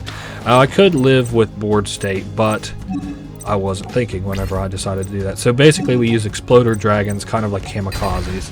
And we have it die, and we kill the Ambulance Roid. Now also, we go to attack the Stealth Roid. And that dies, and now we got Drill Roid, who can kill our guy, and he probably has some kind of gas in the hand. This is a very neck-and-neck duel right now. Now we can play... Yeah, go ahead and activate it. Let's bring out... Discard 1 card from your hand. That monster can attack twice. Okay. Oh, that monster can attack twice. When this card's destroyed by battle, I don't think I'll want to do that. Let's go ahead and play out just Grey Wing. Fuck it. It really isn't that deep. I don't see him playing anything that's that affecting this turn. He probably has some fusion shit in the hand. Well, maybe. Once again, there's Cyber Dark Impact, which is kind of shitty. Let's do Cyber Dark Edge, and we can take a card in the graveyard and attach it to this. Of course, we're attaching the Masked Dragon. And I do think I'm going to discard off of this, discard the Cyber Dark Impact. So now we've got attacks for days, kind of. Do I want to attack directly? It can attack directly. If it does, it only deals half damage. No, I don't think I'll attack directly. I'd much rather get the board state and pretty well get most of the damage I would have anyway. And now he's hurting. He's only got 2 cards in the hand, 3,100 life points. He basically cannot live another turn like the one I just did. So something that kills all, or Power Fusion, or whatever. Or Power Bond, I'm sorry. Doesn't look like he had the answer. Now I can shuffle 5 cards from my graveyard into my deck. I would be choosing basically not the Cyber Darks, if I can afford it. And then after we shuffle those 5 cards into the deck, we get to draw 2 cards. So there they are returned. Shuffle the deck, draw 2 cards. And unfortunately, it didn't give us quite what we needed. but that's all right. I go ahead and discard a card. We'll be discarding shit-ass Hunter Dragon, and we have enough tax. Hopefully, fuck. Well, now we might not have enough attacks because I accidentally confirmed on that. No, we still have enough attacks to kill this turn if he doesn't play anything else. Well, that was a... Oh yeah, he doesn't take any battle damage. Nope. Unfortunately, because of my own dumbass fault where I attacked... Well, no, that isn't true, actually, because he still wouldn't have took damage from Exploder Dragon. So, no, he actually... He did okay that turn. I am going to play another Exploder Dragon, if for no other reason than to have it in case I need to kill something that he plays. Fuck. Well, we attacked directly. Now we won, finally. I fucking hate that prompt, the way that it pops up. I should be paying more attention, but... anyway, this is the... We're looking for the Ultimate Destiny card. I have not a single fucking clue what that would be. Ooh, the White Hole. Interesting. The opposite of the Dark Hole. I do not remember that card at all. Well, I guess we can now go to the Jaden versus this guy who's evidently been a bad guy, Sartorius Kumar. And I would almost say with entire certainty that he is going to have the White Hole. Just because he's been a very evil bad guy so far. I think he's also the guy who had mind-controlled Chaz among that other guy who was running the elemental, not the elemental hero, but the Neo-Spacian cards. So now we can, ooh, we got some Neo-Spacian stuff. We got a whole set of new cards to read. I hope you guys are excited as I am. Ah, shit. Oh, hey, we got a draw too. That's neat. Thanks for that, Sartorius. Sucks for you. We have got a lot of stuff to use. Also, before we do all discarding and stuff, I just want to take a brief look at all of my fusion cards so that I don't choke whenever I go to fuse. What's this card do? Because I may run into shuffle this card in your extra deck. Once per turn during your main one, you can target one face-up card your opponent controls and destroy it. Then apply this effect based on the monster type. If it's a monster, this card can't attack this turn. If it's a spell, this card can attack your opponent directly. If it was a trap, change this card to defense position. Interesting. When an elemental hero monster you control is destroyed, your opponent chooses and reveals one random card from his hand, and if it's an elemental hero monster, you destroy one monster your opponent controls and special summon the chosen monster. That is an extremely good card. I can play down Neo Space, and that'll... ooh, that's cool. I don't have to activate the effects at my end phase of Neo Spacian monsters. So now let's do... Now that I've set up, let's do Graceful Charity. Ooh, I can take Graceful... or Foolish Burial, and we also have Neos now too. We got a lot of good decisions. Shit. Let's get rid of... Holy shit, actually we have so much good stuff. Fusion Gate for one, and then Foolish... Well, I don't want to do Foolish Burial. Shit. I got a lot of stuff that reses. So let's do... I'm just thinking... Let's do Elemental Hero Avian. I'm not really feeling the best about that card, but we've got a lot of momentum this turn. I guess I don't need it, but I'll take Skyscraper. I was hoping... Fuck, did I only have one Fusion Gate in the deck? That sucks. God damn it. Okay, that's not the end of the world. Let's see if there's a card worth sending from my deck to the graveyard. Let's see. Once while this card is in the graveyard, one level 5 or higher elemental hero monster you normal summon can be tributed without tributing. We'll go ahead and do that so that I can summon elemental hero Neos this turn without paying tribute. So there he's out. I could do Oversoul, but is it worth it? Probably not. It's probably worth just holding it. We also have Skyscraper, but I'm not going to do that right this second. I'm going to attack and see what happens. I also am not aware of whatever he has face down, or as a spell card. Oh, this is a super fun deck. This is the Heads or Tails deck. My friend likes to do all the Heads or Tails or roll dices. I should really recommend this deck to him because it's such a cool deck. But he basically flips heads or tails, and then he gets good stuff if it's whatever he calls, and then if it's what I get instead, I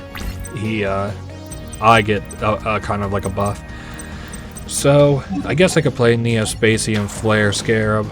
I'm getting a couple of buffs. Ooh, what the hell does it want me to special summon? This card gains 400 attack for each spell and trap card on the field. During the end phase, shuffle this card into the deck. I guess I don't see a reason to not play this. Especially considering I don't have to deal with it because of Neo Space. I think it'll give me just a little bit more gas. It's not like a lot, but Oversoul. Oh yeah, I guess I could use Oversoul. There we go. I wasn't even thinking about it. I was wanting to use it on Neo Spacey and or Elemental Hero Neos, but I guess I can't. That's alright.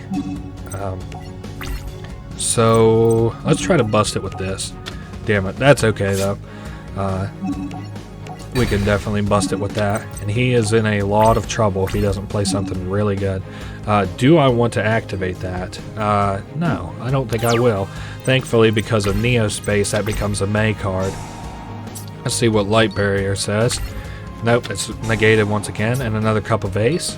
This time, we get a draw, which is cool. And he's got a face down. Light Barrier once again. Maybe this one will be luckier than your last Light Barrier. Okay.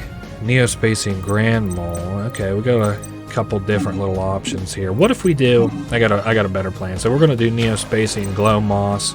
Let him come out. And then we're going to do... Well, shit. Target one normal monster. Oh, because I shuffled it back into the deck is why it didn't work. Okay. That's not great, but that's okay. I don't want my opponent to draw a card, but that's not good. Please don't be a monster. Fuck, dude. I don't know why I'm just doing the worst plays ever, but that's okay. Don't worry. I'm gonna pull it together here in the second half, and maybe he will too. Yeah, oh, he's got that. When you summon an Arcana Force monster, oh, sorry, I was reading that. Choose which effect to apply. Oh, so he can do whichever effect he feels. Let's do Neo Spacey and Grand Mole. Give him something. Make it so I can add these cards. He adds his card back to his hand, and then I add Neo Spacey and Grand Mole back to mine, and then I get in with some free damage, basically. I don't know what he would have had face down. His deck's not all that good, but it's a lot of fun, so I doubt that very highly that my friend would play it. Now, Spell, what the hell did that do? If this card is attacking, you can change it to a direct attack instead. Wow. Yeah, this, the Neo Spacian cards are really not great, but damn, and he also didn't get another off Light Barrier, but he does have second coin toss, and he can special summon that Mystical Shine Ball now. Maybe he'll go for a tribute of some kind, or no, he can't fuse. Oh, he's going to get both Mystical Shine Balls. I'm not sure why he played one in attack. Definitely a tribute of some kind. Oh, he's playing all of them. That's very interesting. Surely he plays out something sick. Whoa, Arcana Force EX. That looks sick. Oh my goodness. And he gets 2 coin flips? What the fuck could this thing do? Oh, this is really bad. Uh-oh, big uh-oh. What the fuck was that? Okay, I need to read some of this. Hold up. So, the one that he won was during either player's turn when a spell or trap card or monster effect that it targets this card is activated, this card loses exactly 1,000 attack and you negate the activation. If you do, destroy it. Holy shit. And Honest did what exactly? You can send this card from your hand to your deck. That monster gains attack equal to the attack of the opponent's monster is battling until the end of this turn. Holy shit. Yes, I do want to activate this.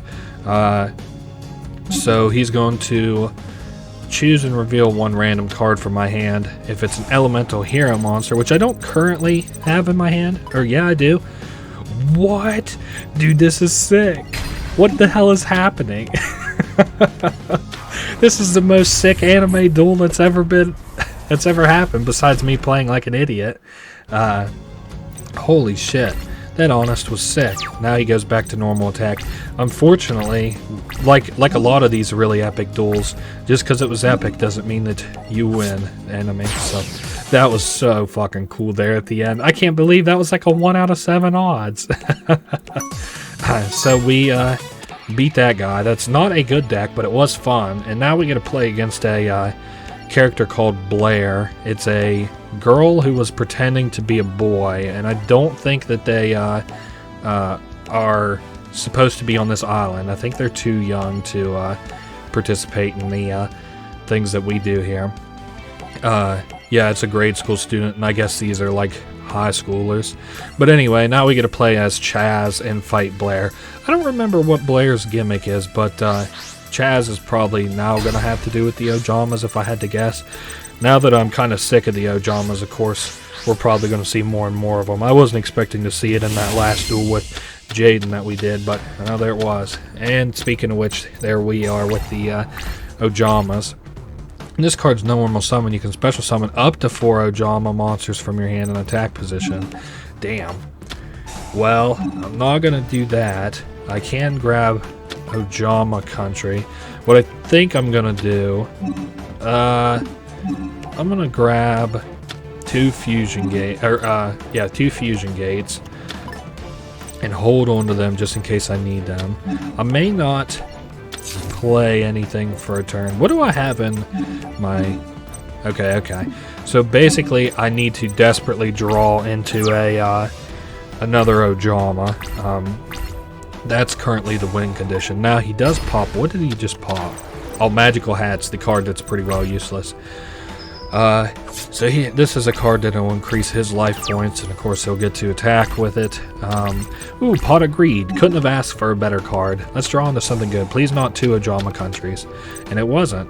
Ooh, my goodness, this is going to be an extremely fun turn. We basically get to play out the juice. So, Fusion Gate, and we get to proc Fusion Gate to hold up. You know what? That's okay. We'll play Ojama Knight. I'm going to get rid of yellow and black. Yeah, that's alright. So he's going to have 2,500 attack once I'm finished doing everything that I want to do with him. And also we can select 2 of my opponent's monster card zones to negate. They can't play cards there. Now, I did want to look at why this didn't work. Green, yellow, and black. So it has to be very specific Ojamas. Also, we are now going to play Ojama Country, and I was going to discard from the hand, but I'm not too worried about it. We'll play this card face-up attack, and we should get in for some okay damage for, our first real turn. He doesn't have anything like face downs or anything. He already popped that Mystical Space Typhoon on my stupid ass face down card that I couldn't even use the turn that he had played it. So 1 card face down defense, 1 card face down in the spell or trap card zone. Ooh, now we got Ojama Black. Now I could do Fusion Gate, but as you might have noticed, that is not exactly the best plan, seeing as Ojama Country is like the only reason that I'm able to do the things that I'm currently doing. Ooh, he gets to shuffle that card back into his deck, and that was a very pretty dog card. And nothing from the face down card. Damn. I wonder if it plays into his next turn strategy, because he's currently at 1,800 life points, which is not good for him. I basically kill whatever he plays face down defense with Ojama Knight, and then get in with my 2 Ojamas. I could negate 2 more of his monster card zones with no penalties. Well, I definitely would get penalized. My bad, I was mistaken. I screwed up because I was wanting to do some discarding and shit, but no such luck. And now we're getting in on the last couple of attacks. Almost like Blair didn't play anything that turn, or that game. I'm kind of surprised that I'm surprised that duel went the way that it did. 2, I'm not looking forward to playing that duel as her, because that deck looks kind of like it sucks. So now we get to play a Jewel of a duel. This is going to be kind of cool. We're playing as Jaden, and we're going to be playing against Crystal Beasts. Now, if I have to be the person to tell you this, you're going to be really upset with me if you like Crystal Beasts, because I think Crystal Beast is a horrible archetype. I don't think it's very good at all. I think it's kind of fun. I think the boss monsters look cool, but as for whether or not the Crystal Beasts are very powerful, no, I think that they're extremely awful. I've watched people, or I've seen people build competitive deck, on competitive in huge quotations. The most competitive I've ever seen a Crystal Beast deck has just been such a flop, but a lot of people do like them. So if I control,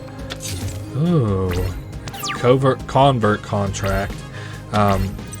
That's an interesting card. I'll go ahead and play that. It lets me send 2 Neospacian monsters, so 1 from my hand, 1 from my deck, to the graveyard, and then draw.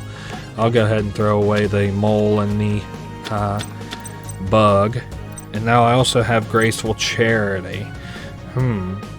Contribute this card while Neospace is on the field. So basically, we're probably looking for Neospace from your hand or deck. Damn. Yeah, no. I desperately need Neospace. I'll go ahead and ditch the Hummingbird. I'll go ahead and ditch... I guess I'll ditch the Larva. I'm not really feeling it, but oh well. We'll play Terraforming and grab for Neospace. Unfortunately, by and large, the cards that we're going to hunt up aren't going to be too great, but that's alright. Now we'll do... I guess maybe we'll do Aqua Dolphin instead. I'm not sure what this looks like as a big boy card, but...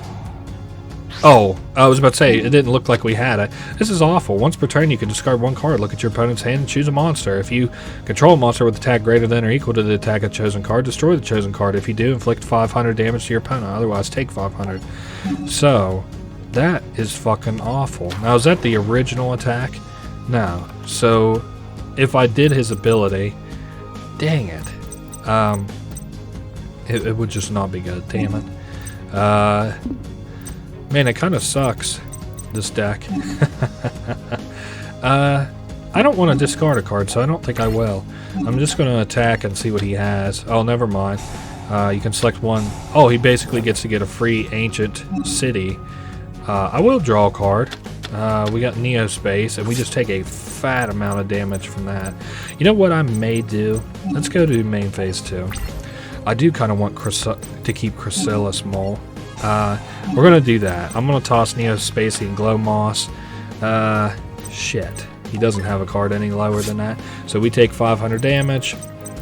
I do have Call the Haunted for all the good that it does me.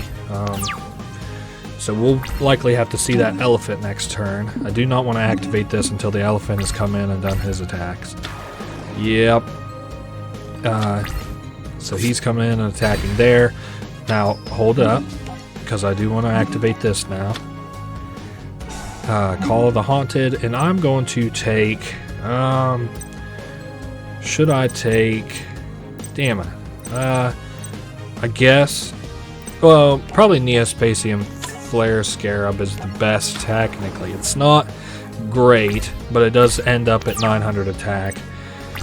Whew.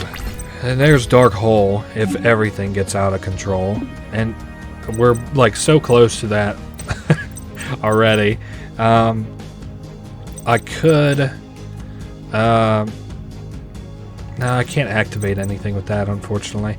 I'm just kind of thinking what I would like to do. What I'm probably gonna do, I'm just gonna bait and attack. I have a lot of options right now, so I'm gonna fight that Crystal Beast. Oh, wait a minute, I have to attack that one. Oh, that's news to me. I'm gonna play down Chrysalis Mole. Do I want to? I still have a lot of options, but a lot of them get me killed. Let's do Chrysalis Mole. Because, fuck, I should have put that other card in defense. That's my own fault. I'm not used to this deck being, this deck of his and mine, well, this deck of mine being so low attack compared to his deck. So he's getting in for a fair bit of damage. And he is flipping to defense. Now my hope is... Ooh, we've got Oversoul. Now, of course, I can't do anything with that, which sucks. Let's play Dark Hole, and then hope and pray to God that he can't hit anything. What does he get for 3 cards in the Spell and Trap card zone? You can send 1 Crystal Beast monster you control to the graveyard. Negate the activation of a Spell or Trap card. Well, this isn't good. I hope I run into a Graceful Charity. I guess a blind squirrel finds a nut every once in a while, they say. And of course this deck is made to kind of suck. I'm surprised he grabbed that one. Uh-oh, uh-oh, uh-oh. Uh-oh, uh-oh. That's not good. Well, GG. All that shit that I talked, and I just got my ass beat by it. But, again, this deck is particularly bad, so... Alright, we're now on the 3rd attempt of this duel. He has been handily whipping my ass, which is kind of embarrassing. It's just a shame. I don't have... All of the fucking attack cards that I have are so bad. Elemental Hero Neos, that's nice.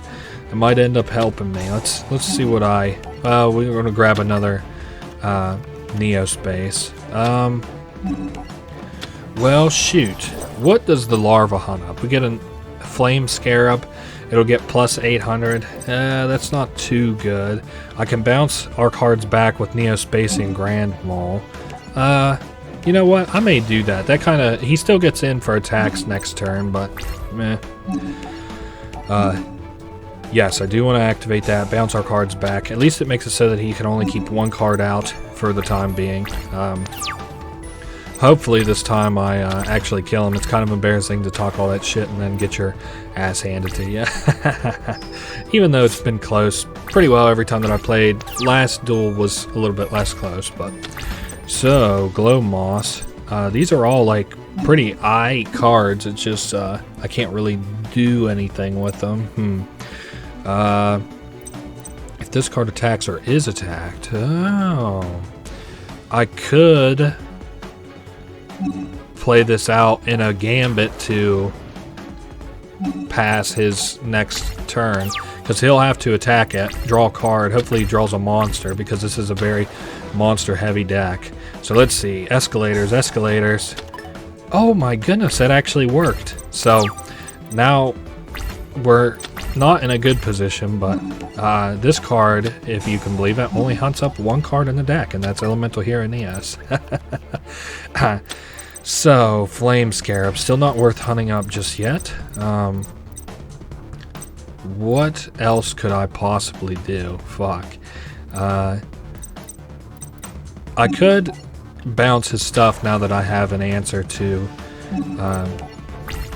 his attacks anyway. Kind of like a, what would you call it?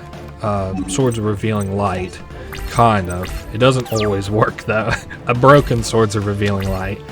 It sometimes works. The flashlight of Revealing Light, you could say. So, how about a monster? Damn it, spell card. What the hell does that do? Oh, become a direct attack, if he so chooses. Alright. Now, no more fucking around if I can help it. A lot of face-down cards, holy shit. Neo Spacey and Air Hummingbird. This might... let me live another turn, which is nice. I'm going to definitely activate this to get 3,000 life points. And then we can pass the turn. That gives us another turn. A lot of this deck seems to just be like dragging this fucking duel on as much as we can. So there we go. We got a bunch of Crystal Beasts out. He is dealing all kinds of damage. It looks like we'll live by about 1,000 life points, a little bit more maybe. Hopefully we draw something good. Yikes. Neo Spacey and Air Hummingbird. So that is that card that we just had. I would get 3,000 life points. Alternatively, I can do Flame Scarab, which might be the attack. Let's see what happens if I go to pop Flame Scarab.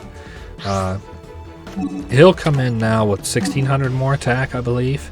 He should. I hope these count as beasts.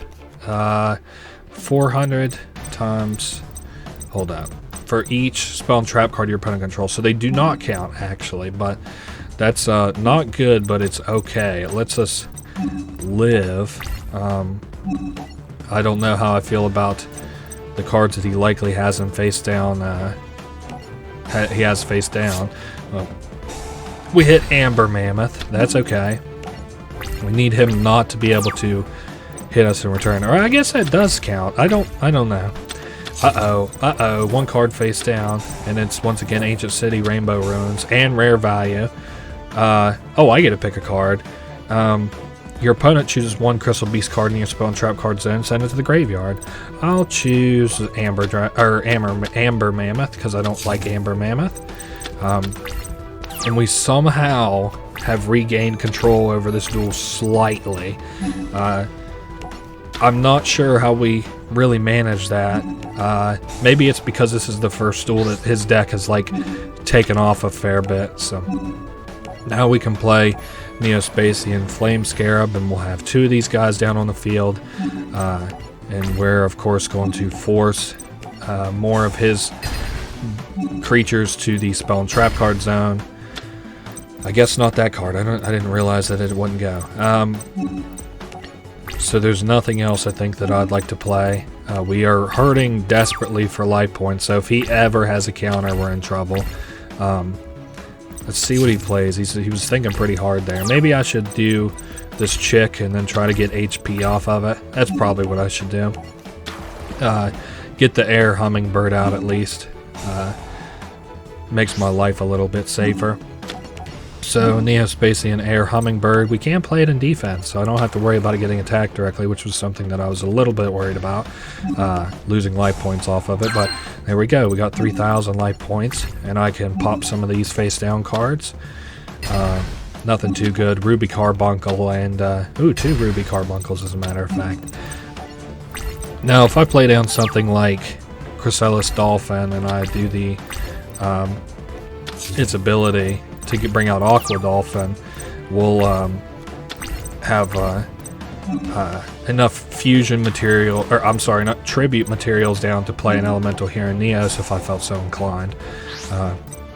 Which card? I got a lot of cards that I could. Ooh, actually, hold up. We can play an elemental hero Neos this same turn. So we play Neospacian Aqua Dolphin, we toss in Elemental Hero. I can get rid of one of these cards. We'll do Sapphire Pegasus. I'm not liking the looks of that. And I'll play a Oversoul, and that'll let us hunt up the Elemental Hero Neos in attack, of course. Now then, we did really good that turn. We've actually gotten control of the field really fast, really hard. So now we can pop through some of his defenses. I'm not sure what he has down for trap cards, but I don't think they're too worth worrying about. He's taking half damage off of Rainbow Ruin, which kind of sucks, but oh well. Oh, he can only do that once per turn. That's interesting. I didn't remember that. Now he's on the fences for sure. Or on the ropes, rather. On the fence. I mixed up the analogies. So now what does he do? Just get in for 600 damage? Huh. Maybe it was just to keep me from discarding another elemental hero Neos. Whatever. I guess we'll play that card. And then return his nice cards to our hands. Yes, activate that. I had to think about it for a second. Now we come in for the 2,500, which will be changed to 1,250, and we can hit him one hard time with the Elemental Hero Neos. And just like that, I reclaimed my honor a little bit. And he gives the Rainbow Dragon to Jaden, which is kind of cool. So we'll now have him in the deck for, you know, anytime that we may want to use it. Alright, so it's time for our next duel. This time we're doing Jaden versus Axel. I kind of forget. I know Viper, this guy we see now whenever we duel him, is all about snakes. But I kind of forget what this Axel character is like, other than maybe I think he's a dinosaur guy actually. I think it's kind of cool. they made some of these characters like so unique in the decks that they use that you can kind of remember them even like years down the line in the decks that they used and stuff. I can't wait to fight that Viper guy. His deck is really hard. It'll be a challenge. Ooh, so we can return a Neo's fusion monster to the extra deck and then do some stuff. This guy has some good stuff going on his side already right off the bat. Oh my goodness. I don't know what all that did, but... ooh, and we have emergency now. That's good. If all the fusion material monsters listed on that fusion monster in your deck, you can special summon them. Interesting. That would be a little bit better if, ooh. Shit. Let me make sure, let me read this card, so I can send one face-up Blaze Accelerator, which there isn't yet. On my side of the field of the graveyard, you can send one Pyro from your hand to the graveyard to destroy one monster your opponent controls. Okay. Well, that still doesn't help make my decision any easier, but we're going to do kind of a sus play here. We're going to actually play nothing, and then we're going to... This is kind of a long con. There's no way that this actually pays out, or pays off, but... it's a good plan by my estimation. So we're going to end phase one more time, and then we have to discard. I'm going to discard Elemental Hero Necroshade, because I have to have something that can bust this 1900 attack, and as it stands right now, I can't. So, to get that where I can play something that'll beat it. Ooh. Okay. Oh, shit, that'd be kind of cool.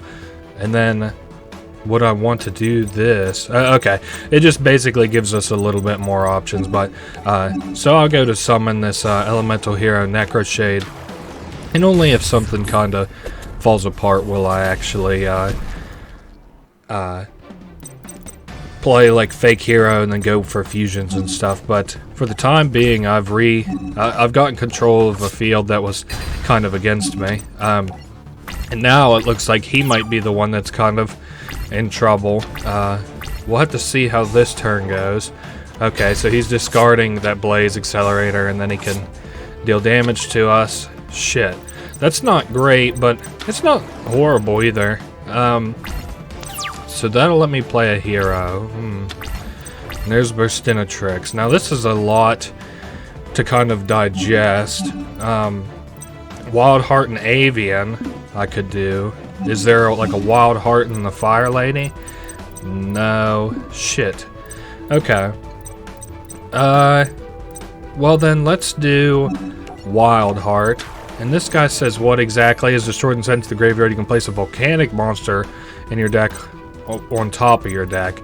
So basically he'll draw into whatever whatever he ends up hunting. Oh, or I'm... Okay, well, we destroyed each other. I can kind of live with that. That's not awesome, but... Ooh, him hunting for whatever Doomfire isn't very inspiring, though.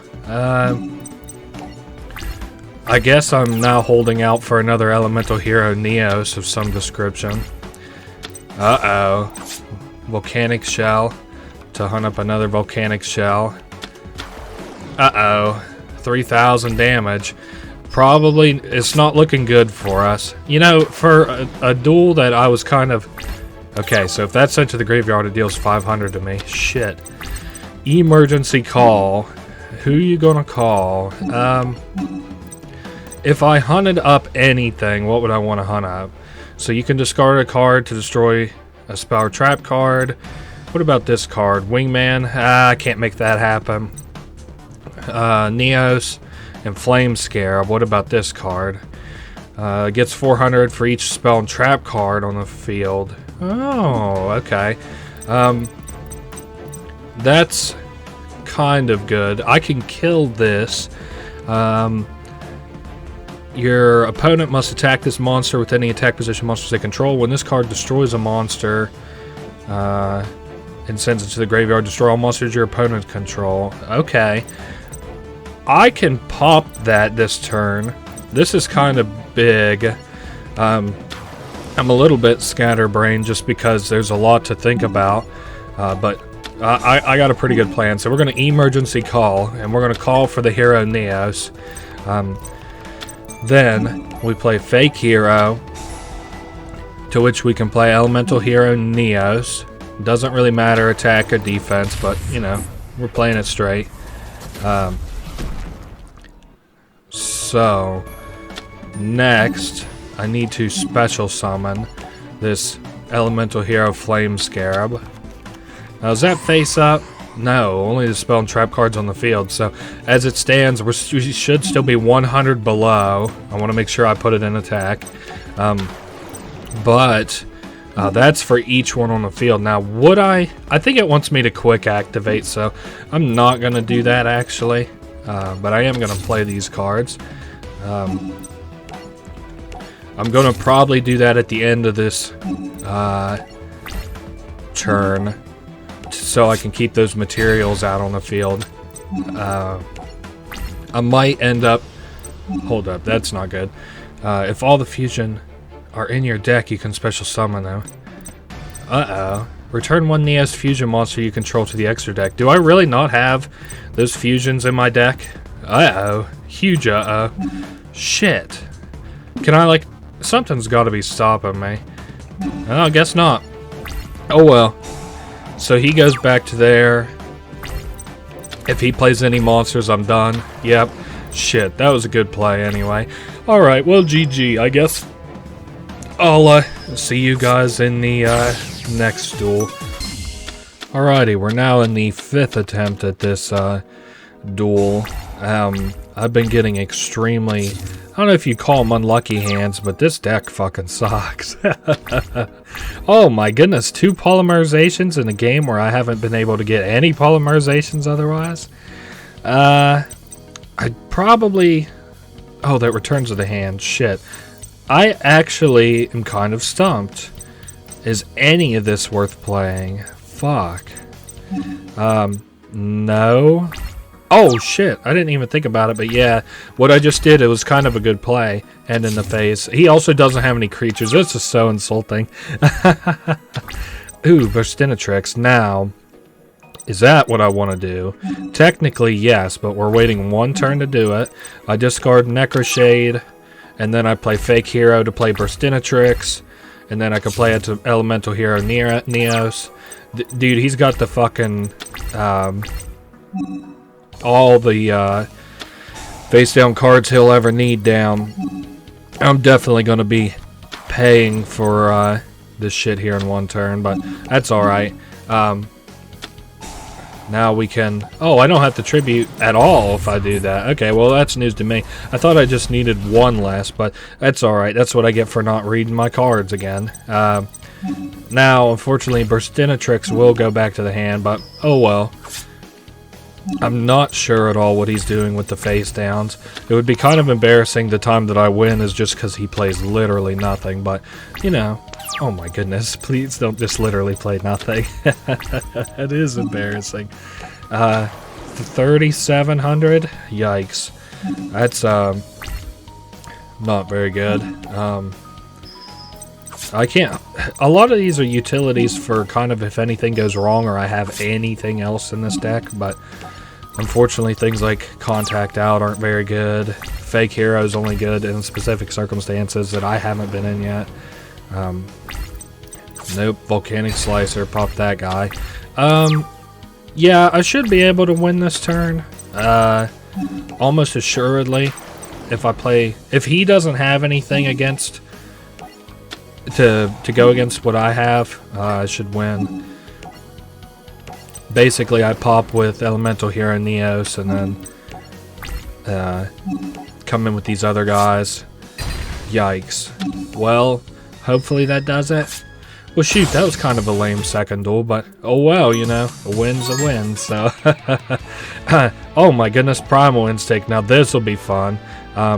We'll be playing as Jim Crocodile Cook, or Jim Cook as he's called. And we'll be playing against Tyranno Hasselberry. Now that's who I was thinking of, who's got the dinosaur stuff. I was completely mistaken. I don't remember what Jim Cook's gimmick is here, but of course the other guy will be playing these cool like T-Rex dinosaur cards. If you're a big dinosaur fella, I'm not personally, but I know a lot of people are. And we get to go second, which is my favorite position. Oh yeah, we're rocks. I forgot about that. We got a lot of flexibility, or we should have anyway. Ooh, lots of fusion stuff. What about this? If a monster would be destroyed by battle, I can send a rock-type monster from the deck to the graveyard. I guess. It'll help me filter a little bit. When this card's summoned, if you control a big piece, you can find a small piece from the deck. Okay. Let's do medium piece golem. Just face up attack. And then try to get in on a hit. See what we can do. Ooh. Well, that popped, surprisingly. Maybe it was a kind of bluff. That'll be better whenever he actually has banished dinosaurs. Fuck, dude. If he gets 6 banished dinosaurs, that's 6,000 attack.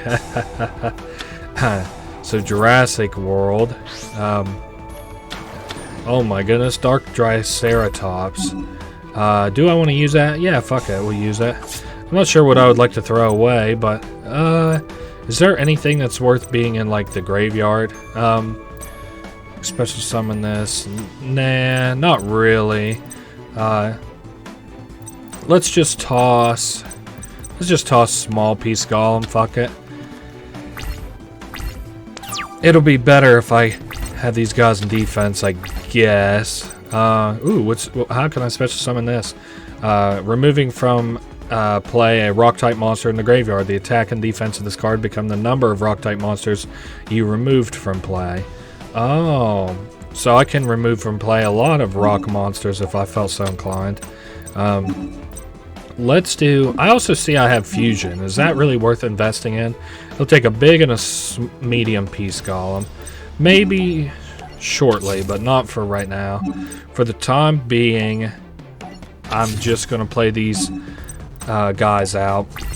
I basically want to get a bunch of rocks in the graveyard. What would you even have me activate? Oh, Call the Haunted? Not right now. So can I also just play this? Yeah, no, I can play that whenever I get a chance. Yikes. Okay, that he must be able to get direct. Oh, he has piercing damage. Fuck, I forgot about that. Okay. Shoot. I have got to figure something out quick. Let's just toss this Fossil Tusker. Yeah, I forgot that he has piercing. Do not want to activate anything. So this is times 700 for each card I get rid of. Dang it. Shoot, I don't really have a lot of great options. Let's see, if I attacked him with that, that'll put this at 2,800. So, well, that's livable, I guess.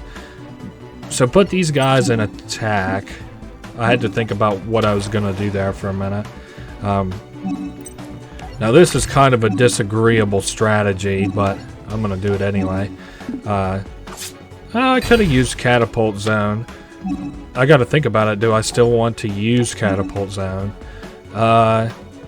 Yes. Use Catapult Zone.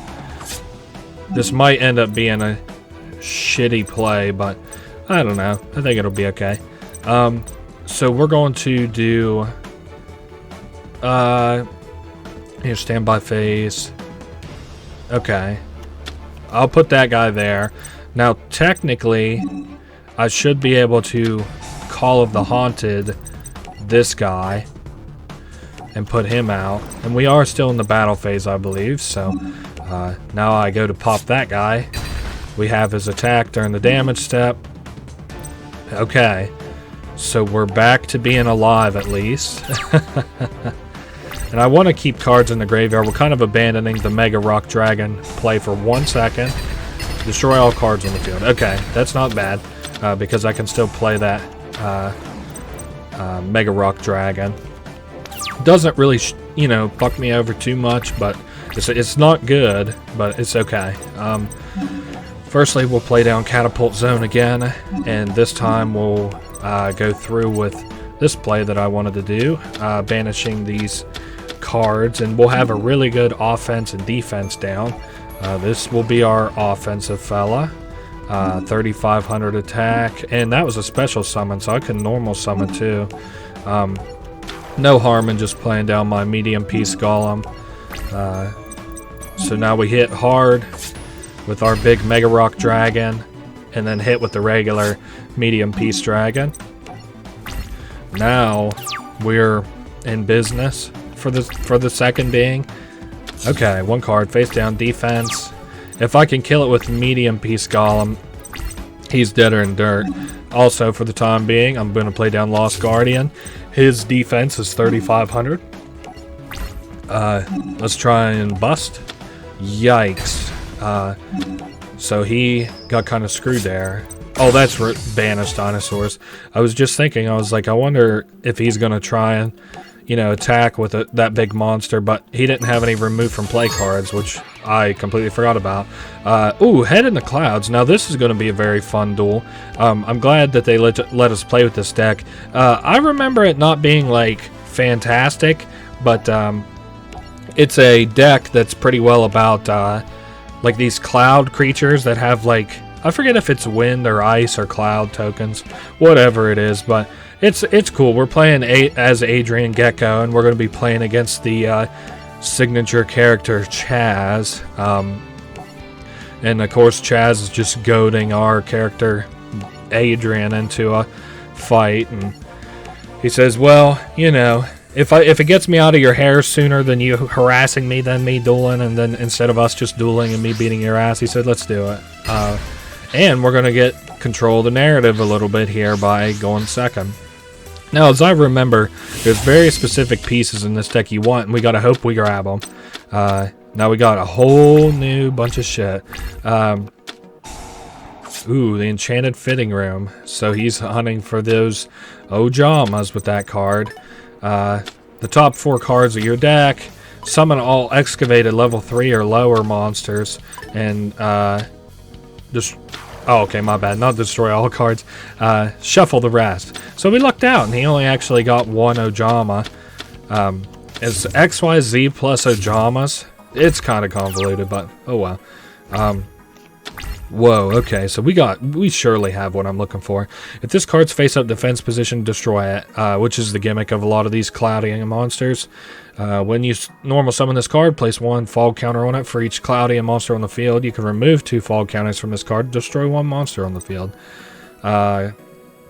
Can't play that just yet. This card cannot be destroyed by battle. If this card is in face-up defense position, destroy it. When you normal summon this card, place 1 fog counter on it for each cloudy monster. You can remove 3 of them from anywhere on the field to discard 1 random card in your opponent's hand. So nothing too good yet. When this card is destroyed and sent to the graveyard, if it was face up at the start of the damage step, destroy the monster that destroyed it, and if you do, inflict 800. One more last one to read here. When this card is destroyed by battle and sent to the graveyard, special summon 2 cloudy tokens in defense position. These tokens cannot be attributed for a tribute summon unless it's for a cloudy monster. Okay, basically have a lot of options. What if play this card face down defense? He cannot attack with Ojama Yellow for right this millisecond. Not that he couldn't, but he's only going to be able to hit with 1 thing. So I'm going to end up with net gain of 1 cloudy, and hopefully, oh yikes, it's not looking good at all. I'm just barely going to scrape by this turn. Well, I'll still have 1 cloudy, and I didn't realize that he was going to equip, but that's okay. Does that do me much good, though? Let's see. Oh, I can now do the Storm Dragon. Let's see what he does. I have to remove from play 1 cloudy monster in my graveyard. This card cannot be destroyed by battle. If this card is in face-up defense position, destroy it. Once per turn, I can place 1 fog counter on 1 monster on the field. Interesting. Let's do... I kind of got big plans. What if I do... what's this one do? Reduce that monster's attack by 1,000 or 2,000. Okay. Well, I have to use that on a cloudy, and that I think has the appropriate attack. Okay. I just want to make sure I have everything all the pieces where I want them. So first things first, get rid of that Cloudian, play this guy face-up attack. Now then, he's got an ability that I may want to use, just not right this second. Now I want to play Cloudian, Sarastarturus, whatever. So we come in with 2-3 tokens. Now I can only use this once per turn. No, when you normal summon it, you can remove 2 fall counters. So I can do that as many times as I want, provided that I have the fall counters for it. And now I've got... do I want to activate a card? Fuck no, I'm not activating that card. That card sucks. Lets me draw 1 card. The hell with that. So now we're going to try to destroy X-Head Cannon. Yep. And then I just want to make double sure. Yes, I'm going to use this Cloudian one more time. Bust the X-Head Cannon proper. Now, we still got Rainstorm. I can use it to destroy 1 spell or trap card your opponent controls. Okay. And then attacking and everything is fairly useless, so maybe in a couple turns I can figure something, you know, out to do, but he'll get in for 400 damage. Wait a second, did it say something about fusions? Nah, it was probably tributes. I can make him discard cards. That's not worth doing right this millisecond. Also, Altus cannot die from combat damage. Ooh, I could draw off of that. Is that worth doing? Fuck it. I'll just do it this one time. So, oh yeah, and it destroys that. That's okay. Now I'll use Cloudian Storm Dragon. Put that Storm token on this Surostratus. There we go. I think I pronounced it right that time. It's supposed to be named after all these clouds. Altus. Maybe not all of them named after clouds, but okay, he's coming in for a big hit. Yeah, Ojama Delta Hurricane. Now, that really won't do me anything because it doesn't negate that ability, but that's alright. That's pretty much his best power play, and it's still not that good. Once per turn during your main phase, if you don't control any monsters, you can special summon a level 4 or lower Cloudian monster from your hand or from either player's graveyard. If you special summon a monster from the graveyard with this effect, destroy this card. That'll be nice, because I'm going to probably do that. What if I do this thing? Well, hold up. What do I want to do? So we can do... What if we play Cloudian Altus, I'm sorry. Then he comes in, gives himself a counter. Ah, okay, I should have used that first. That's not good, but not the end of the world either. Basically, I can just attack this, and because I can't die from combat, I don't die even though we're tied. And he's back to being a defense along with Swords of Revealing Light. Chaz Princeton's deck is kind of annoying and it doesn't do too much. He's supposed to be able to kill after he does that Ojama blow up thing, but this card, when you normal summon this monster, put 1 fall counter on it, you can remove 2 fall counters from this to destroy 1 spell or trap card. Well, guess what I'm going to be destroying. Okay, so we can use that. And then pop your stupid ass Swords of Revealing Light. And then starts very slowly getting through your defenses. That's kind of what I get for allowing the Ojamas to be down for as long as I did. Surely he won't draw on anything that's that scary. Just Z Metal Tank. You'll get in for some damage, but oh well. Discard. Okay, well I can play Cloudian and pay 1500 health. Well, hold up. Inflict 500 for each time a card they control is destroyed and sent to the graveyard. Okay. What I was saying is I will play this Cloudian Poison Cloud and then just attack his Z Metal Tank. It's not really a very efficient combat strategy, but it gets it off of the field, and that's primarily what I want. Also, in conjunction with that, he loses 800 life points, and I can continue to bust his Ojamas. Now, we have gone through a fair bit of life points. Now, is that any card or just a creature? Yeah, each time a card. Ooh, and then the V Tiger Jet. Shit, 1100. Now I can do one more of these little tricks with the Cloudians.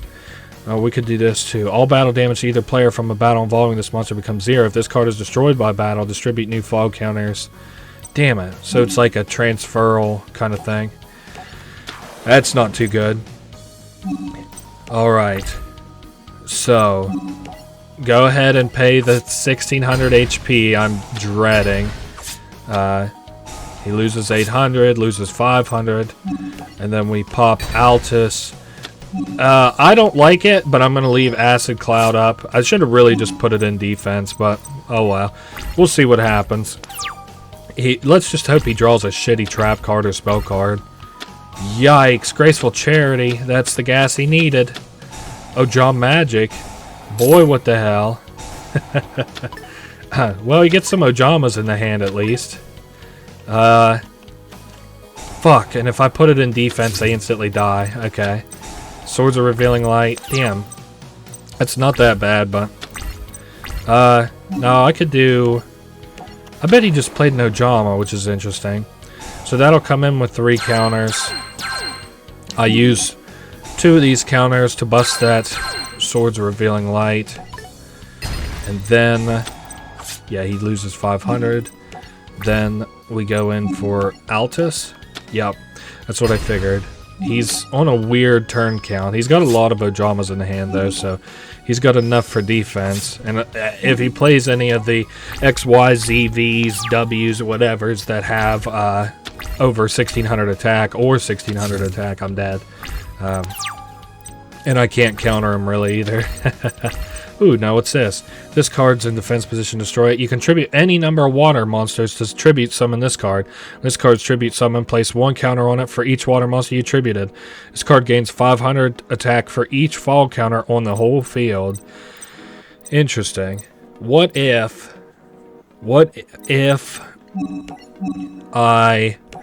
yes, I'm going to use this, and that's it. That's all I'm using. Now, you might think that's not a good idea, but if this counts all cloud counters on the field, it'll be 2,500. Yep, and then... now, what does this have me doing? Oh, I can remove it from any... oh, I can remove these counters from anywhere. That's interesting. So what we're going to do, I'm going to attack with Altus. Yep, just as I figured, another Ojama. Then we can get in for 3,000. I'm just 100 short of killing this dude, so let's see what he does. Hopefully he just chokes, because this has been a close duel. Oh my goodness. Playing a card. Uh-oh. Swords of Revealing Light. Well, if I can I remove from anywhere? No, that has to be removed from that card. Shit. Well, let's shuffle these cards back in the deck, and I want to shuffle that guy, this guy, and shoot, I guess this. Oh, I have to do 5. That's right. Well, it really doesn't matter which ones I pick then. That's okay. Hopefully I get something good from these 2 draws. I need something desperately. During the end phase, if you summon 2 or more cloudy monsters with the same name, draw 2 cards. Ooh. Put this card face down defense. Shoot. What about... I guess we just play Lucky Cloud. That doesn't really do too much for me. Maybe... you know what I might be able to do? Is that... what is destroyed and sent to the field, to the graveyard. Damn, I don't think that counts. I was going to discard off Altus. I really should have put some of these guys in defense, but I'm really choking here at the end. Uh-oh. Okay, at least it's in defense. Phew. Yeah, that's not a guy I wanted to see necessarily. Damn. Let's do... I guess Ghost Fog face down defense. And then just to kind of... well, no, I don't want to do that because that really screws up my plan. I was going to get rid of some fog counters to make him discard a card, but it drops this guy all the way down to 1,000 attack, and that's ass. That's awful. That's actually the worst card he could play right now. Damn. Well, that was a pretty shitty duel for anything to... a pretty shitty way for that duel to have ended, but...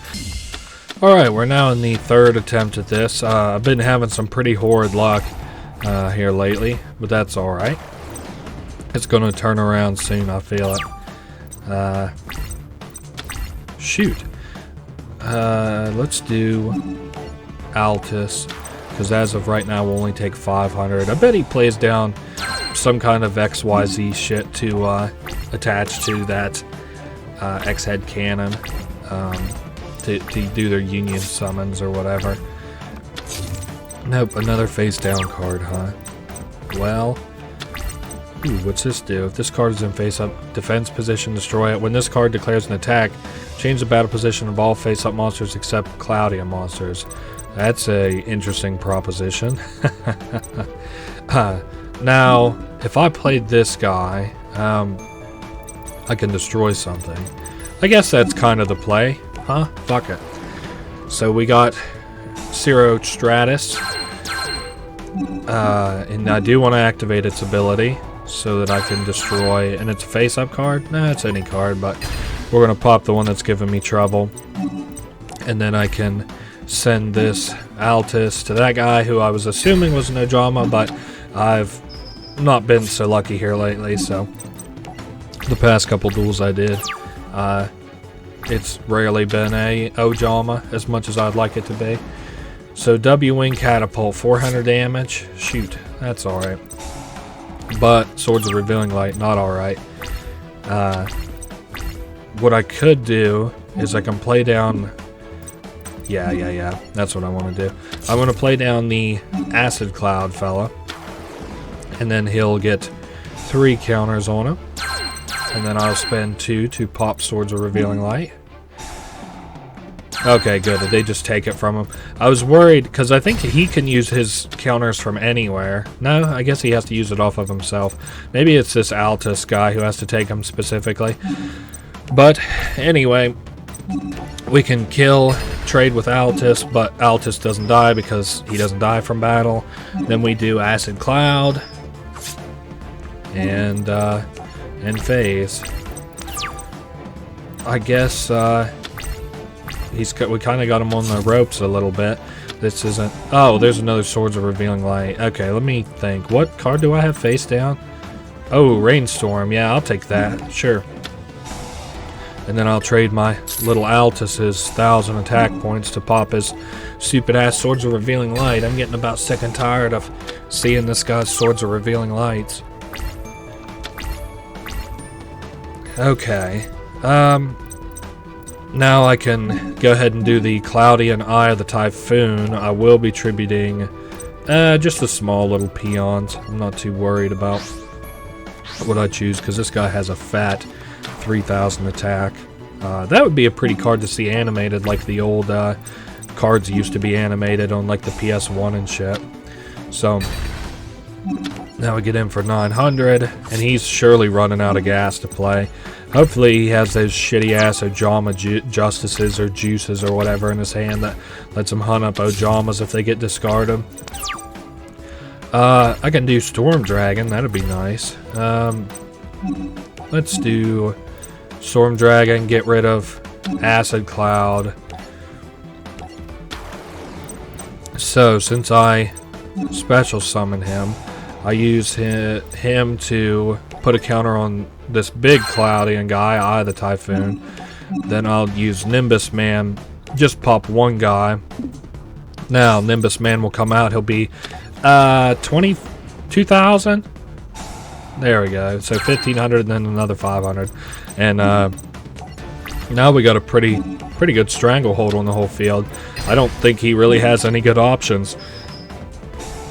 If he happens to run into something like another Swords of Revealing Light, I can just pop it with my Acid Cloud I have. And he would probably have to play that Ojama Omega thing that blasts my whole field. And unfortunately, you know, he just doesn't have it. Well, even if he did have it, he can't really play it right now. So, and I'm going to boost the attack of this guy on the left by like a fucking ton.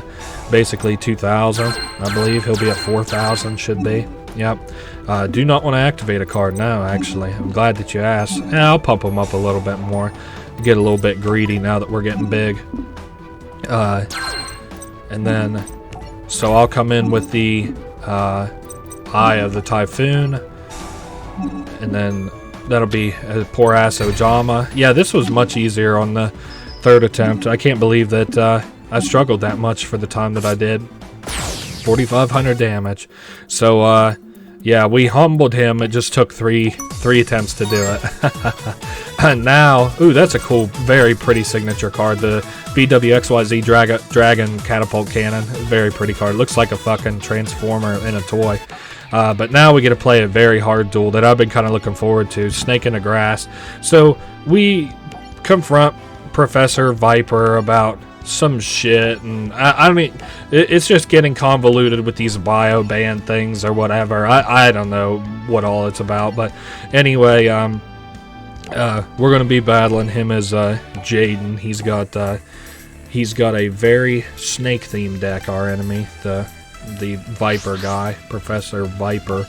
If his name didn't elude it, and I suppose I've been talking about it since he's made an appearance recently, he's kind of a difficult man to beat. Also, it doesn't help that most of Jaden's decks kind of suck, but, well, you know. Oh, and terraforming, so he's basically getting a really fast and fat start. Okay. He is just pretty well set up. I'm feeling a little bit disillusioned here off the bat, a little bit depressed because I don't think this is gonna go very good. What if I play Chrysalis Larva? Do I still get tokens while they're face down? I think I do. Yep. No. Thank God. At least that's well, what does he get? He it drops 500 of a monster's attack, but who doesn't get those tokens? Oh, except Venom monsters. Yeah, these are... Oh, that's a Venom monster. Okay, okay. Ooh, I'm glad that you played that, buddy, because that is a 5-star card. I'll show you guys something really cool. I probably already showed you earlier, but... so I can attack him, and before damage calculation, I can bounce both of these cards back to the hand. And then end the phase. So, now we'll have to see what he ends up doing. Ah, another card. You son of a bitch. I play Elemental Hero Bubble Man, face down defense. Either he'll come back into attack and move to hit me with his tributed card, and then of which I'll bounce back to the hand. That's what it's looking like. I was going to say, or he'll just let it live and then I'll play like Necro Shade or something. But that's okay. Ooh, emergency call. I don't know what's worth grabbing. Let me take a look. Clayman might be worth it, but he does have low attack, and I think I need to have a half-decent attack to live for very long. I think, yeah, destroy a monster if its attack becomes 0 by that card effect. Okay. At least I can bounce this stupid-ass Venom card he has. I don't even think it does anything good. Yeah, once per turn you can place 2 Venom counters on 1 monster your opponent controls. If you activate this effect, it can't attack that turn, so, oh well. Yes, I do want to activate that effect. Now then, hopefully we get a good spell card that lets me just play a Elemental Hero onto the field. That would be cool. Ooh, Venom Snake, yikes. I could probably kill that with Spark Man.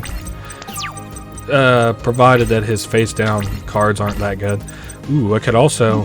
Fuck it, let's see what we can get off this fusion. It really doesn't even matter, but I want to not use Spark Man if at all possible. Well, that's not going to happen. This card attacks a defense position monster, deal piercing damage. I can discard 1 card to target 1 attack position monster your opponent controls, destroy it. Oh.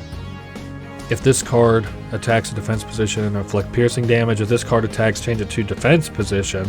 Yikes. If this card is destroyed, target 1 monster your opponent controls, destroy that target.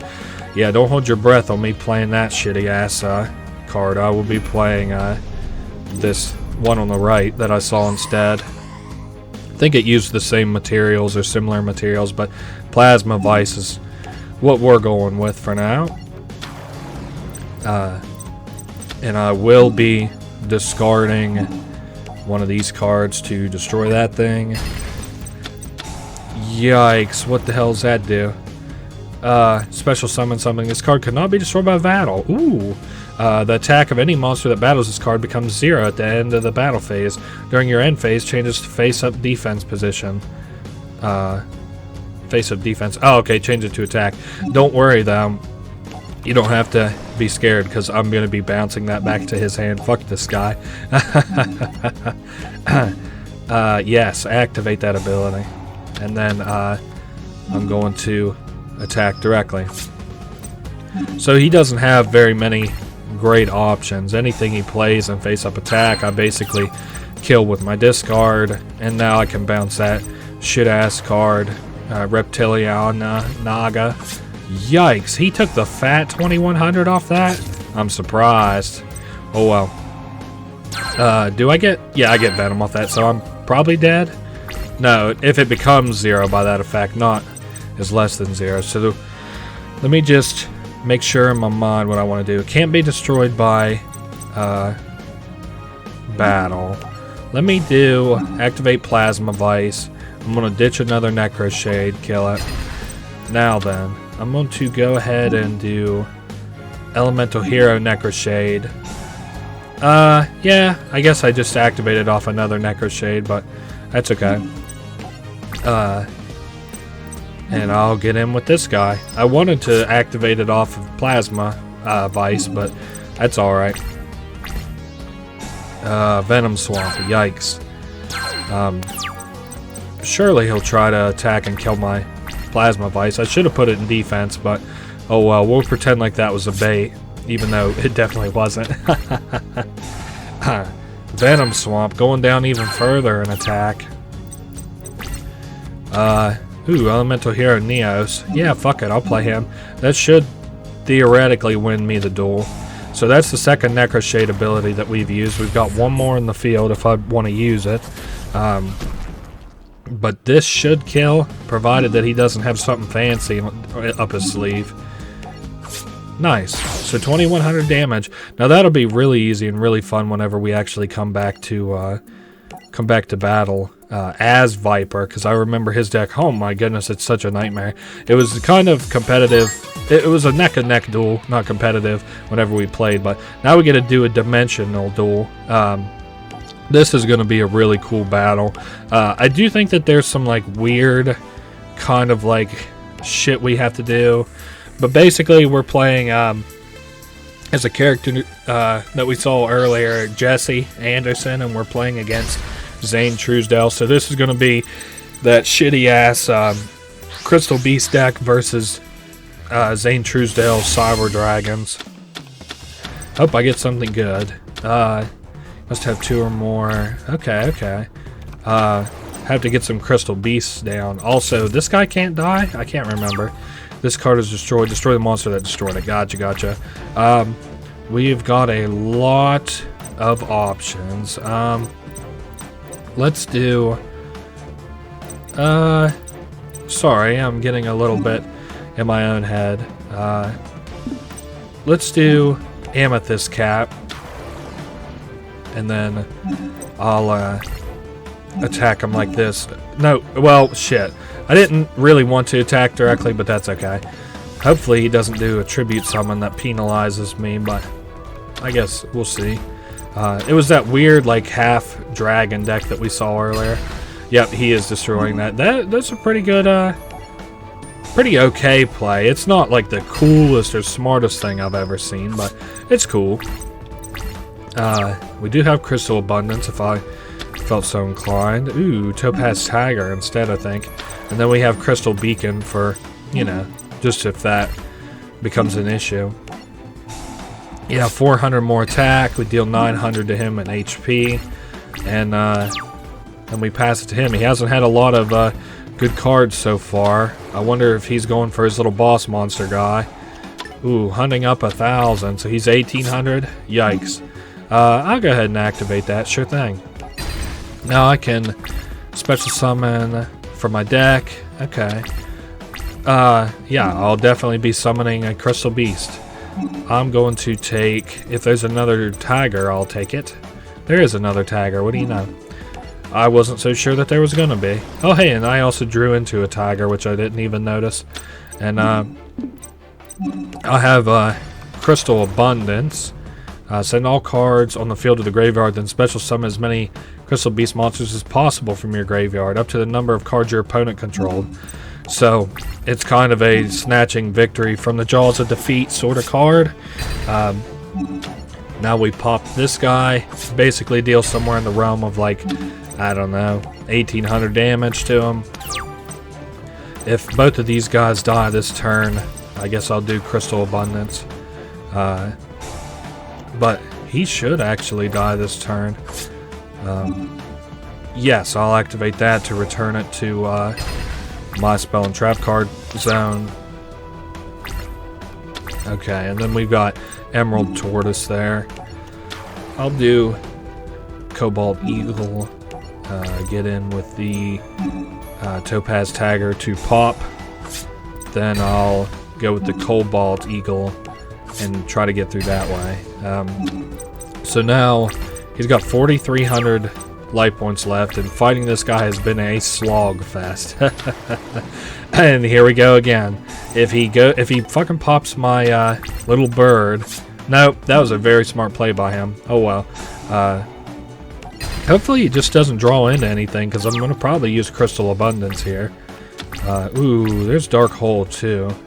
You know what? Let's use Crystal Abundance to remove his whole field. It's not really a good play or anything, but oh well. We're not going for OP plays or anything. Oh, I can select 3 cards. Oh, it's how many cards he had on the field total. Well, if I am allowed to conduct my battle phase this turn, he's kind of screwed. Because this will be somewhere in the realm of 6,000 damage. So, and I don't know if I've even summoned this turn. I have not. So 7,400 damage. Almost if I hadn't attacked at all this turn, I would still win. We'll try to do this as efficiently as possible. Now it seems like we've got the victory pretty well ready to go. And just like that, Zane Truesdale is dead. We humiliated a Yugioh GX alumni. Oh, that signature card, that Chimera Tech Over Dragon, that card's so much fun. I should build a deck with that sometime. Now we're playing Unleashing the Dragon against Marcel Bonaparte as Jaden, and I'm really not sure what his deck is at all. You would think maybe vampires, but I'm not so sure. I know, of course, hopefully we're playing Jaden's with a little bit more leaning towards Neo-Spacians. I hate that he splits his deck into Neo-Spacians and Elemental Heroes because his deck's trying to do too many things, generally. These late game decks that I've seen anyway. But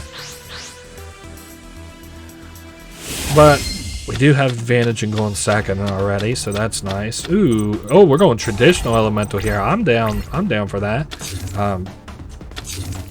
So we got Bubble Man, Emergency Call, Righteous Justice. Ooh.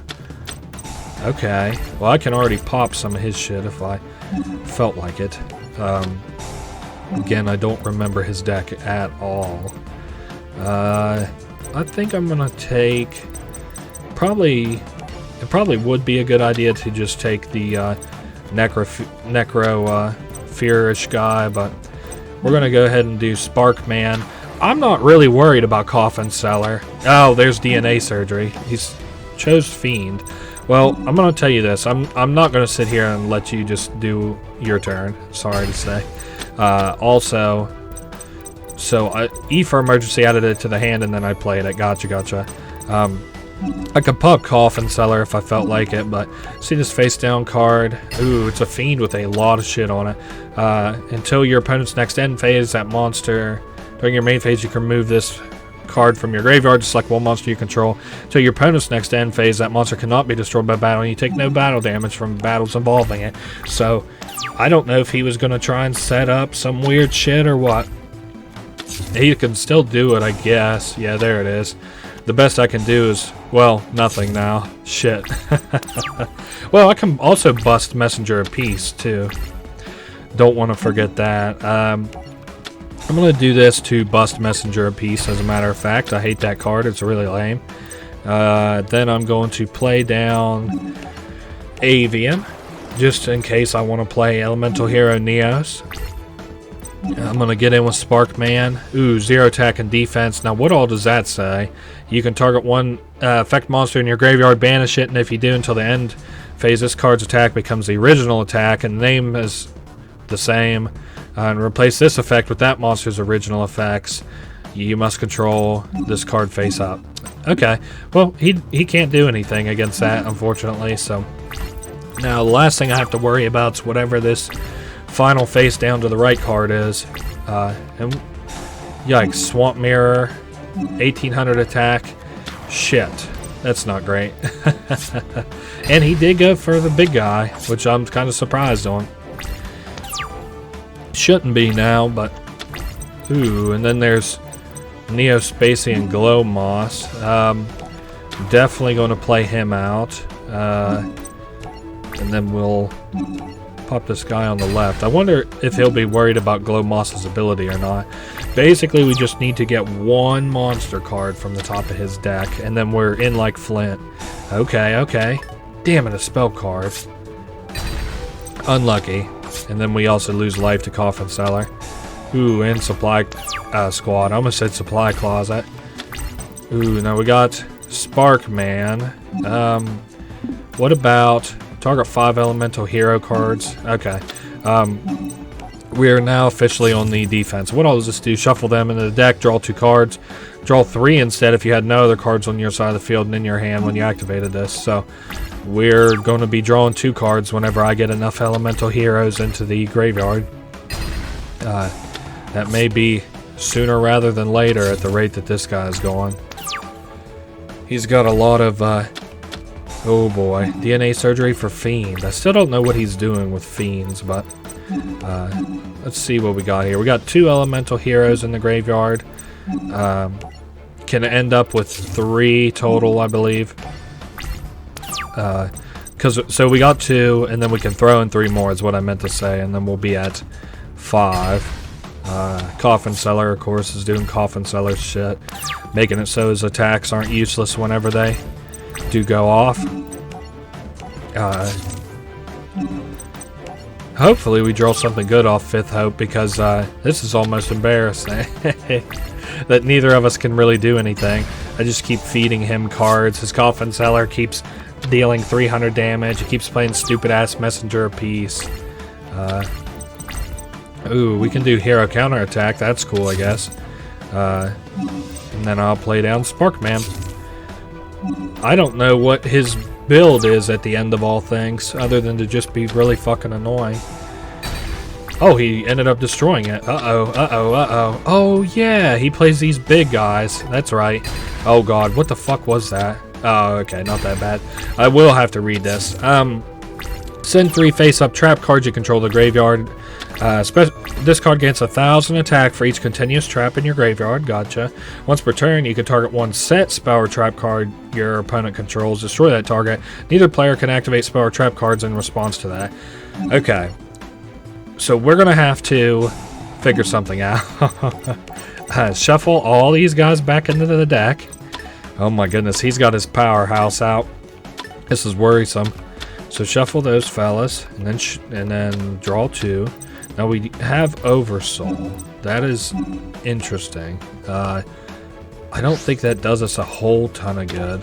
I know I can have Neos out for the next 3 turns, which is okay. So he's, yeah, just attacking. And then playing Swamp Mirror, of course. Shit. That's not good. He did that on combat, so he's getting him for a free 1,800. And he'll get in for another free 1,800 next turn, and probably a little bit more with whatever that face down is. Sparkman, huh? Shit. Now this is a straight summon, right? No gimmicks, no sets. Damn. That's not awesome, but do I have... Yeah, I can't even grab anything with Oversoul, which kind of sucks, but... We'll attack this guy on the left. That doesn't do too much for us. Yikes, he's a fat boy now. What could he have down for a face-down trap card? Surely another monster thing. Oh, Graceful Charities. That does me no favors. Ooh, Phantom of Chaos. What's he gonna grab? Uh-oh. Hammond. Uh-oh.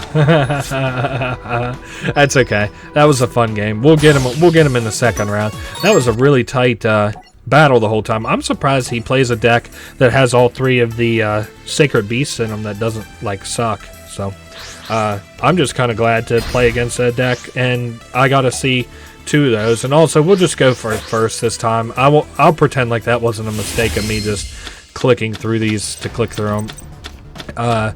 Fake Hero, Neo Space. I don't have anything good to play. Fuck. And I forgot I do not get a draw. I guess we'll just pass the turn.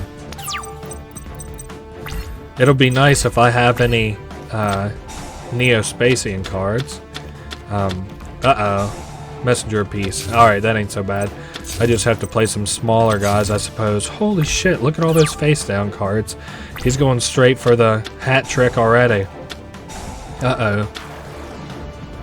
And then nothing else good. Let's do Spark Man and do nothing. Next turn, I can play down a permanent Neos if I felt so inclined. Yeah, Swamp Mirror, which he also can't attack with. For now. On his next turn he could, but... Ooh, Polymerization. And then there's that guy. Shit. What would I... Well, can I fuse? No. What do I have for fusion? Yikes. Not a bunch of good stuff. Fuck. Okay. So, permanent Elemental Hero Neos. Is it worth having? Yes. Let's just go ahead and do it. Put him in attack. And then I can play another Neos using these 2 as tribute. Which is the current plan. Ooh, and I'm up to 3,000 attack points because of Neo Space itself. I kind of forget about that sometimes. And I could do Neo Space, or I'm sorry, Elemental Hero Neos plus Sparkman. Is that even a card? Neos plus Sparkman. Sparkman, Necroshade, Neos, Dark Panther, Glow Moss Panther, Neos. Shit. Nope, no answers there. That is tough. I could also do Oversoul if I felt like it, but he's got that stupid ass messenger piece down, so it does me no good for the time being. Unless I run into that H for hero card. Ooh, Glow Moss. I could do his little thing now. What do I want to? What does Glow Moss look like? 2,500. During the end phase, shuffle this card into your extra deck. Once per turn during main phase 1, you can target one face-up card your opponent controls. Destroy that target, then apply the effect based on its type. If it was a monster, this card can't attack. If it was a spell, this card can attack your opponent directly. Ooh. Change this card to face to defense position. Alright. So here's what we're going to do. Neospacian Glow Moss. Then we're going to do that little special summoning to bring out the Hero Glow Neos. I'm looking at on his side what I want to pop. It would be most in my interest to pop one of the trap cards, but I'm just not doing that. I'm taking out Messenger of Peace so that I can start getting in. Of course, you can probably guess what I'm grabbing. With Oversoul, the best possible card. So if it's a spell card, I could attack directly. Would I want to, though? Or would I want to destroy some of these trap cards? Yeah, I think I'm going to attack.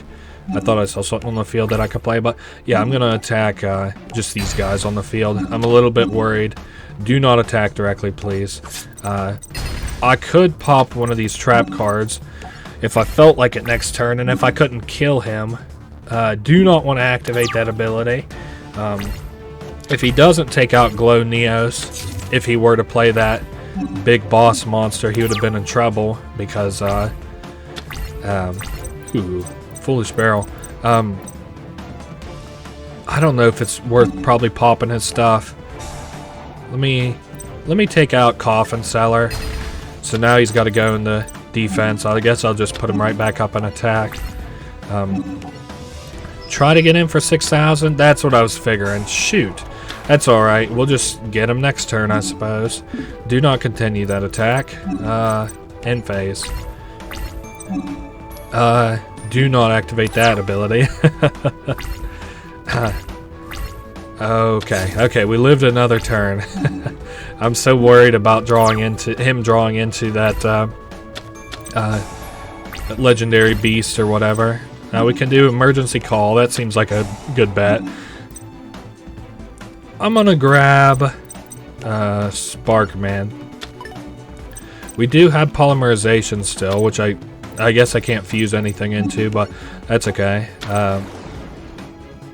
We go off Glow Neos to destroy Reflex Slime, and then put it back in attack, and if he plays nothing else at all, he dies this turn. This is a fairly convoluted deck. I kind of feel like he got tied up in the strings of this deck a little bit.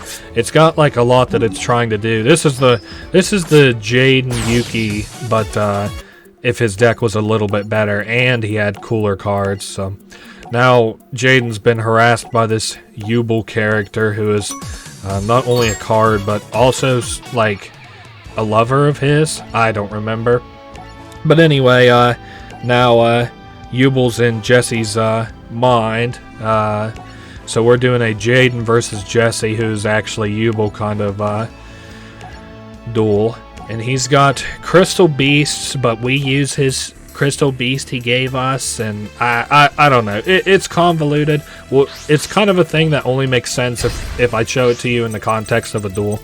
Otherwise, it's just me rambling. Jaden and Jesse. Let's do it.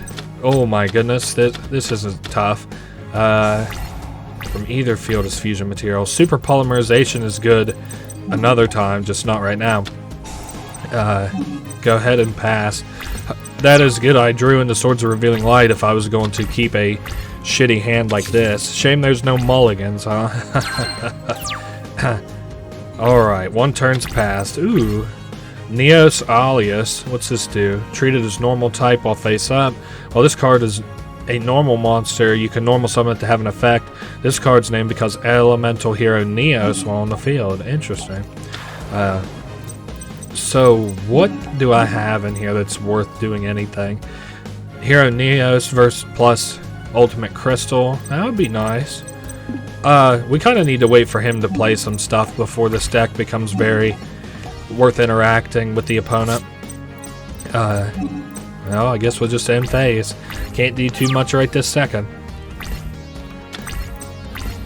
I've got two more turns of Swords of Revealing Light. We'll see what that... Ooh, Advanced Dark. That's scary. All Crystal Beast monsters on the field and in the graveyard become dark. If an Ultimate Crystal monster attacks, negate the effects of the attack target during the battle phase.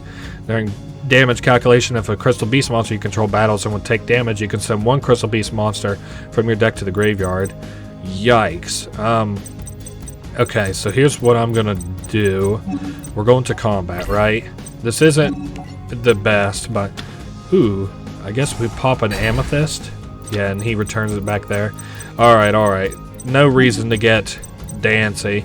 I am going to go ahead and summon him, so he's Elemental Hero Neos now. On the off chance I would want to use any of his monsters as fusion material. So this is our last turn with that Swords of Revealing Light. Let's hope we draw something good. Flare Scarab. We get... Ooh, this guy will eventually be pretty good. Ooh, and I can fuse these guys together. Don't want to do that, though. I almost made a pretty serious mistake there. So I use this guy on the right to attack. Yep, I was going to say hopefully bust, and it did bust that Cobalt Ego. The next Crystal Beast that he plays, I'll be able to bust through his defenses entirely. But let's see what he does this turn. So he'll get in for 2,000 if he's able to get off the ground. And he did attack the one that I would have rathered him attack, so that's cool. Yikes, he put that guy in defense. So whenever these guys die at all, this card is face up, is destroyed in a monster's end. Nope, he can activate it from anywhere. So fuck it. Let's discard a super polymerization to kill his shit, and then it'll go back on his end. And then I'm also going to use Oversoul to bring back our little elemental hero Neos buddy. And I also don't think I've summoned a monster this turn, so I'm going to go ahead and summon him to turn him into elemental hero without the Neelius. And then we'll go for combat.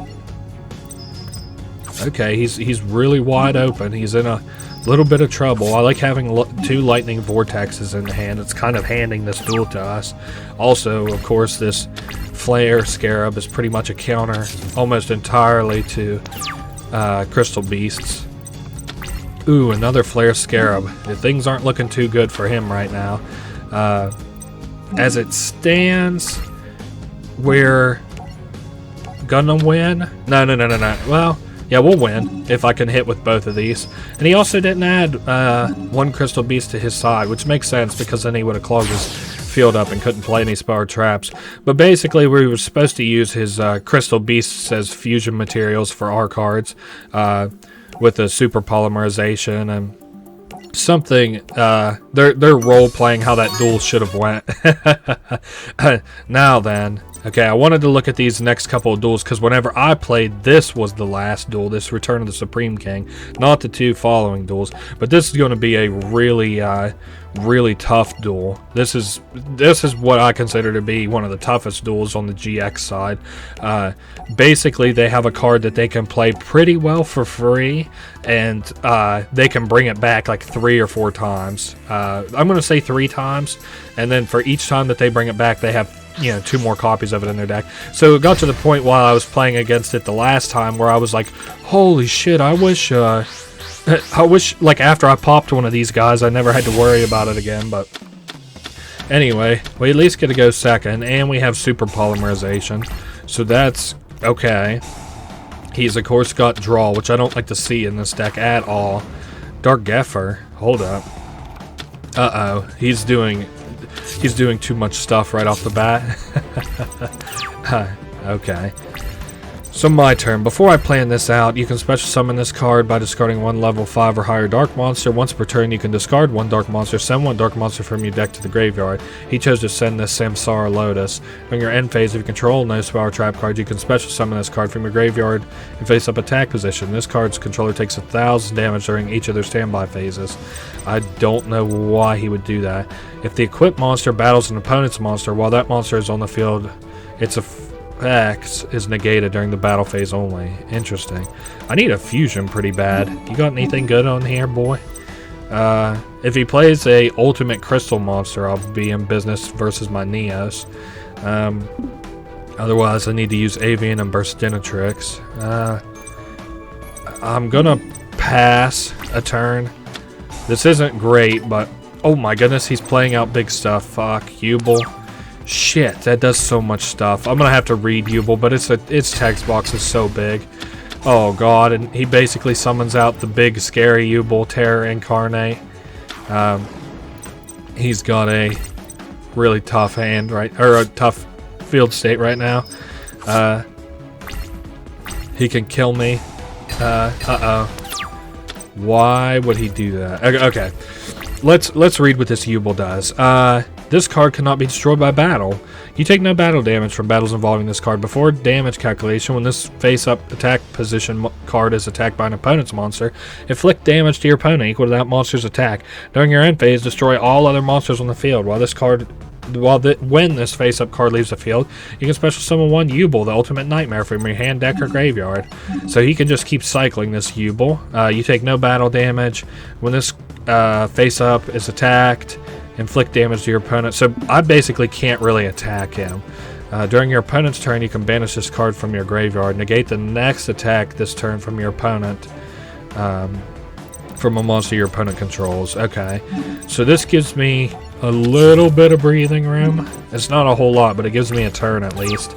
And I don't know how much good that'll do me, but hopefully he does like Mystic Tomato, and it's not too penalizing. So yeah, he pops it. Do not activate the effect. All of his shit should die. So we got Winged Karibo. We have a lot of stuff we can do.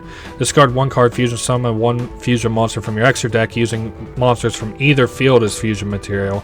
Neither player can activate cards or effects. Okay, I just want to make sure. Yeah, it's an ultimate crystal. This is not an ultimate crystal. Okay. We want to do... Hold up. Shit. Okay, that's not the end of the world. I just wanted to hold on to that hand for a turn, but... maybe playing Winged Karibo would have been the better play anyway. Activate what card? Hold up. Yeah. Oh, fuck no. Don't activate that stupid-ass card. Negate the next attack this turn. Ooh, maybe. Let's see what he plays. Uh-oh. Is he going for an attack? Yeah, why? Wait, actually, what the fuck is he doing? I gotta see this. Yeah, he's just flipping it, which I guess he can do since he doesn't take battle damage. I also kind of forgot about the fact that he destroys shit. Yikes. There's polymerization. Well, I can't do anything with that, can I? When this card destroys a monster by battle, sends it to the graveyard, inflict damage to your opponent based on the attack. Shit. I guess really the best bet is to... Well, ooh... I can play Rainbow Veil on it. Fuck it, let's do that. Maybe this is the tech. Oh, what's this one do? Must be fusion summon. It cannot be special summon. This card gets 100 for each elemental hero monster in your graveyard. I don't think so. We're going with the staples here, buddy. This is going to be a sick duel. So we're playing out Flame Wingman. And my plan, if you didn't realize it from me actually reading my cards, is we're going Rainbow Veil, correct? Ooh, we could do diffuse what? Oh, I guess that's to get rid of another Yubel if I felt so inclined, but I don't. Is that? Ooh, that is a fast card, so I'm gonna hold on to that in case he plays another Yubel. Yeah. Wait, I have 8 fucking cards in here? That's news to me. Oh well. Don't have anything else that I want to play, so we go straight for the attack. While I attack, its effects are negated. Right? Yep. And then he takes 2100, gets destroyed. He takes 0 damage. I think he gets to return Yubel. I'm not sure. He's doing some shit with Sinister Seeds now that has me a little worried, but hopefully that's just to slow down my deck kind of stuff. Holy nuts. Yeah, there is Yubel, the ultimate nightmare. What the hell is that thing? That's like the next level. This card cannot be destroyed by battle. No battle damage. At the end of the damage step, if this card in face-up attack position battles an opponent's monster, inflict damage to your opponent equal to the attack of that card. Okay, so... Alright, we're still okay. He really can't do anything against... Because this is an equip card. I can attack that Yubel and it means nothing. What card do you want me to activate? Super Polymerization. We're holding it, just in case. Okay, I'm reading that card first. During a standby phase, select 1 random card from your opponent's hand. If you call that card right, it deals 700 to your opponent. You know what? Let's not activate that. I'm alright with that. So he's gonna grab 1, call monsters, whatever. I take 700. Not that big a deal. Uh-oh. Let's see what that's gonna be. Oh, something face down. That's interesting. And another face down card in the spell and trap card zone. So I'm gonna do Sparkman. Yeah, this is a little bit nerve-wracking. I'm gonna send this guy to the face down. Okay, it was a shitty-ass Yubel. Thank God. Man, he really can't do anything against this. Oh, hold up. Hold up. Let me just eat my words real quick. He's just going to go through Terror Incarnate and then the Nightmare shit and all that stuff. I'm interested to see if he'll try and make a play going in with Yubel on my Sparkman, since I played it kind of goofily. And he's, of course, hunting for attack, monster cards. And uh-oh, what's that do? Draw 2 cards and banish 1 dark monster if you don't. Uh-oh, I do not want to activate that, please. So draw 2, discard a dark card, but he didn't draw into a dark card, so. Okay, call the haunted. What are you going to bring back? Dark dickhead. That should be okay for right now. You could discard, send 1. Okay. Yep, I'm alright with that. Go ahead. I'm debating to attack. Fuck. That was awful. I was reading that as it was happening, and it was breaking my heart the whole time. Damn it. This is going to be such an embarrassing duel if I end up losing this, because then... Wait a second.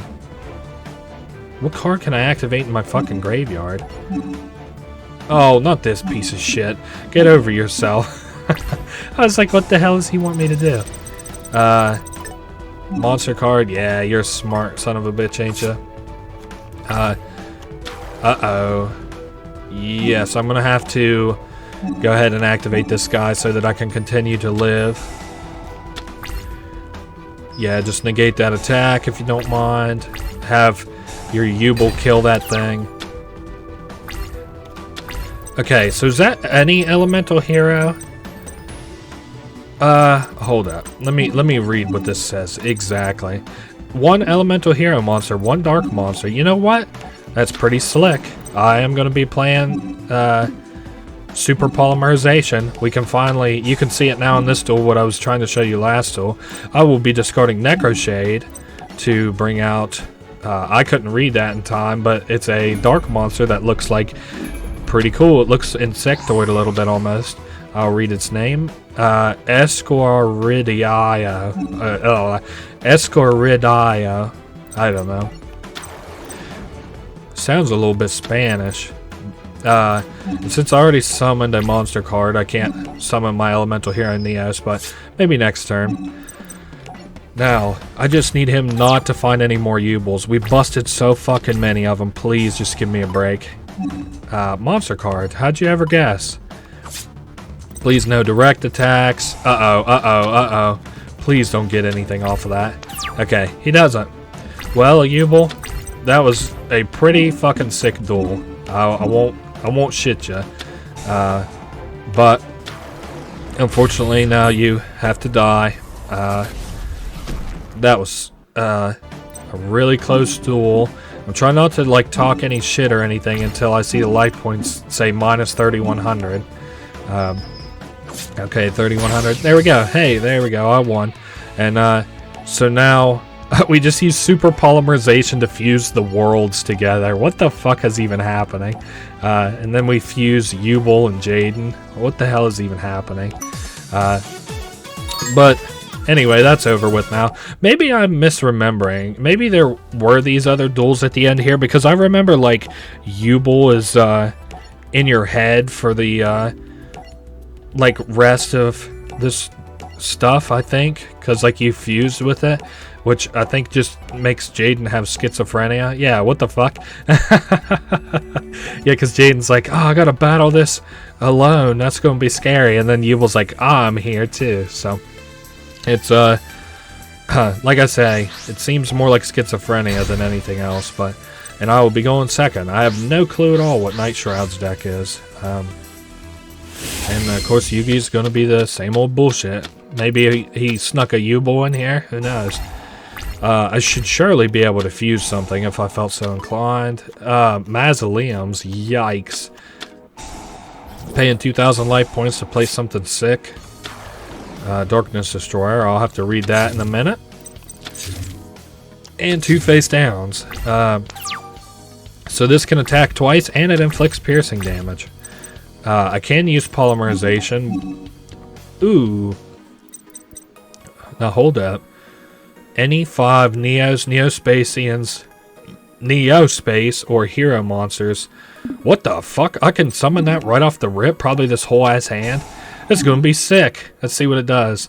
Once per turn, you can banish one of those cards I mentioned from your graveyard. This card gains 500 attack until the end of the turn. It also gains the banished monster's effects. Cool, I guess. This is kind of putting all your eggs in one basket, but fuck it. I'm interested to see what happens. I don't know what he could have down for face-down defenses, but I got a good feeling it could screw me. He looks cool. All those fusion materials we used to get out of Divine Neos.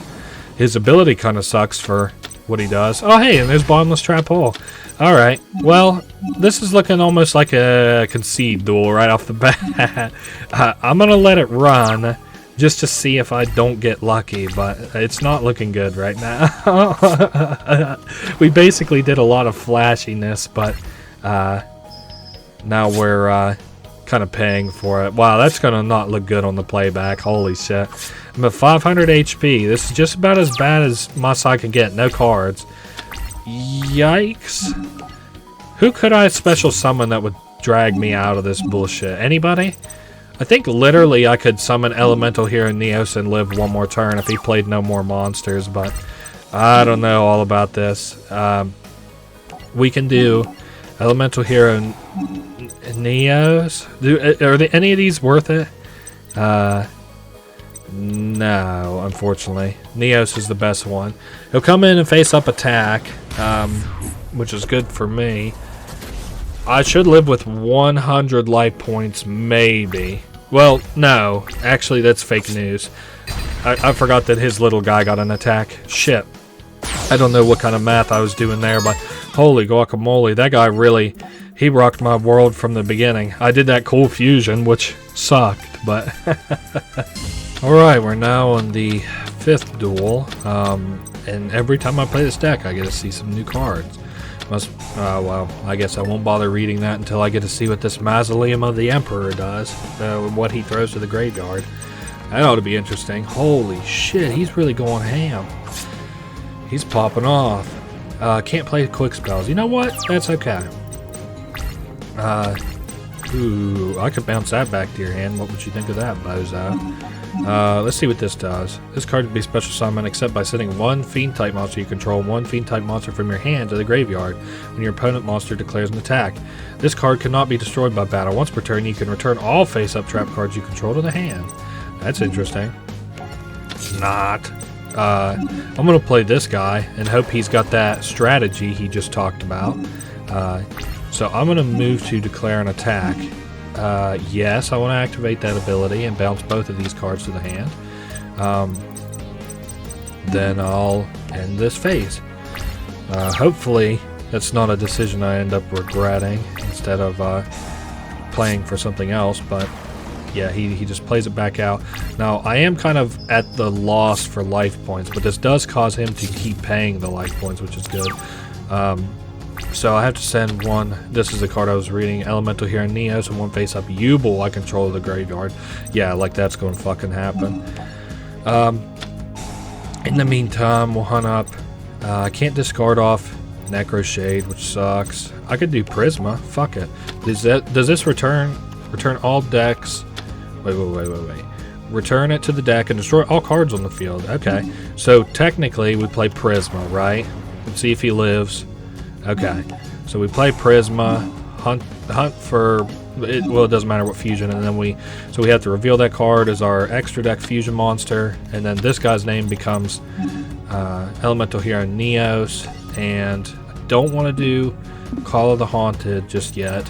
We do Wrath of Neos. Yeah, that destroys all cards on the field. That's okay. It's not the end of the world. Chain another card effect? No, because I don't think it's going to matter. Just destroy everything on the field. Give me a fresh start. Now, I don't think, there's anything at all that I can summon as I already summoned for this turn. His turn now, main phase 1. Back with the Mausoleum of the Emperor bullshit. Hopefully I can just play this Grand Mole and then bounce that back to his hand. And then there's not a ton that he can do. Polymerization, I could do that. What would you have me fuse exactly? Well, I know what I would end up with. I think he wants me to use Elemental Hero and then that Neo-Spacian, if I'm not mistaken. Yep, just what I figured. So we might actually win this duel as I see it right now. So we're playing down this guy, 2500 attack. And then I also have the Mole down, which says that I can bounce that card of his back to his hand. Now, Neospacian Grand Mole is particularly good in this deck, or against this deck matchup specifically. So yeah, we're bouncing, and then deal 2,700 at the face. And just like that, we won. Hey, that's good. This was probably one of the harder decks that I actually battled. It was really, really, really difficult. But anyway, Night Shroud says one day he'll be back and all this bullshit. I still have no clue who that was. But now we get to do the very last duel. And for our, like, graduation or whatever, we get to battle, you know, the cool Yami Yugi. Because Winged Karibo leads us to here, you know, and maybe we go back in time or some shit. I don't know. It doesn't matter because we just duel.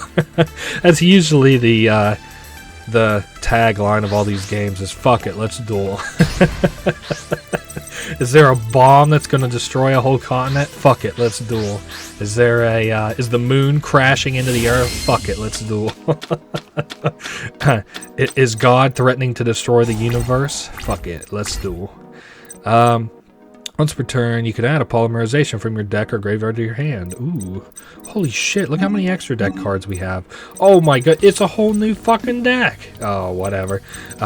During your standby phase, I can do that. That'll be nice. It also helps me clean out my deck if I wanted to. I have no clue what Yugi would be running. We're in a completely different day and age now, Yugi. Surprise me. Blackluster Ritual. Uh-oh.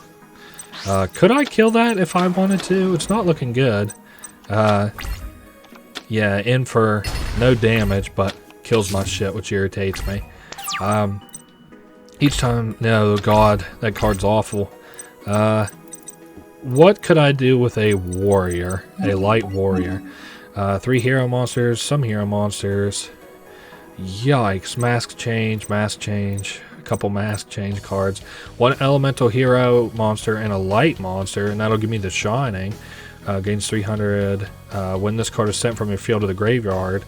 Oh, okay, I can summon some cards. So basically, my best bet right now is to play Elemental Hero Bubble Man and then eat it, because for some reason I can't use fucking Super Polymerization. Is this Earth? I'm gonna assume that's fucking Earth. Well, that's going to be penalizing. It's kind of embarrassing. We are now almost 15 hours into this game total, and I still do not know what the fucking symbol types are. So that is another Earth. That is light. That is Earth. That is light. Shit. If this card is special summon, you can add 1 change quick play. Okay, so okay. Just save it. That's a lot of text you're wanting me to read for not a lot of payoff. So no combat damage that turn, thankfully. He's really not doing anything, which is kind of embarrassing. He just happens to have this big ass monster down. Well, you control another blah blah blah.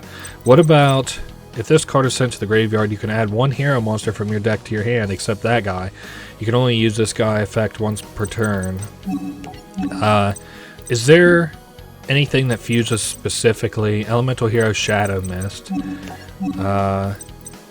Elemental Hero Shadow Mist. Nope.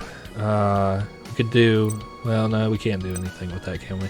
Alright, so we have no play.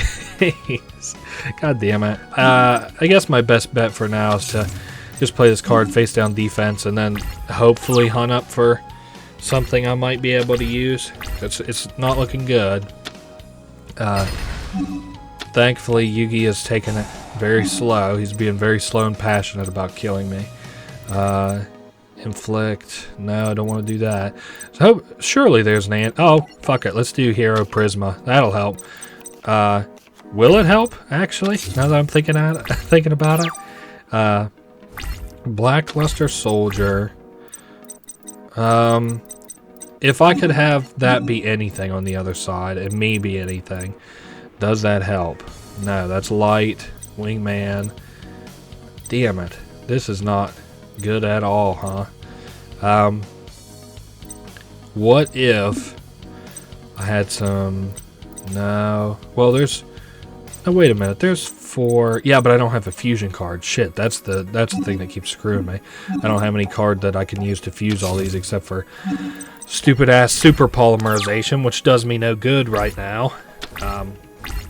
Until he plays a light monster maybe someday this year. I don't know if he'll do that until he can kind of wipe me out in one turn. Well, what the hell does this thing do? Mask change. Target one hero monster, send it to the graveyard.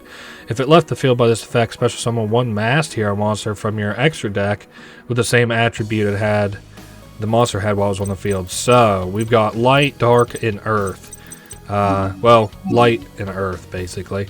So let's see what we have with these. Don't read those. I got earth. What would this do? When this card destroys an opponent monster by battle and sends it to the graveyard, you can special summon one level 4 or lower hero monster from your deck.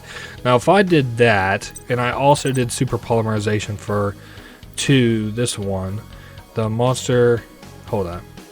You target one face-up monster your opponent controls with one other hero monster you control. Damn it, that doesn't do me any good either. So I also have light with mask change. Do I have any light mask change? Light. Okay. No, that isn't it. Shoot.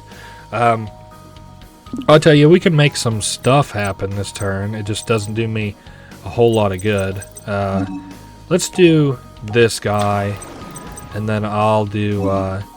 yes, I would love to activate a card. Let's activate Mask Change, which basically hypes this guy up like times a million. We get Masked Warrior Diane. Now, before we move into combat, I want to put Super Polymerization there, just in case I would decide that I wanted to use it. We'll go into combat.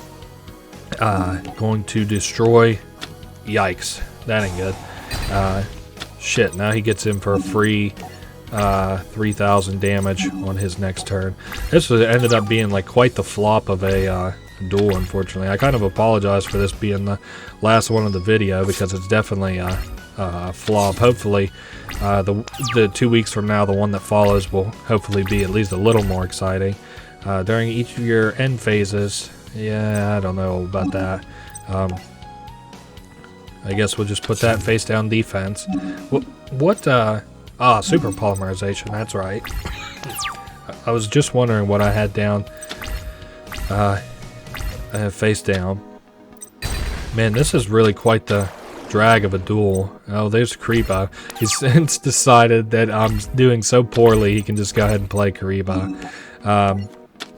Hunting any hero cards really doesn't do me much damn good, does it? Once returned during your standby, you can target one hero monster you control or in your graveyard. Return that card to the hand. I don't think that does much for me. I'm just gonna pick Clayman and then play him in face down defense. Give me some defense coming out of this duel. Again, well, hold up.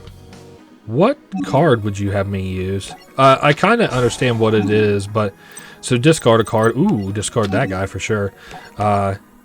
Bring out this elemental hero Spanish name that I can't seem to pronounce.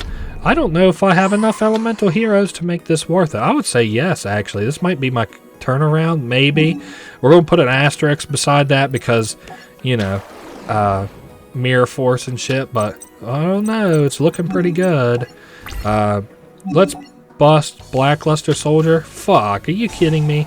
Another mirror force. Alright, I'm gonna go ahead and concede and we'll just move on to game 2. I'm tired of Blackluster Soldier rocking my shit. This Yugi isn't hard. It's just hard to make your deck do anything as Jaden. That's kind of what sucks. Jaden's a lot of like anime bullshit he wants to happen. Yugi was Series 1 of Yugi was just playing broken cards. Series 2 of Yugi was just like having the most crazy bullshit happen in your deck that you can possibly imagine. Oh, okay, so we're going straight for the ritual summon. No fucking around this time. Ooh, advanced ritual art, very nice. So I need something with over 3,000, and I can kind of probably make that happen. Just given that I have a lot of fusion materials in the hand. Who is over 3,000, and preferably bust spell cards. What's this guy do? Well, that's 3 cards. I can't do anything with that anyway. Do any of these guys destroy? If this card is destroyed, target 1 monster your opponent controls and destroy that target. Okay. What was that card exactly? It was all the way at the end. I need to know the materials. Sparkman and Necroshade. That is actually 2 of the cards that I cannot make happen. It might almost be, well, 3 hero monsters. Let's see what this does. For the rest of this turn, this card's attack becomes double its original attack. This fusion summon card can make a 2nd and 3rd attack. Oh my god. Cannot attack directly though, so got to keep that in mind. I don't really know what good that'll do me. This card gains 300. When this card is sent from the field to the graveyard, you can target up to 2 of your banished elemental hero monsters. Add those targets to your hand.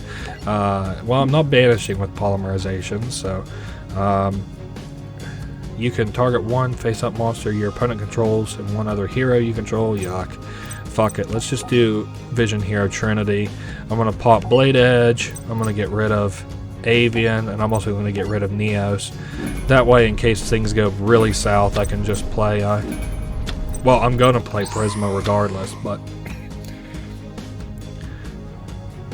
So, this guy can attack a lot, and after this card is fusion summoned for the rest of this specific turn, I can attack a whole bunch of times. You know what I think I'm going to do? We're going to go to battle, because he surely has Mirror Force. Or Magic Cylinder. Oh no. 5,000 damage? Yikes. Please do not do that again. Oh, Magical Hats. That's cool. Let's see if we can...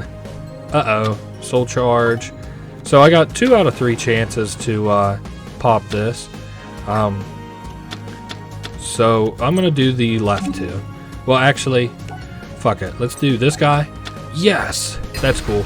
And then I'm going to say, fuck that other guy. I'm going to attack this guy, the Manju of 10,000 hands.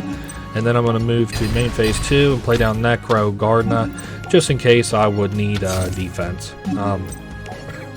This guy here will be a tough contender for 2,500 attacks. Not that the opponent can really do too much against it, but... Ooh, what does this... Oh, you can make me do the mask shit. Maybe here in a minute. First things first, I'm going to play down Elemental Hero Prisma. I'm not really so interested about what his name will be or anything. I'll just keep him as light, which is... I'm starting to recognize the symbols. Don't want to make that embarrassing mistake again. And I guess I can only equip it to Elemental Hero Trinity. What is this card? Once per turn, if your opponent adds a card from their deck to their hand, you can banish 1 random card from your opponent's hand. That's tough for him, I guess. At least this way I can attack directly with a card. It does kind of suck I can't attack as many times, but there's no way I would ever need to do that. And I was going to say he's going to hunt up Soul Charge. He can only use it 1 time, and if he was going to summon a normal type monster, or is it any monster? Is any monster in defense? I can't remember. We'll just have to see it to believe it. So Dark Magic Curtain, that's fucking awful for me. I'm gonna take 1,900 damage. Yikes. Yeah, fuck. Or 100 damage. That isn't so bad if he decides to do that. Dark. Ooh. If I put Necroshade down... Well, here's what we're going to do. We're going to put Necroshade down, defense, attack Prisma to his left card, just to keep any more gas from coming my way other than Dark Magician. Okay, so that was normal or flip summon. It was neither normal nor flip summon. Okay. What card would you have me activate? Oh, Necro Gardna. That negates the next attack. That may be worth it. Let me see what he does. Main phase 1. No. Battle phase. So I could negate it. Let's just do it. I mean, you know, I'm gonna use the gas now while I have it. Hopefully it gives me enough of a advantage that I can turn the tables with this draw. So this my opponent cannot. Ooh, this card can attack your opponent directly. Yes, please. Also, while I have other elemental heroes up, right? While you control, yeah, he cannot attack this guy in the middle. So I can get in for 600 this turn. Hopefully. Let's see. Okay, and then 700 next turn and kill. Now this is entirely up to Yugi pretty well what happens here. So he's gonna attack and bust. Tribute summons. Ooh, Dark Magician Girl. That unfortunately doesn't do him enough good, I think, to win. Unfortunately, the second duel of Yugi's kind of seemed to drag on a little bit. Not as far as being, like, uninteresting or anything, but it doesn't look like he's getting enough gas out. And there's 700 damage. Oh, Magic Cylinder got my ass. Yikes. So, hold up. I now have to go back into thinking. What if no, this has got to be set. This guy has to be changed to defense, and I have to hope and pray to God that he does not draw into a monster. Please, no monster. Thank God. Okay. Now, depending on what that face down is, we're still primed to win. Let's go to battle. Let's see. Your opponent can, and this card, shit. The only time it can attack directly is while I have another face-up elemental hero card, so that was my bad. I really fucked up on the battle step there. Also should have played Burstinatrix, but that's okay. He bumped the nose. I need to get another nose. Flame Scarab. Nah, that's not good. Damn. I need an elemental hero to be out, and I need another Nosp. So he busted that. I also don't feel like I've seen many the Magic Barrier card. So I need another Nosp. I don't have one. He has... Wait a minute. During each of your end phases, inflict 200 damage to your opponent for each face-up elemental hero monster you control. Well, boy howdy, do I got fucking news for you. We are going to face up Burstinatrix. We're going to play elemental hero Lady Heat.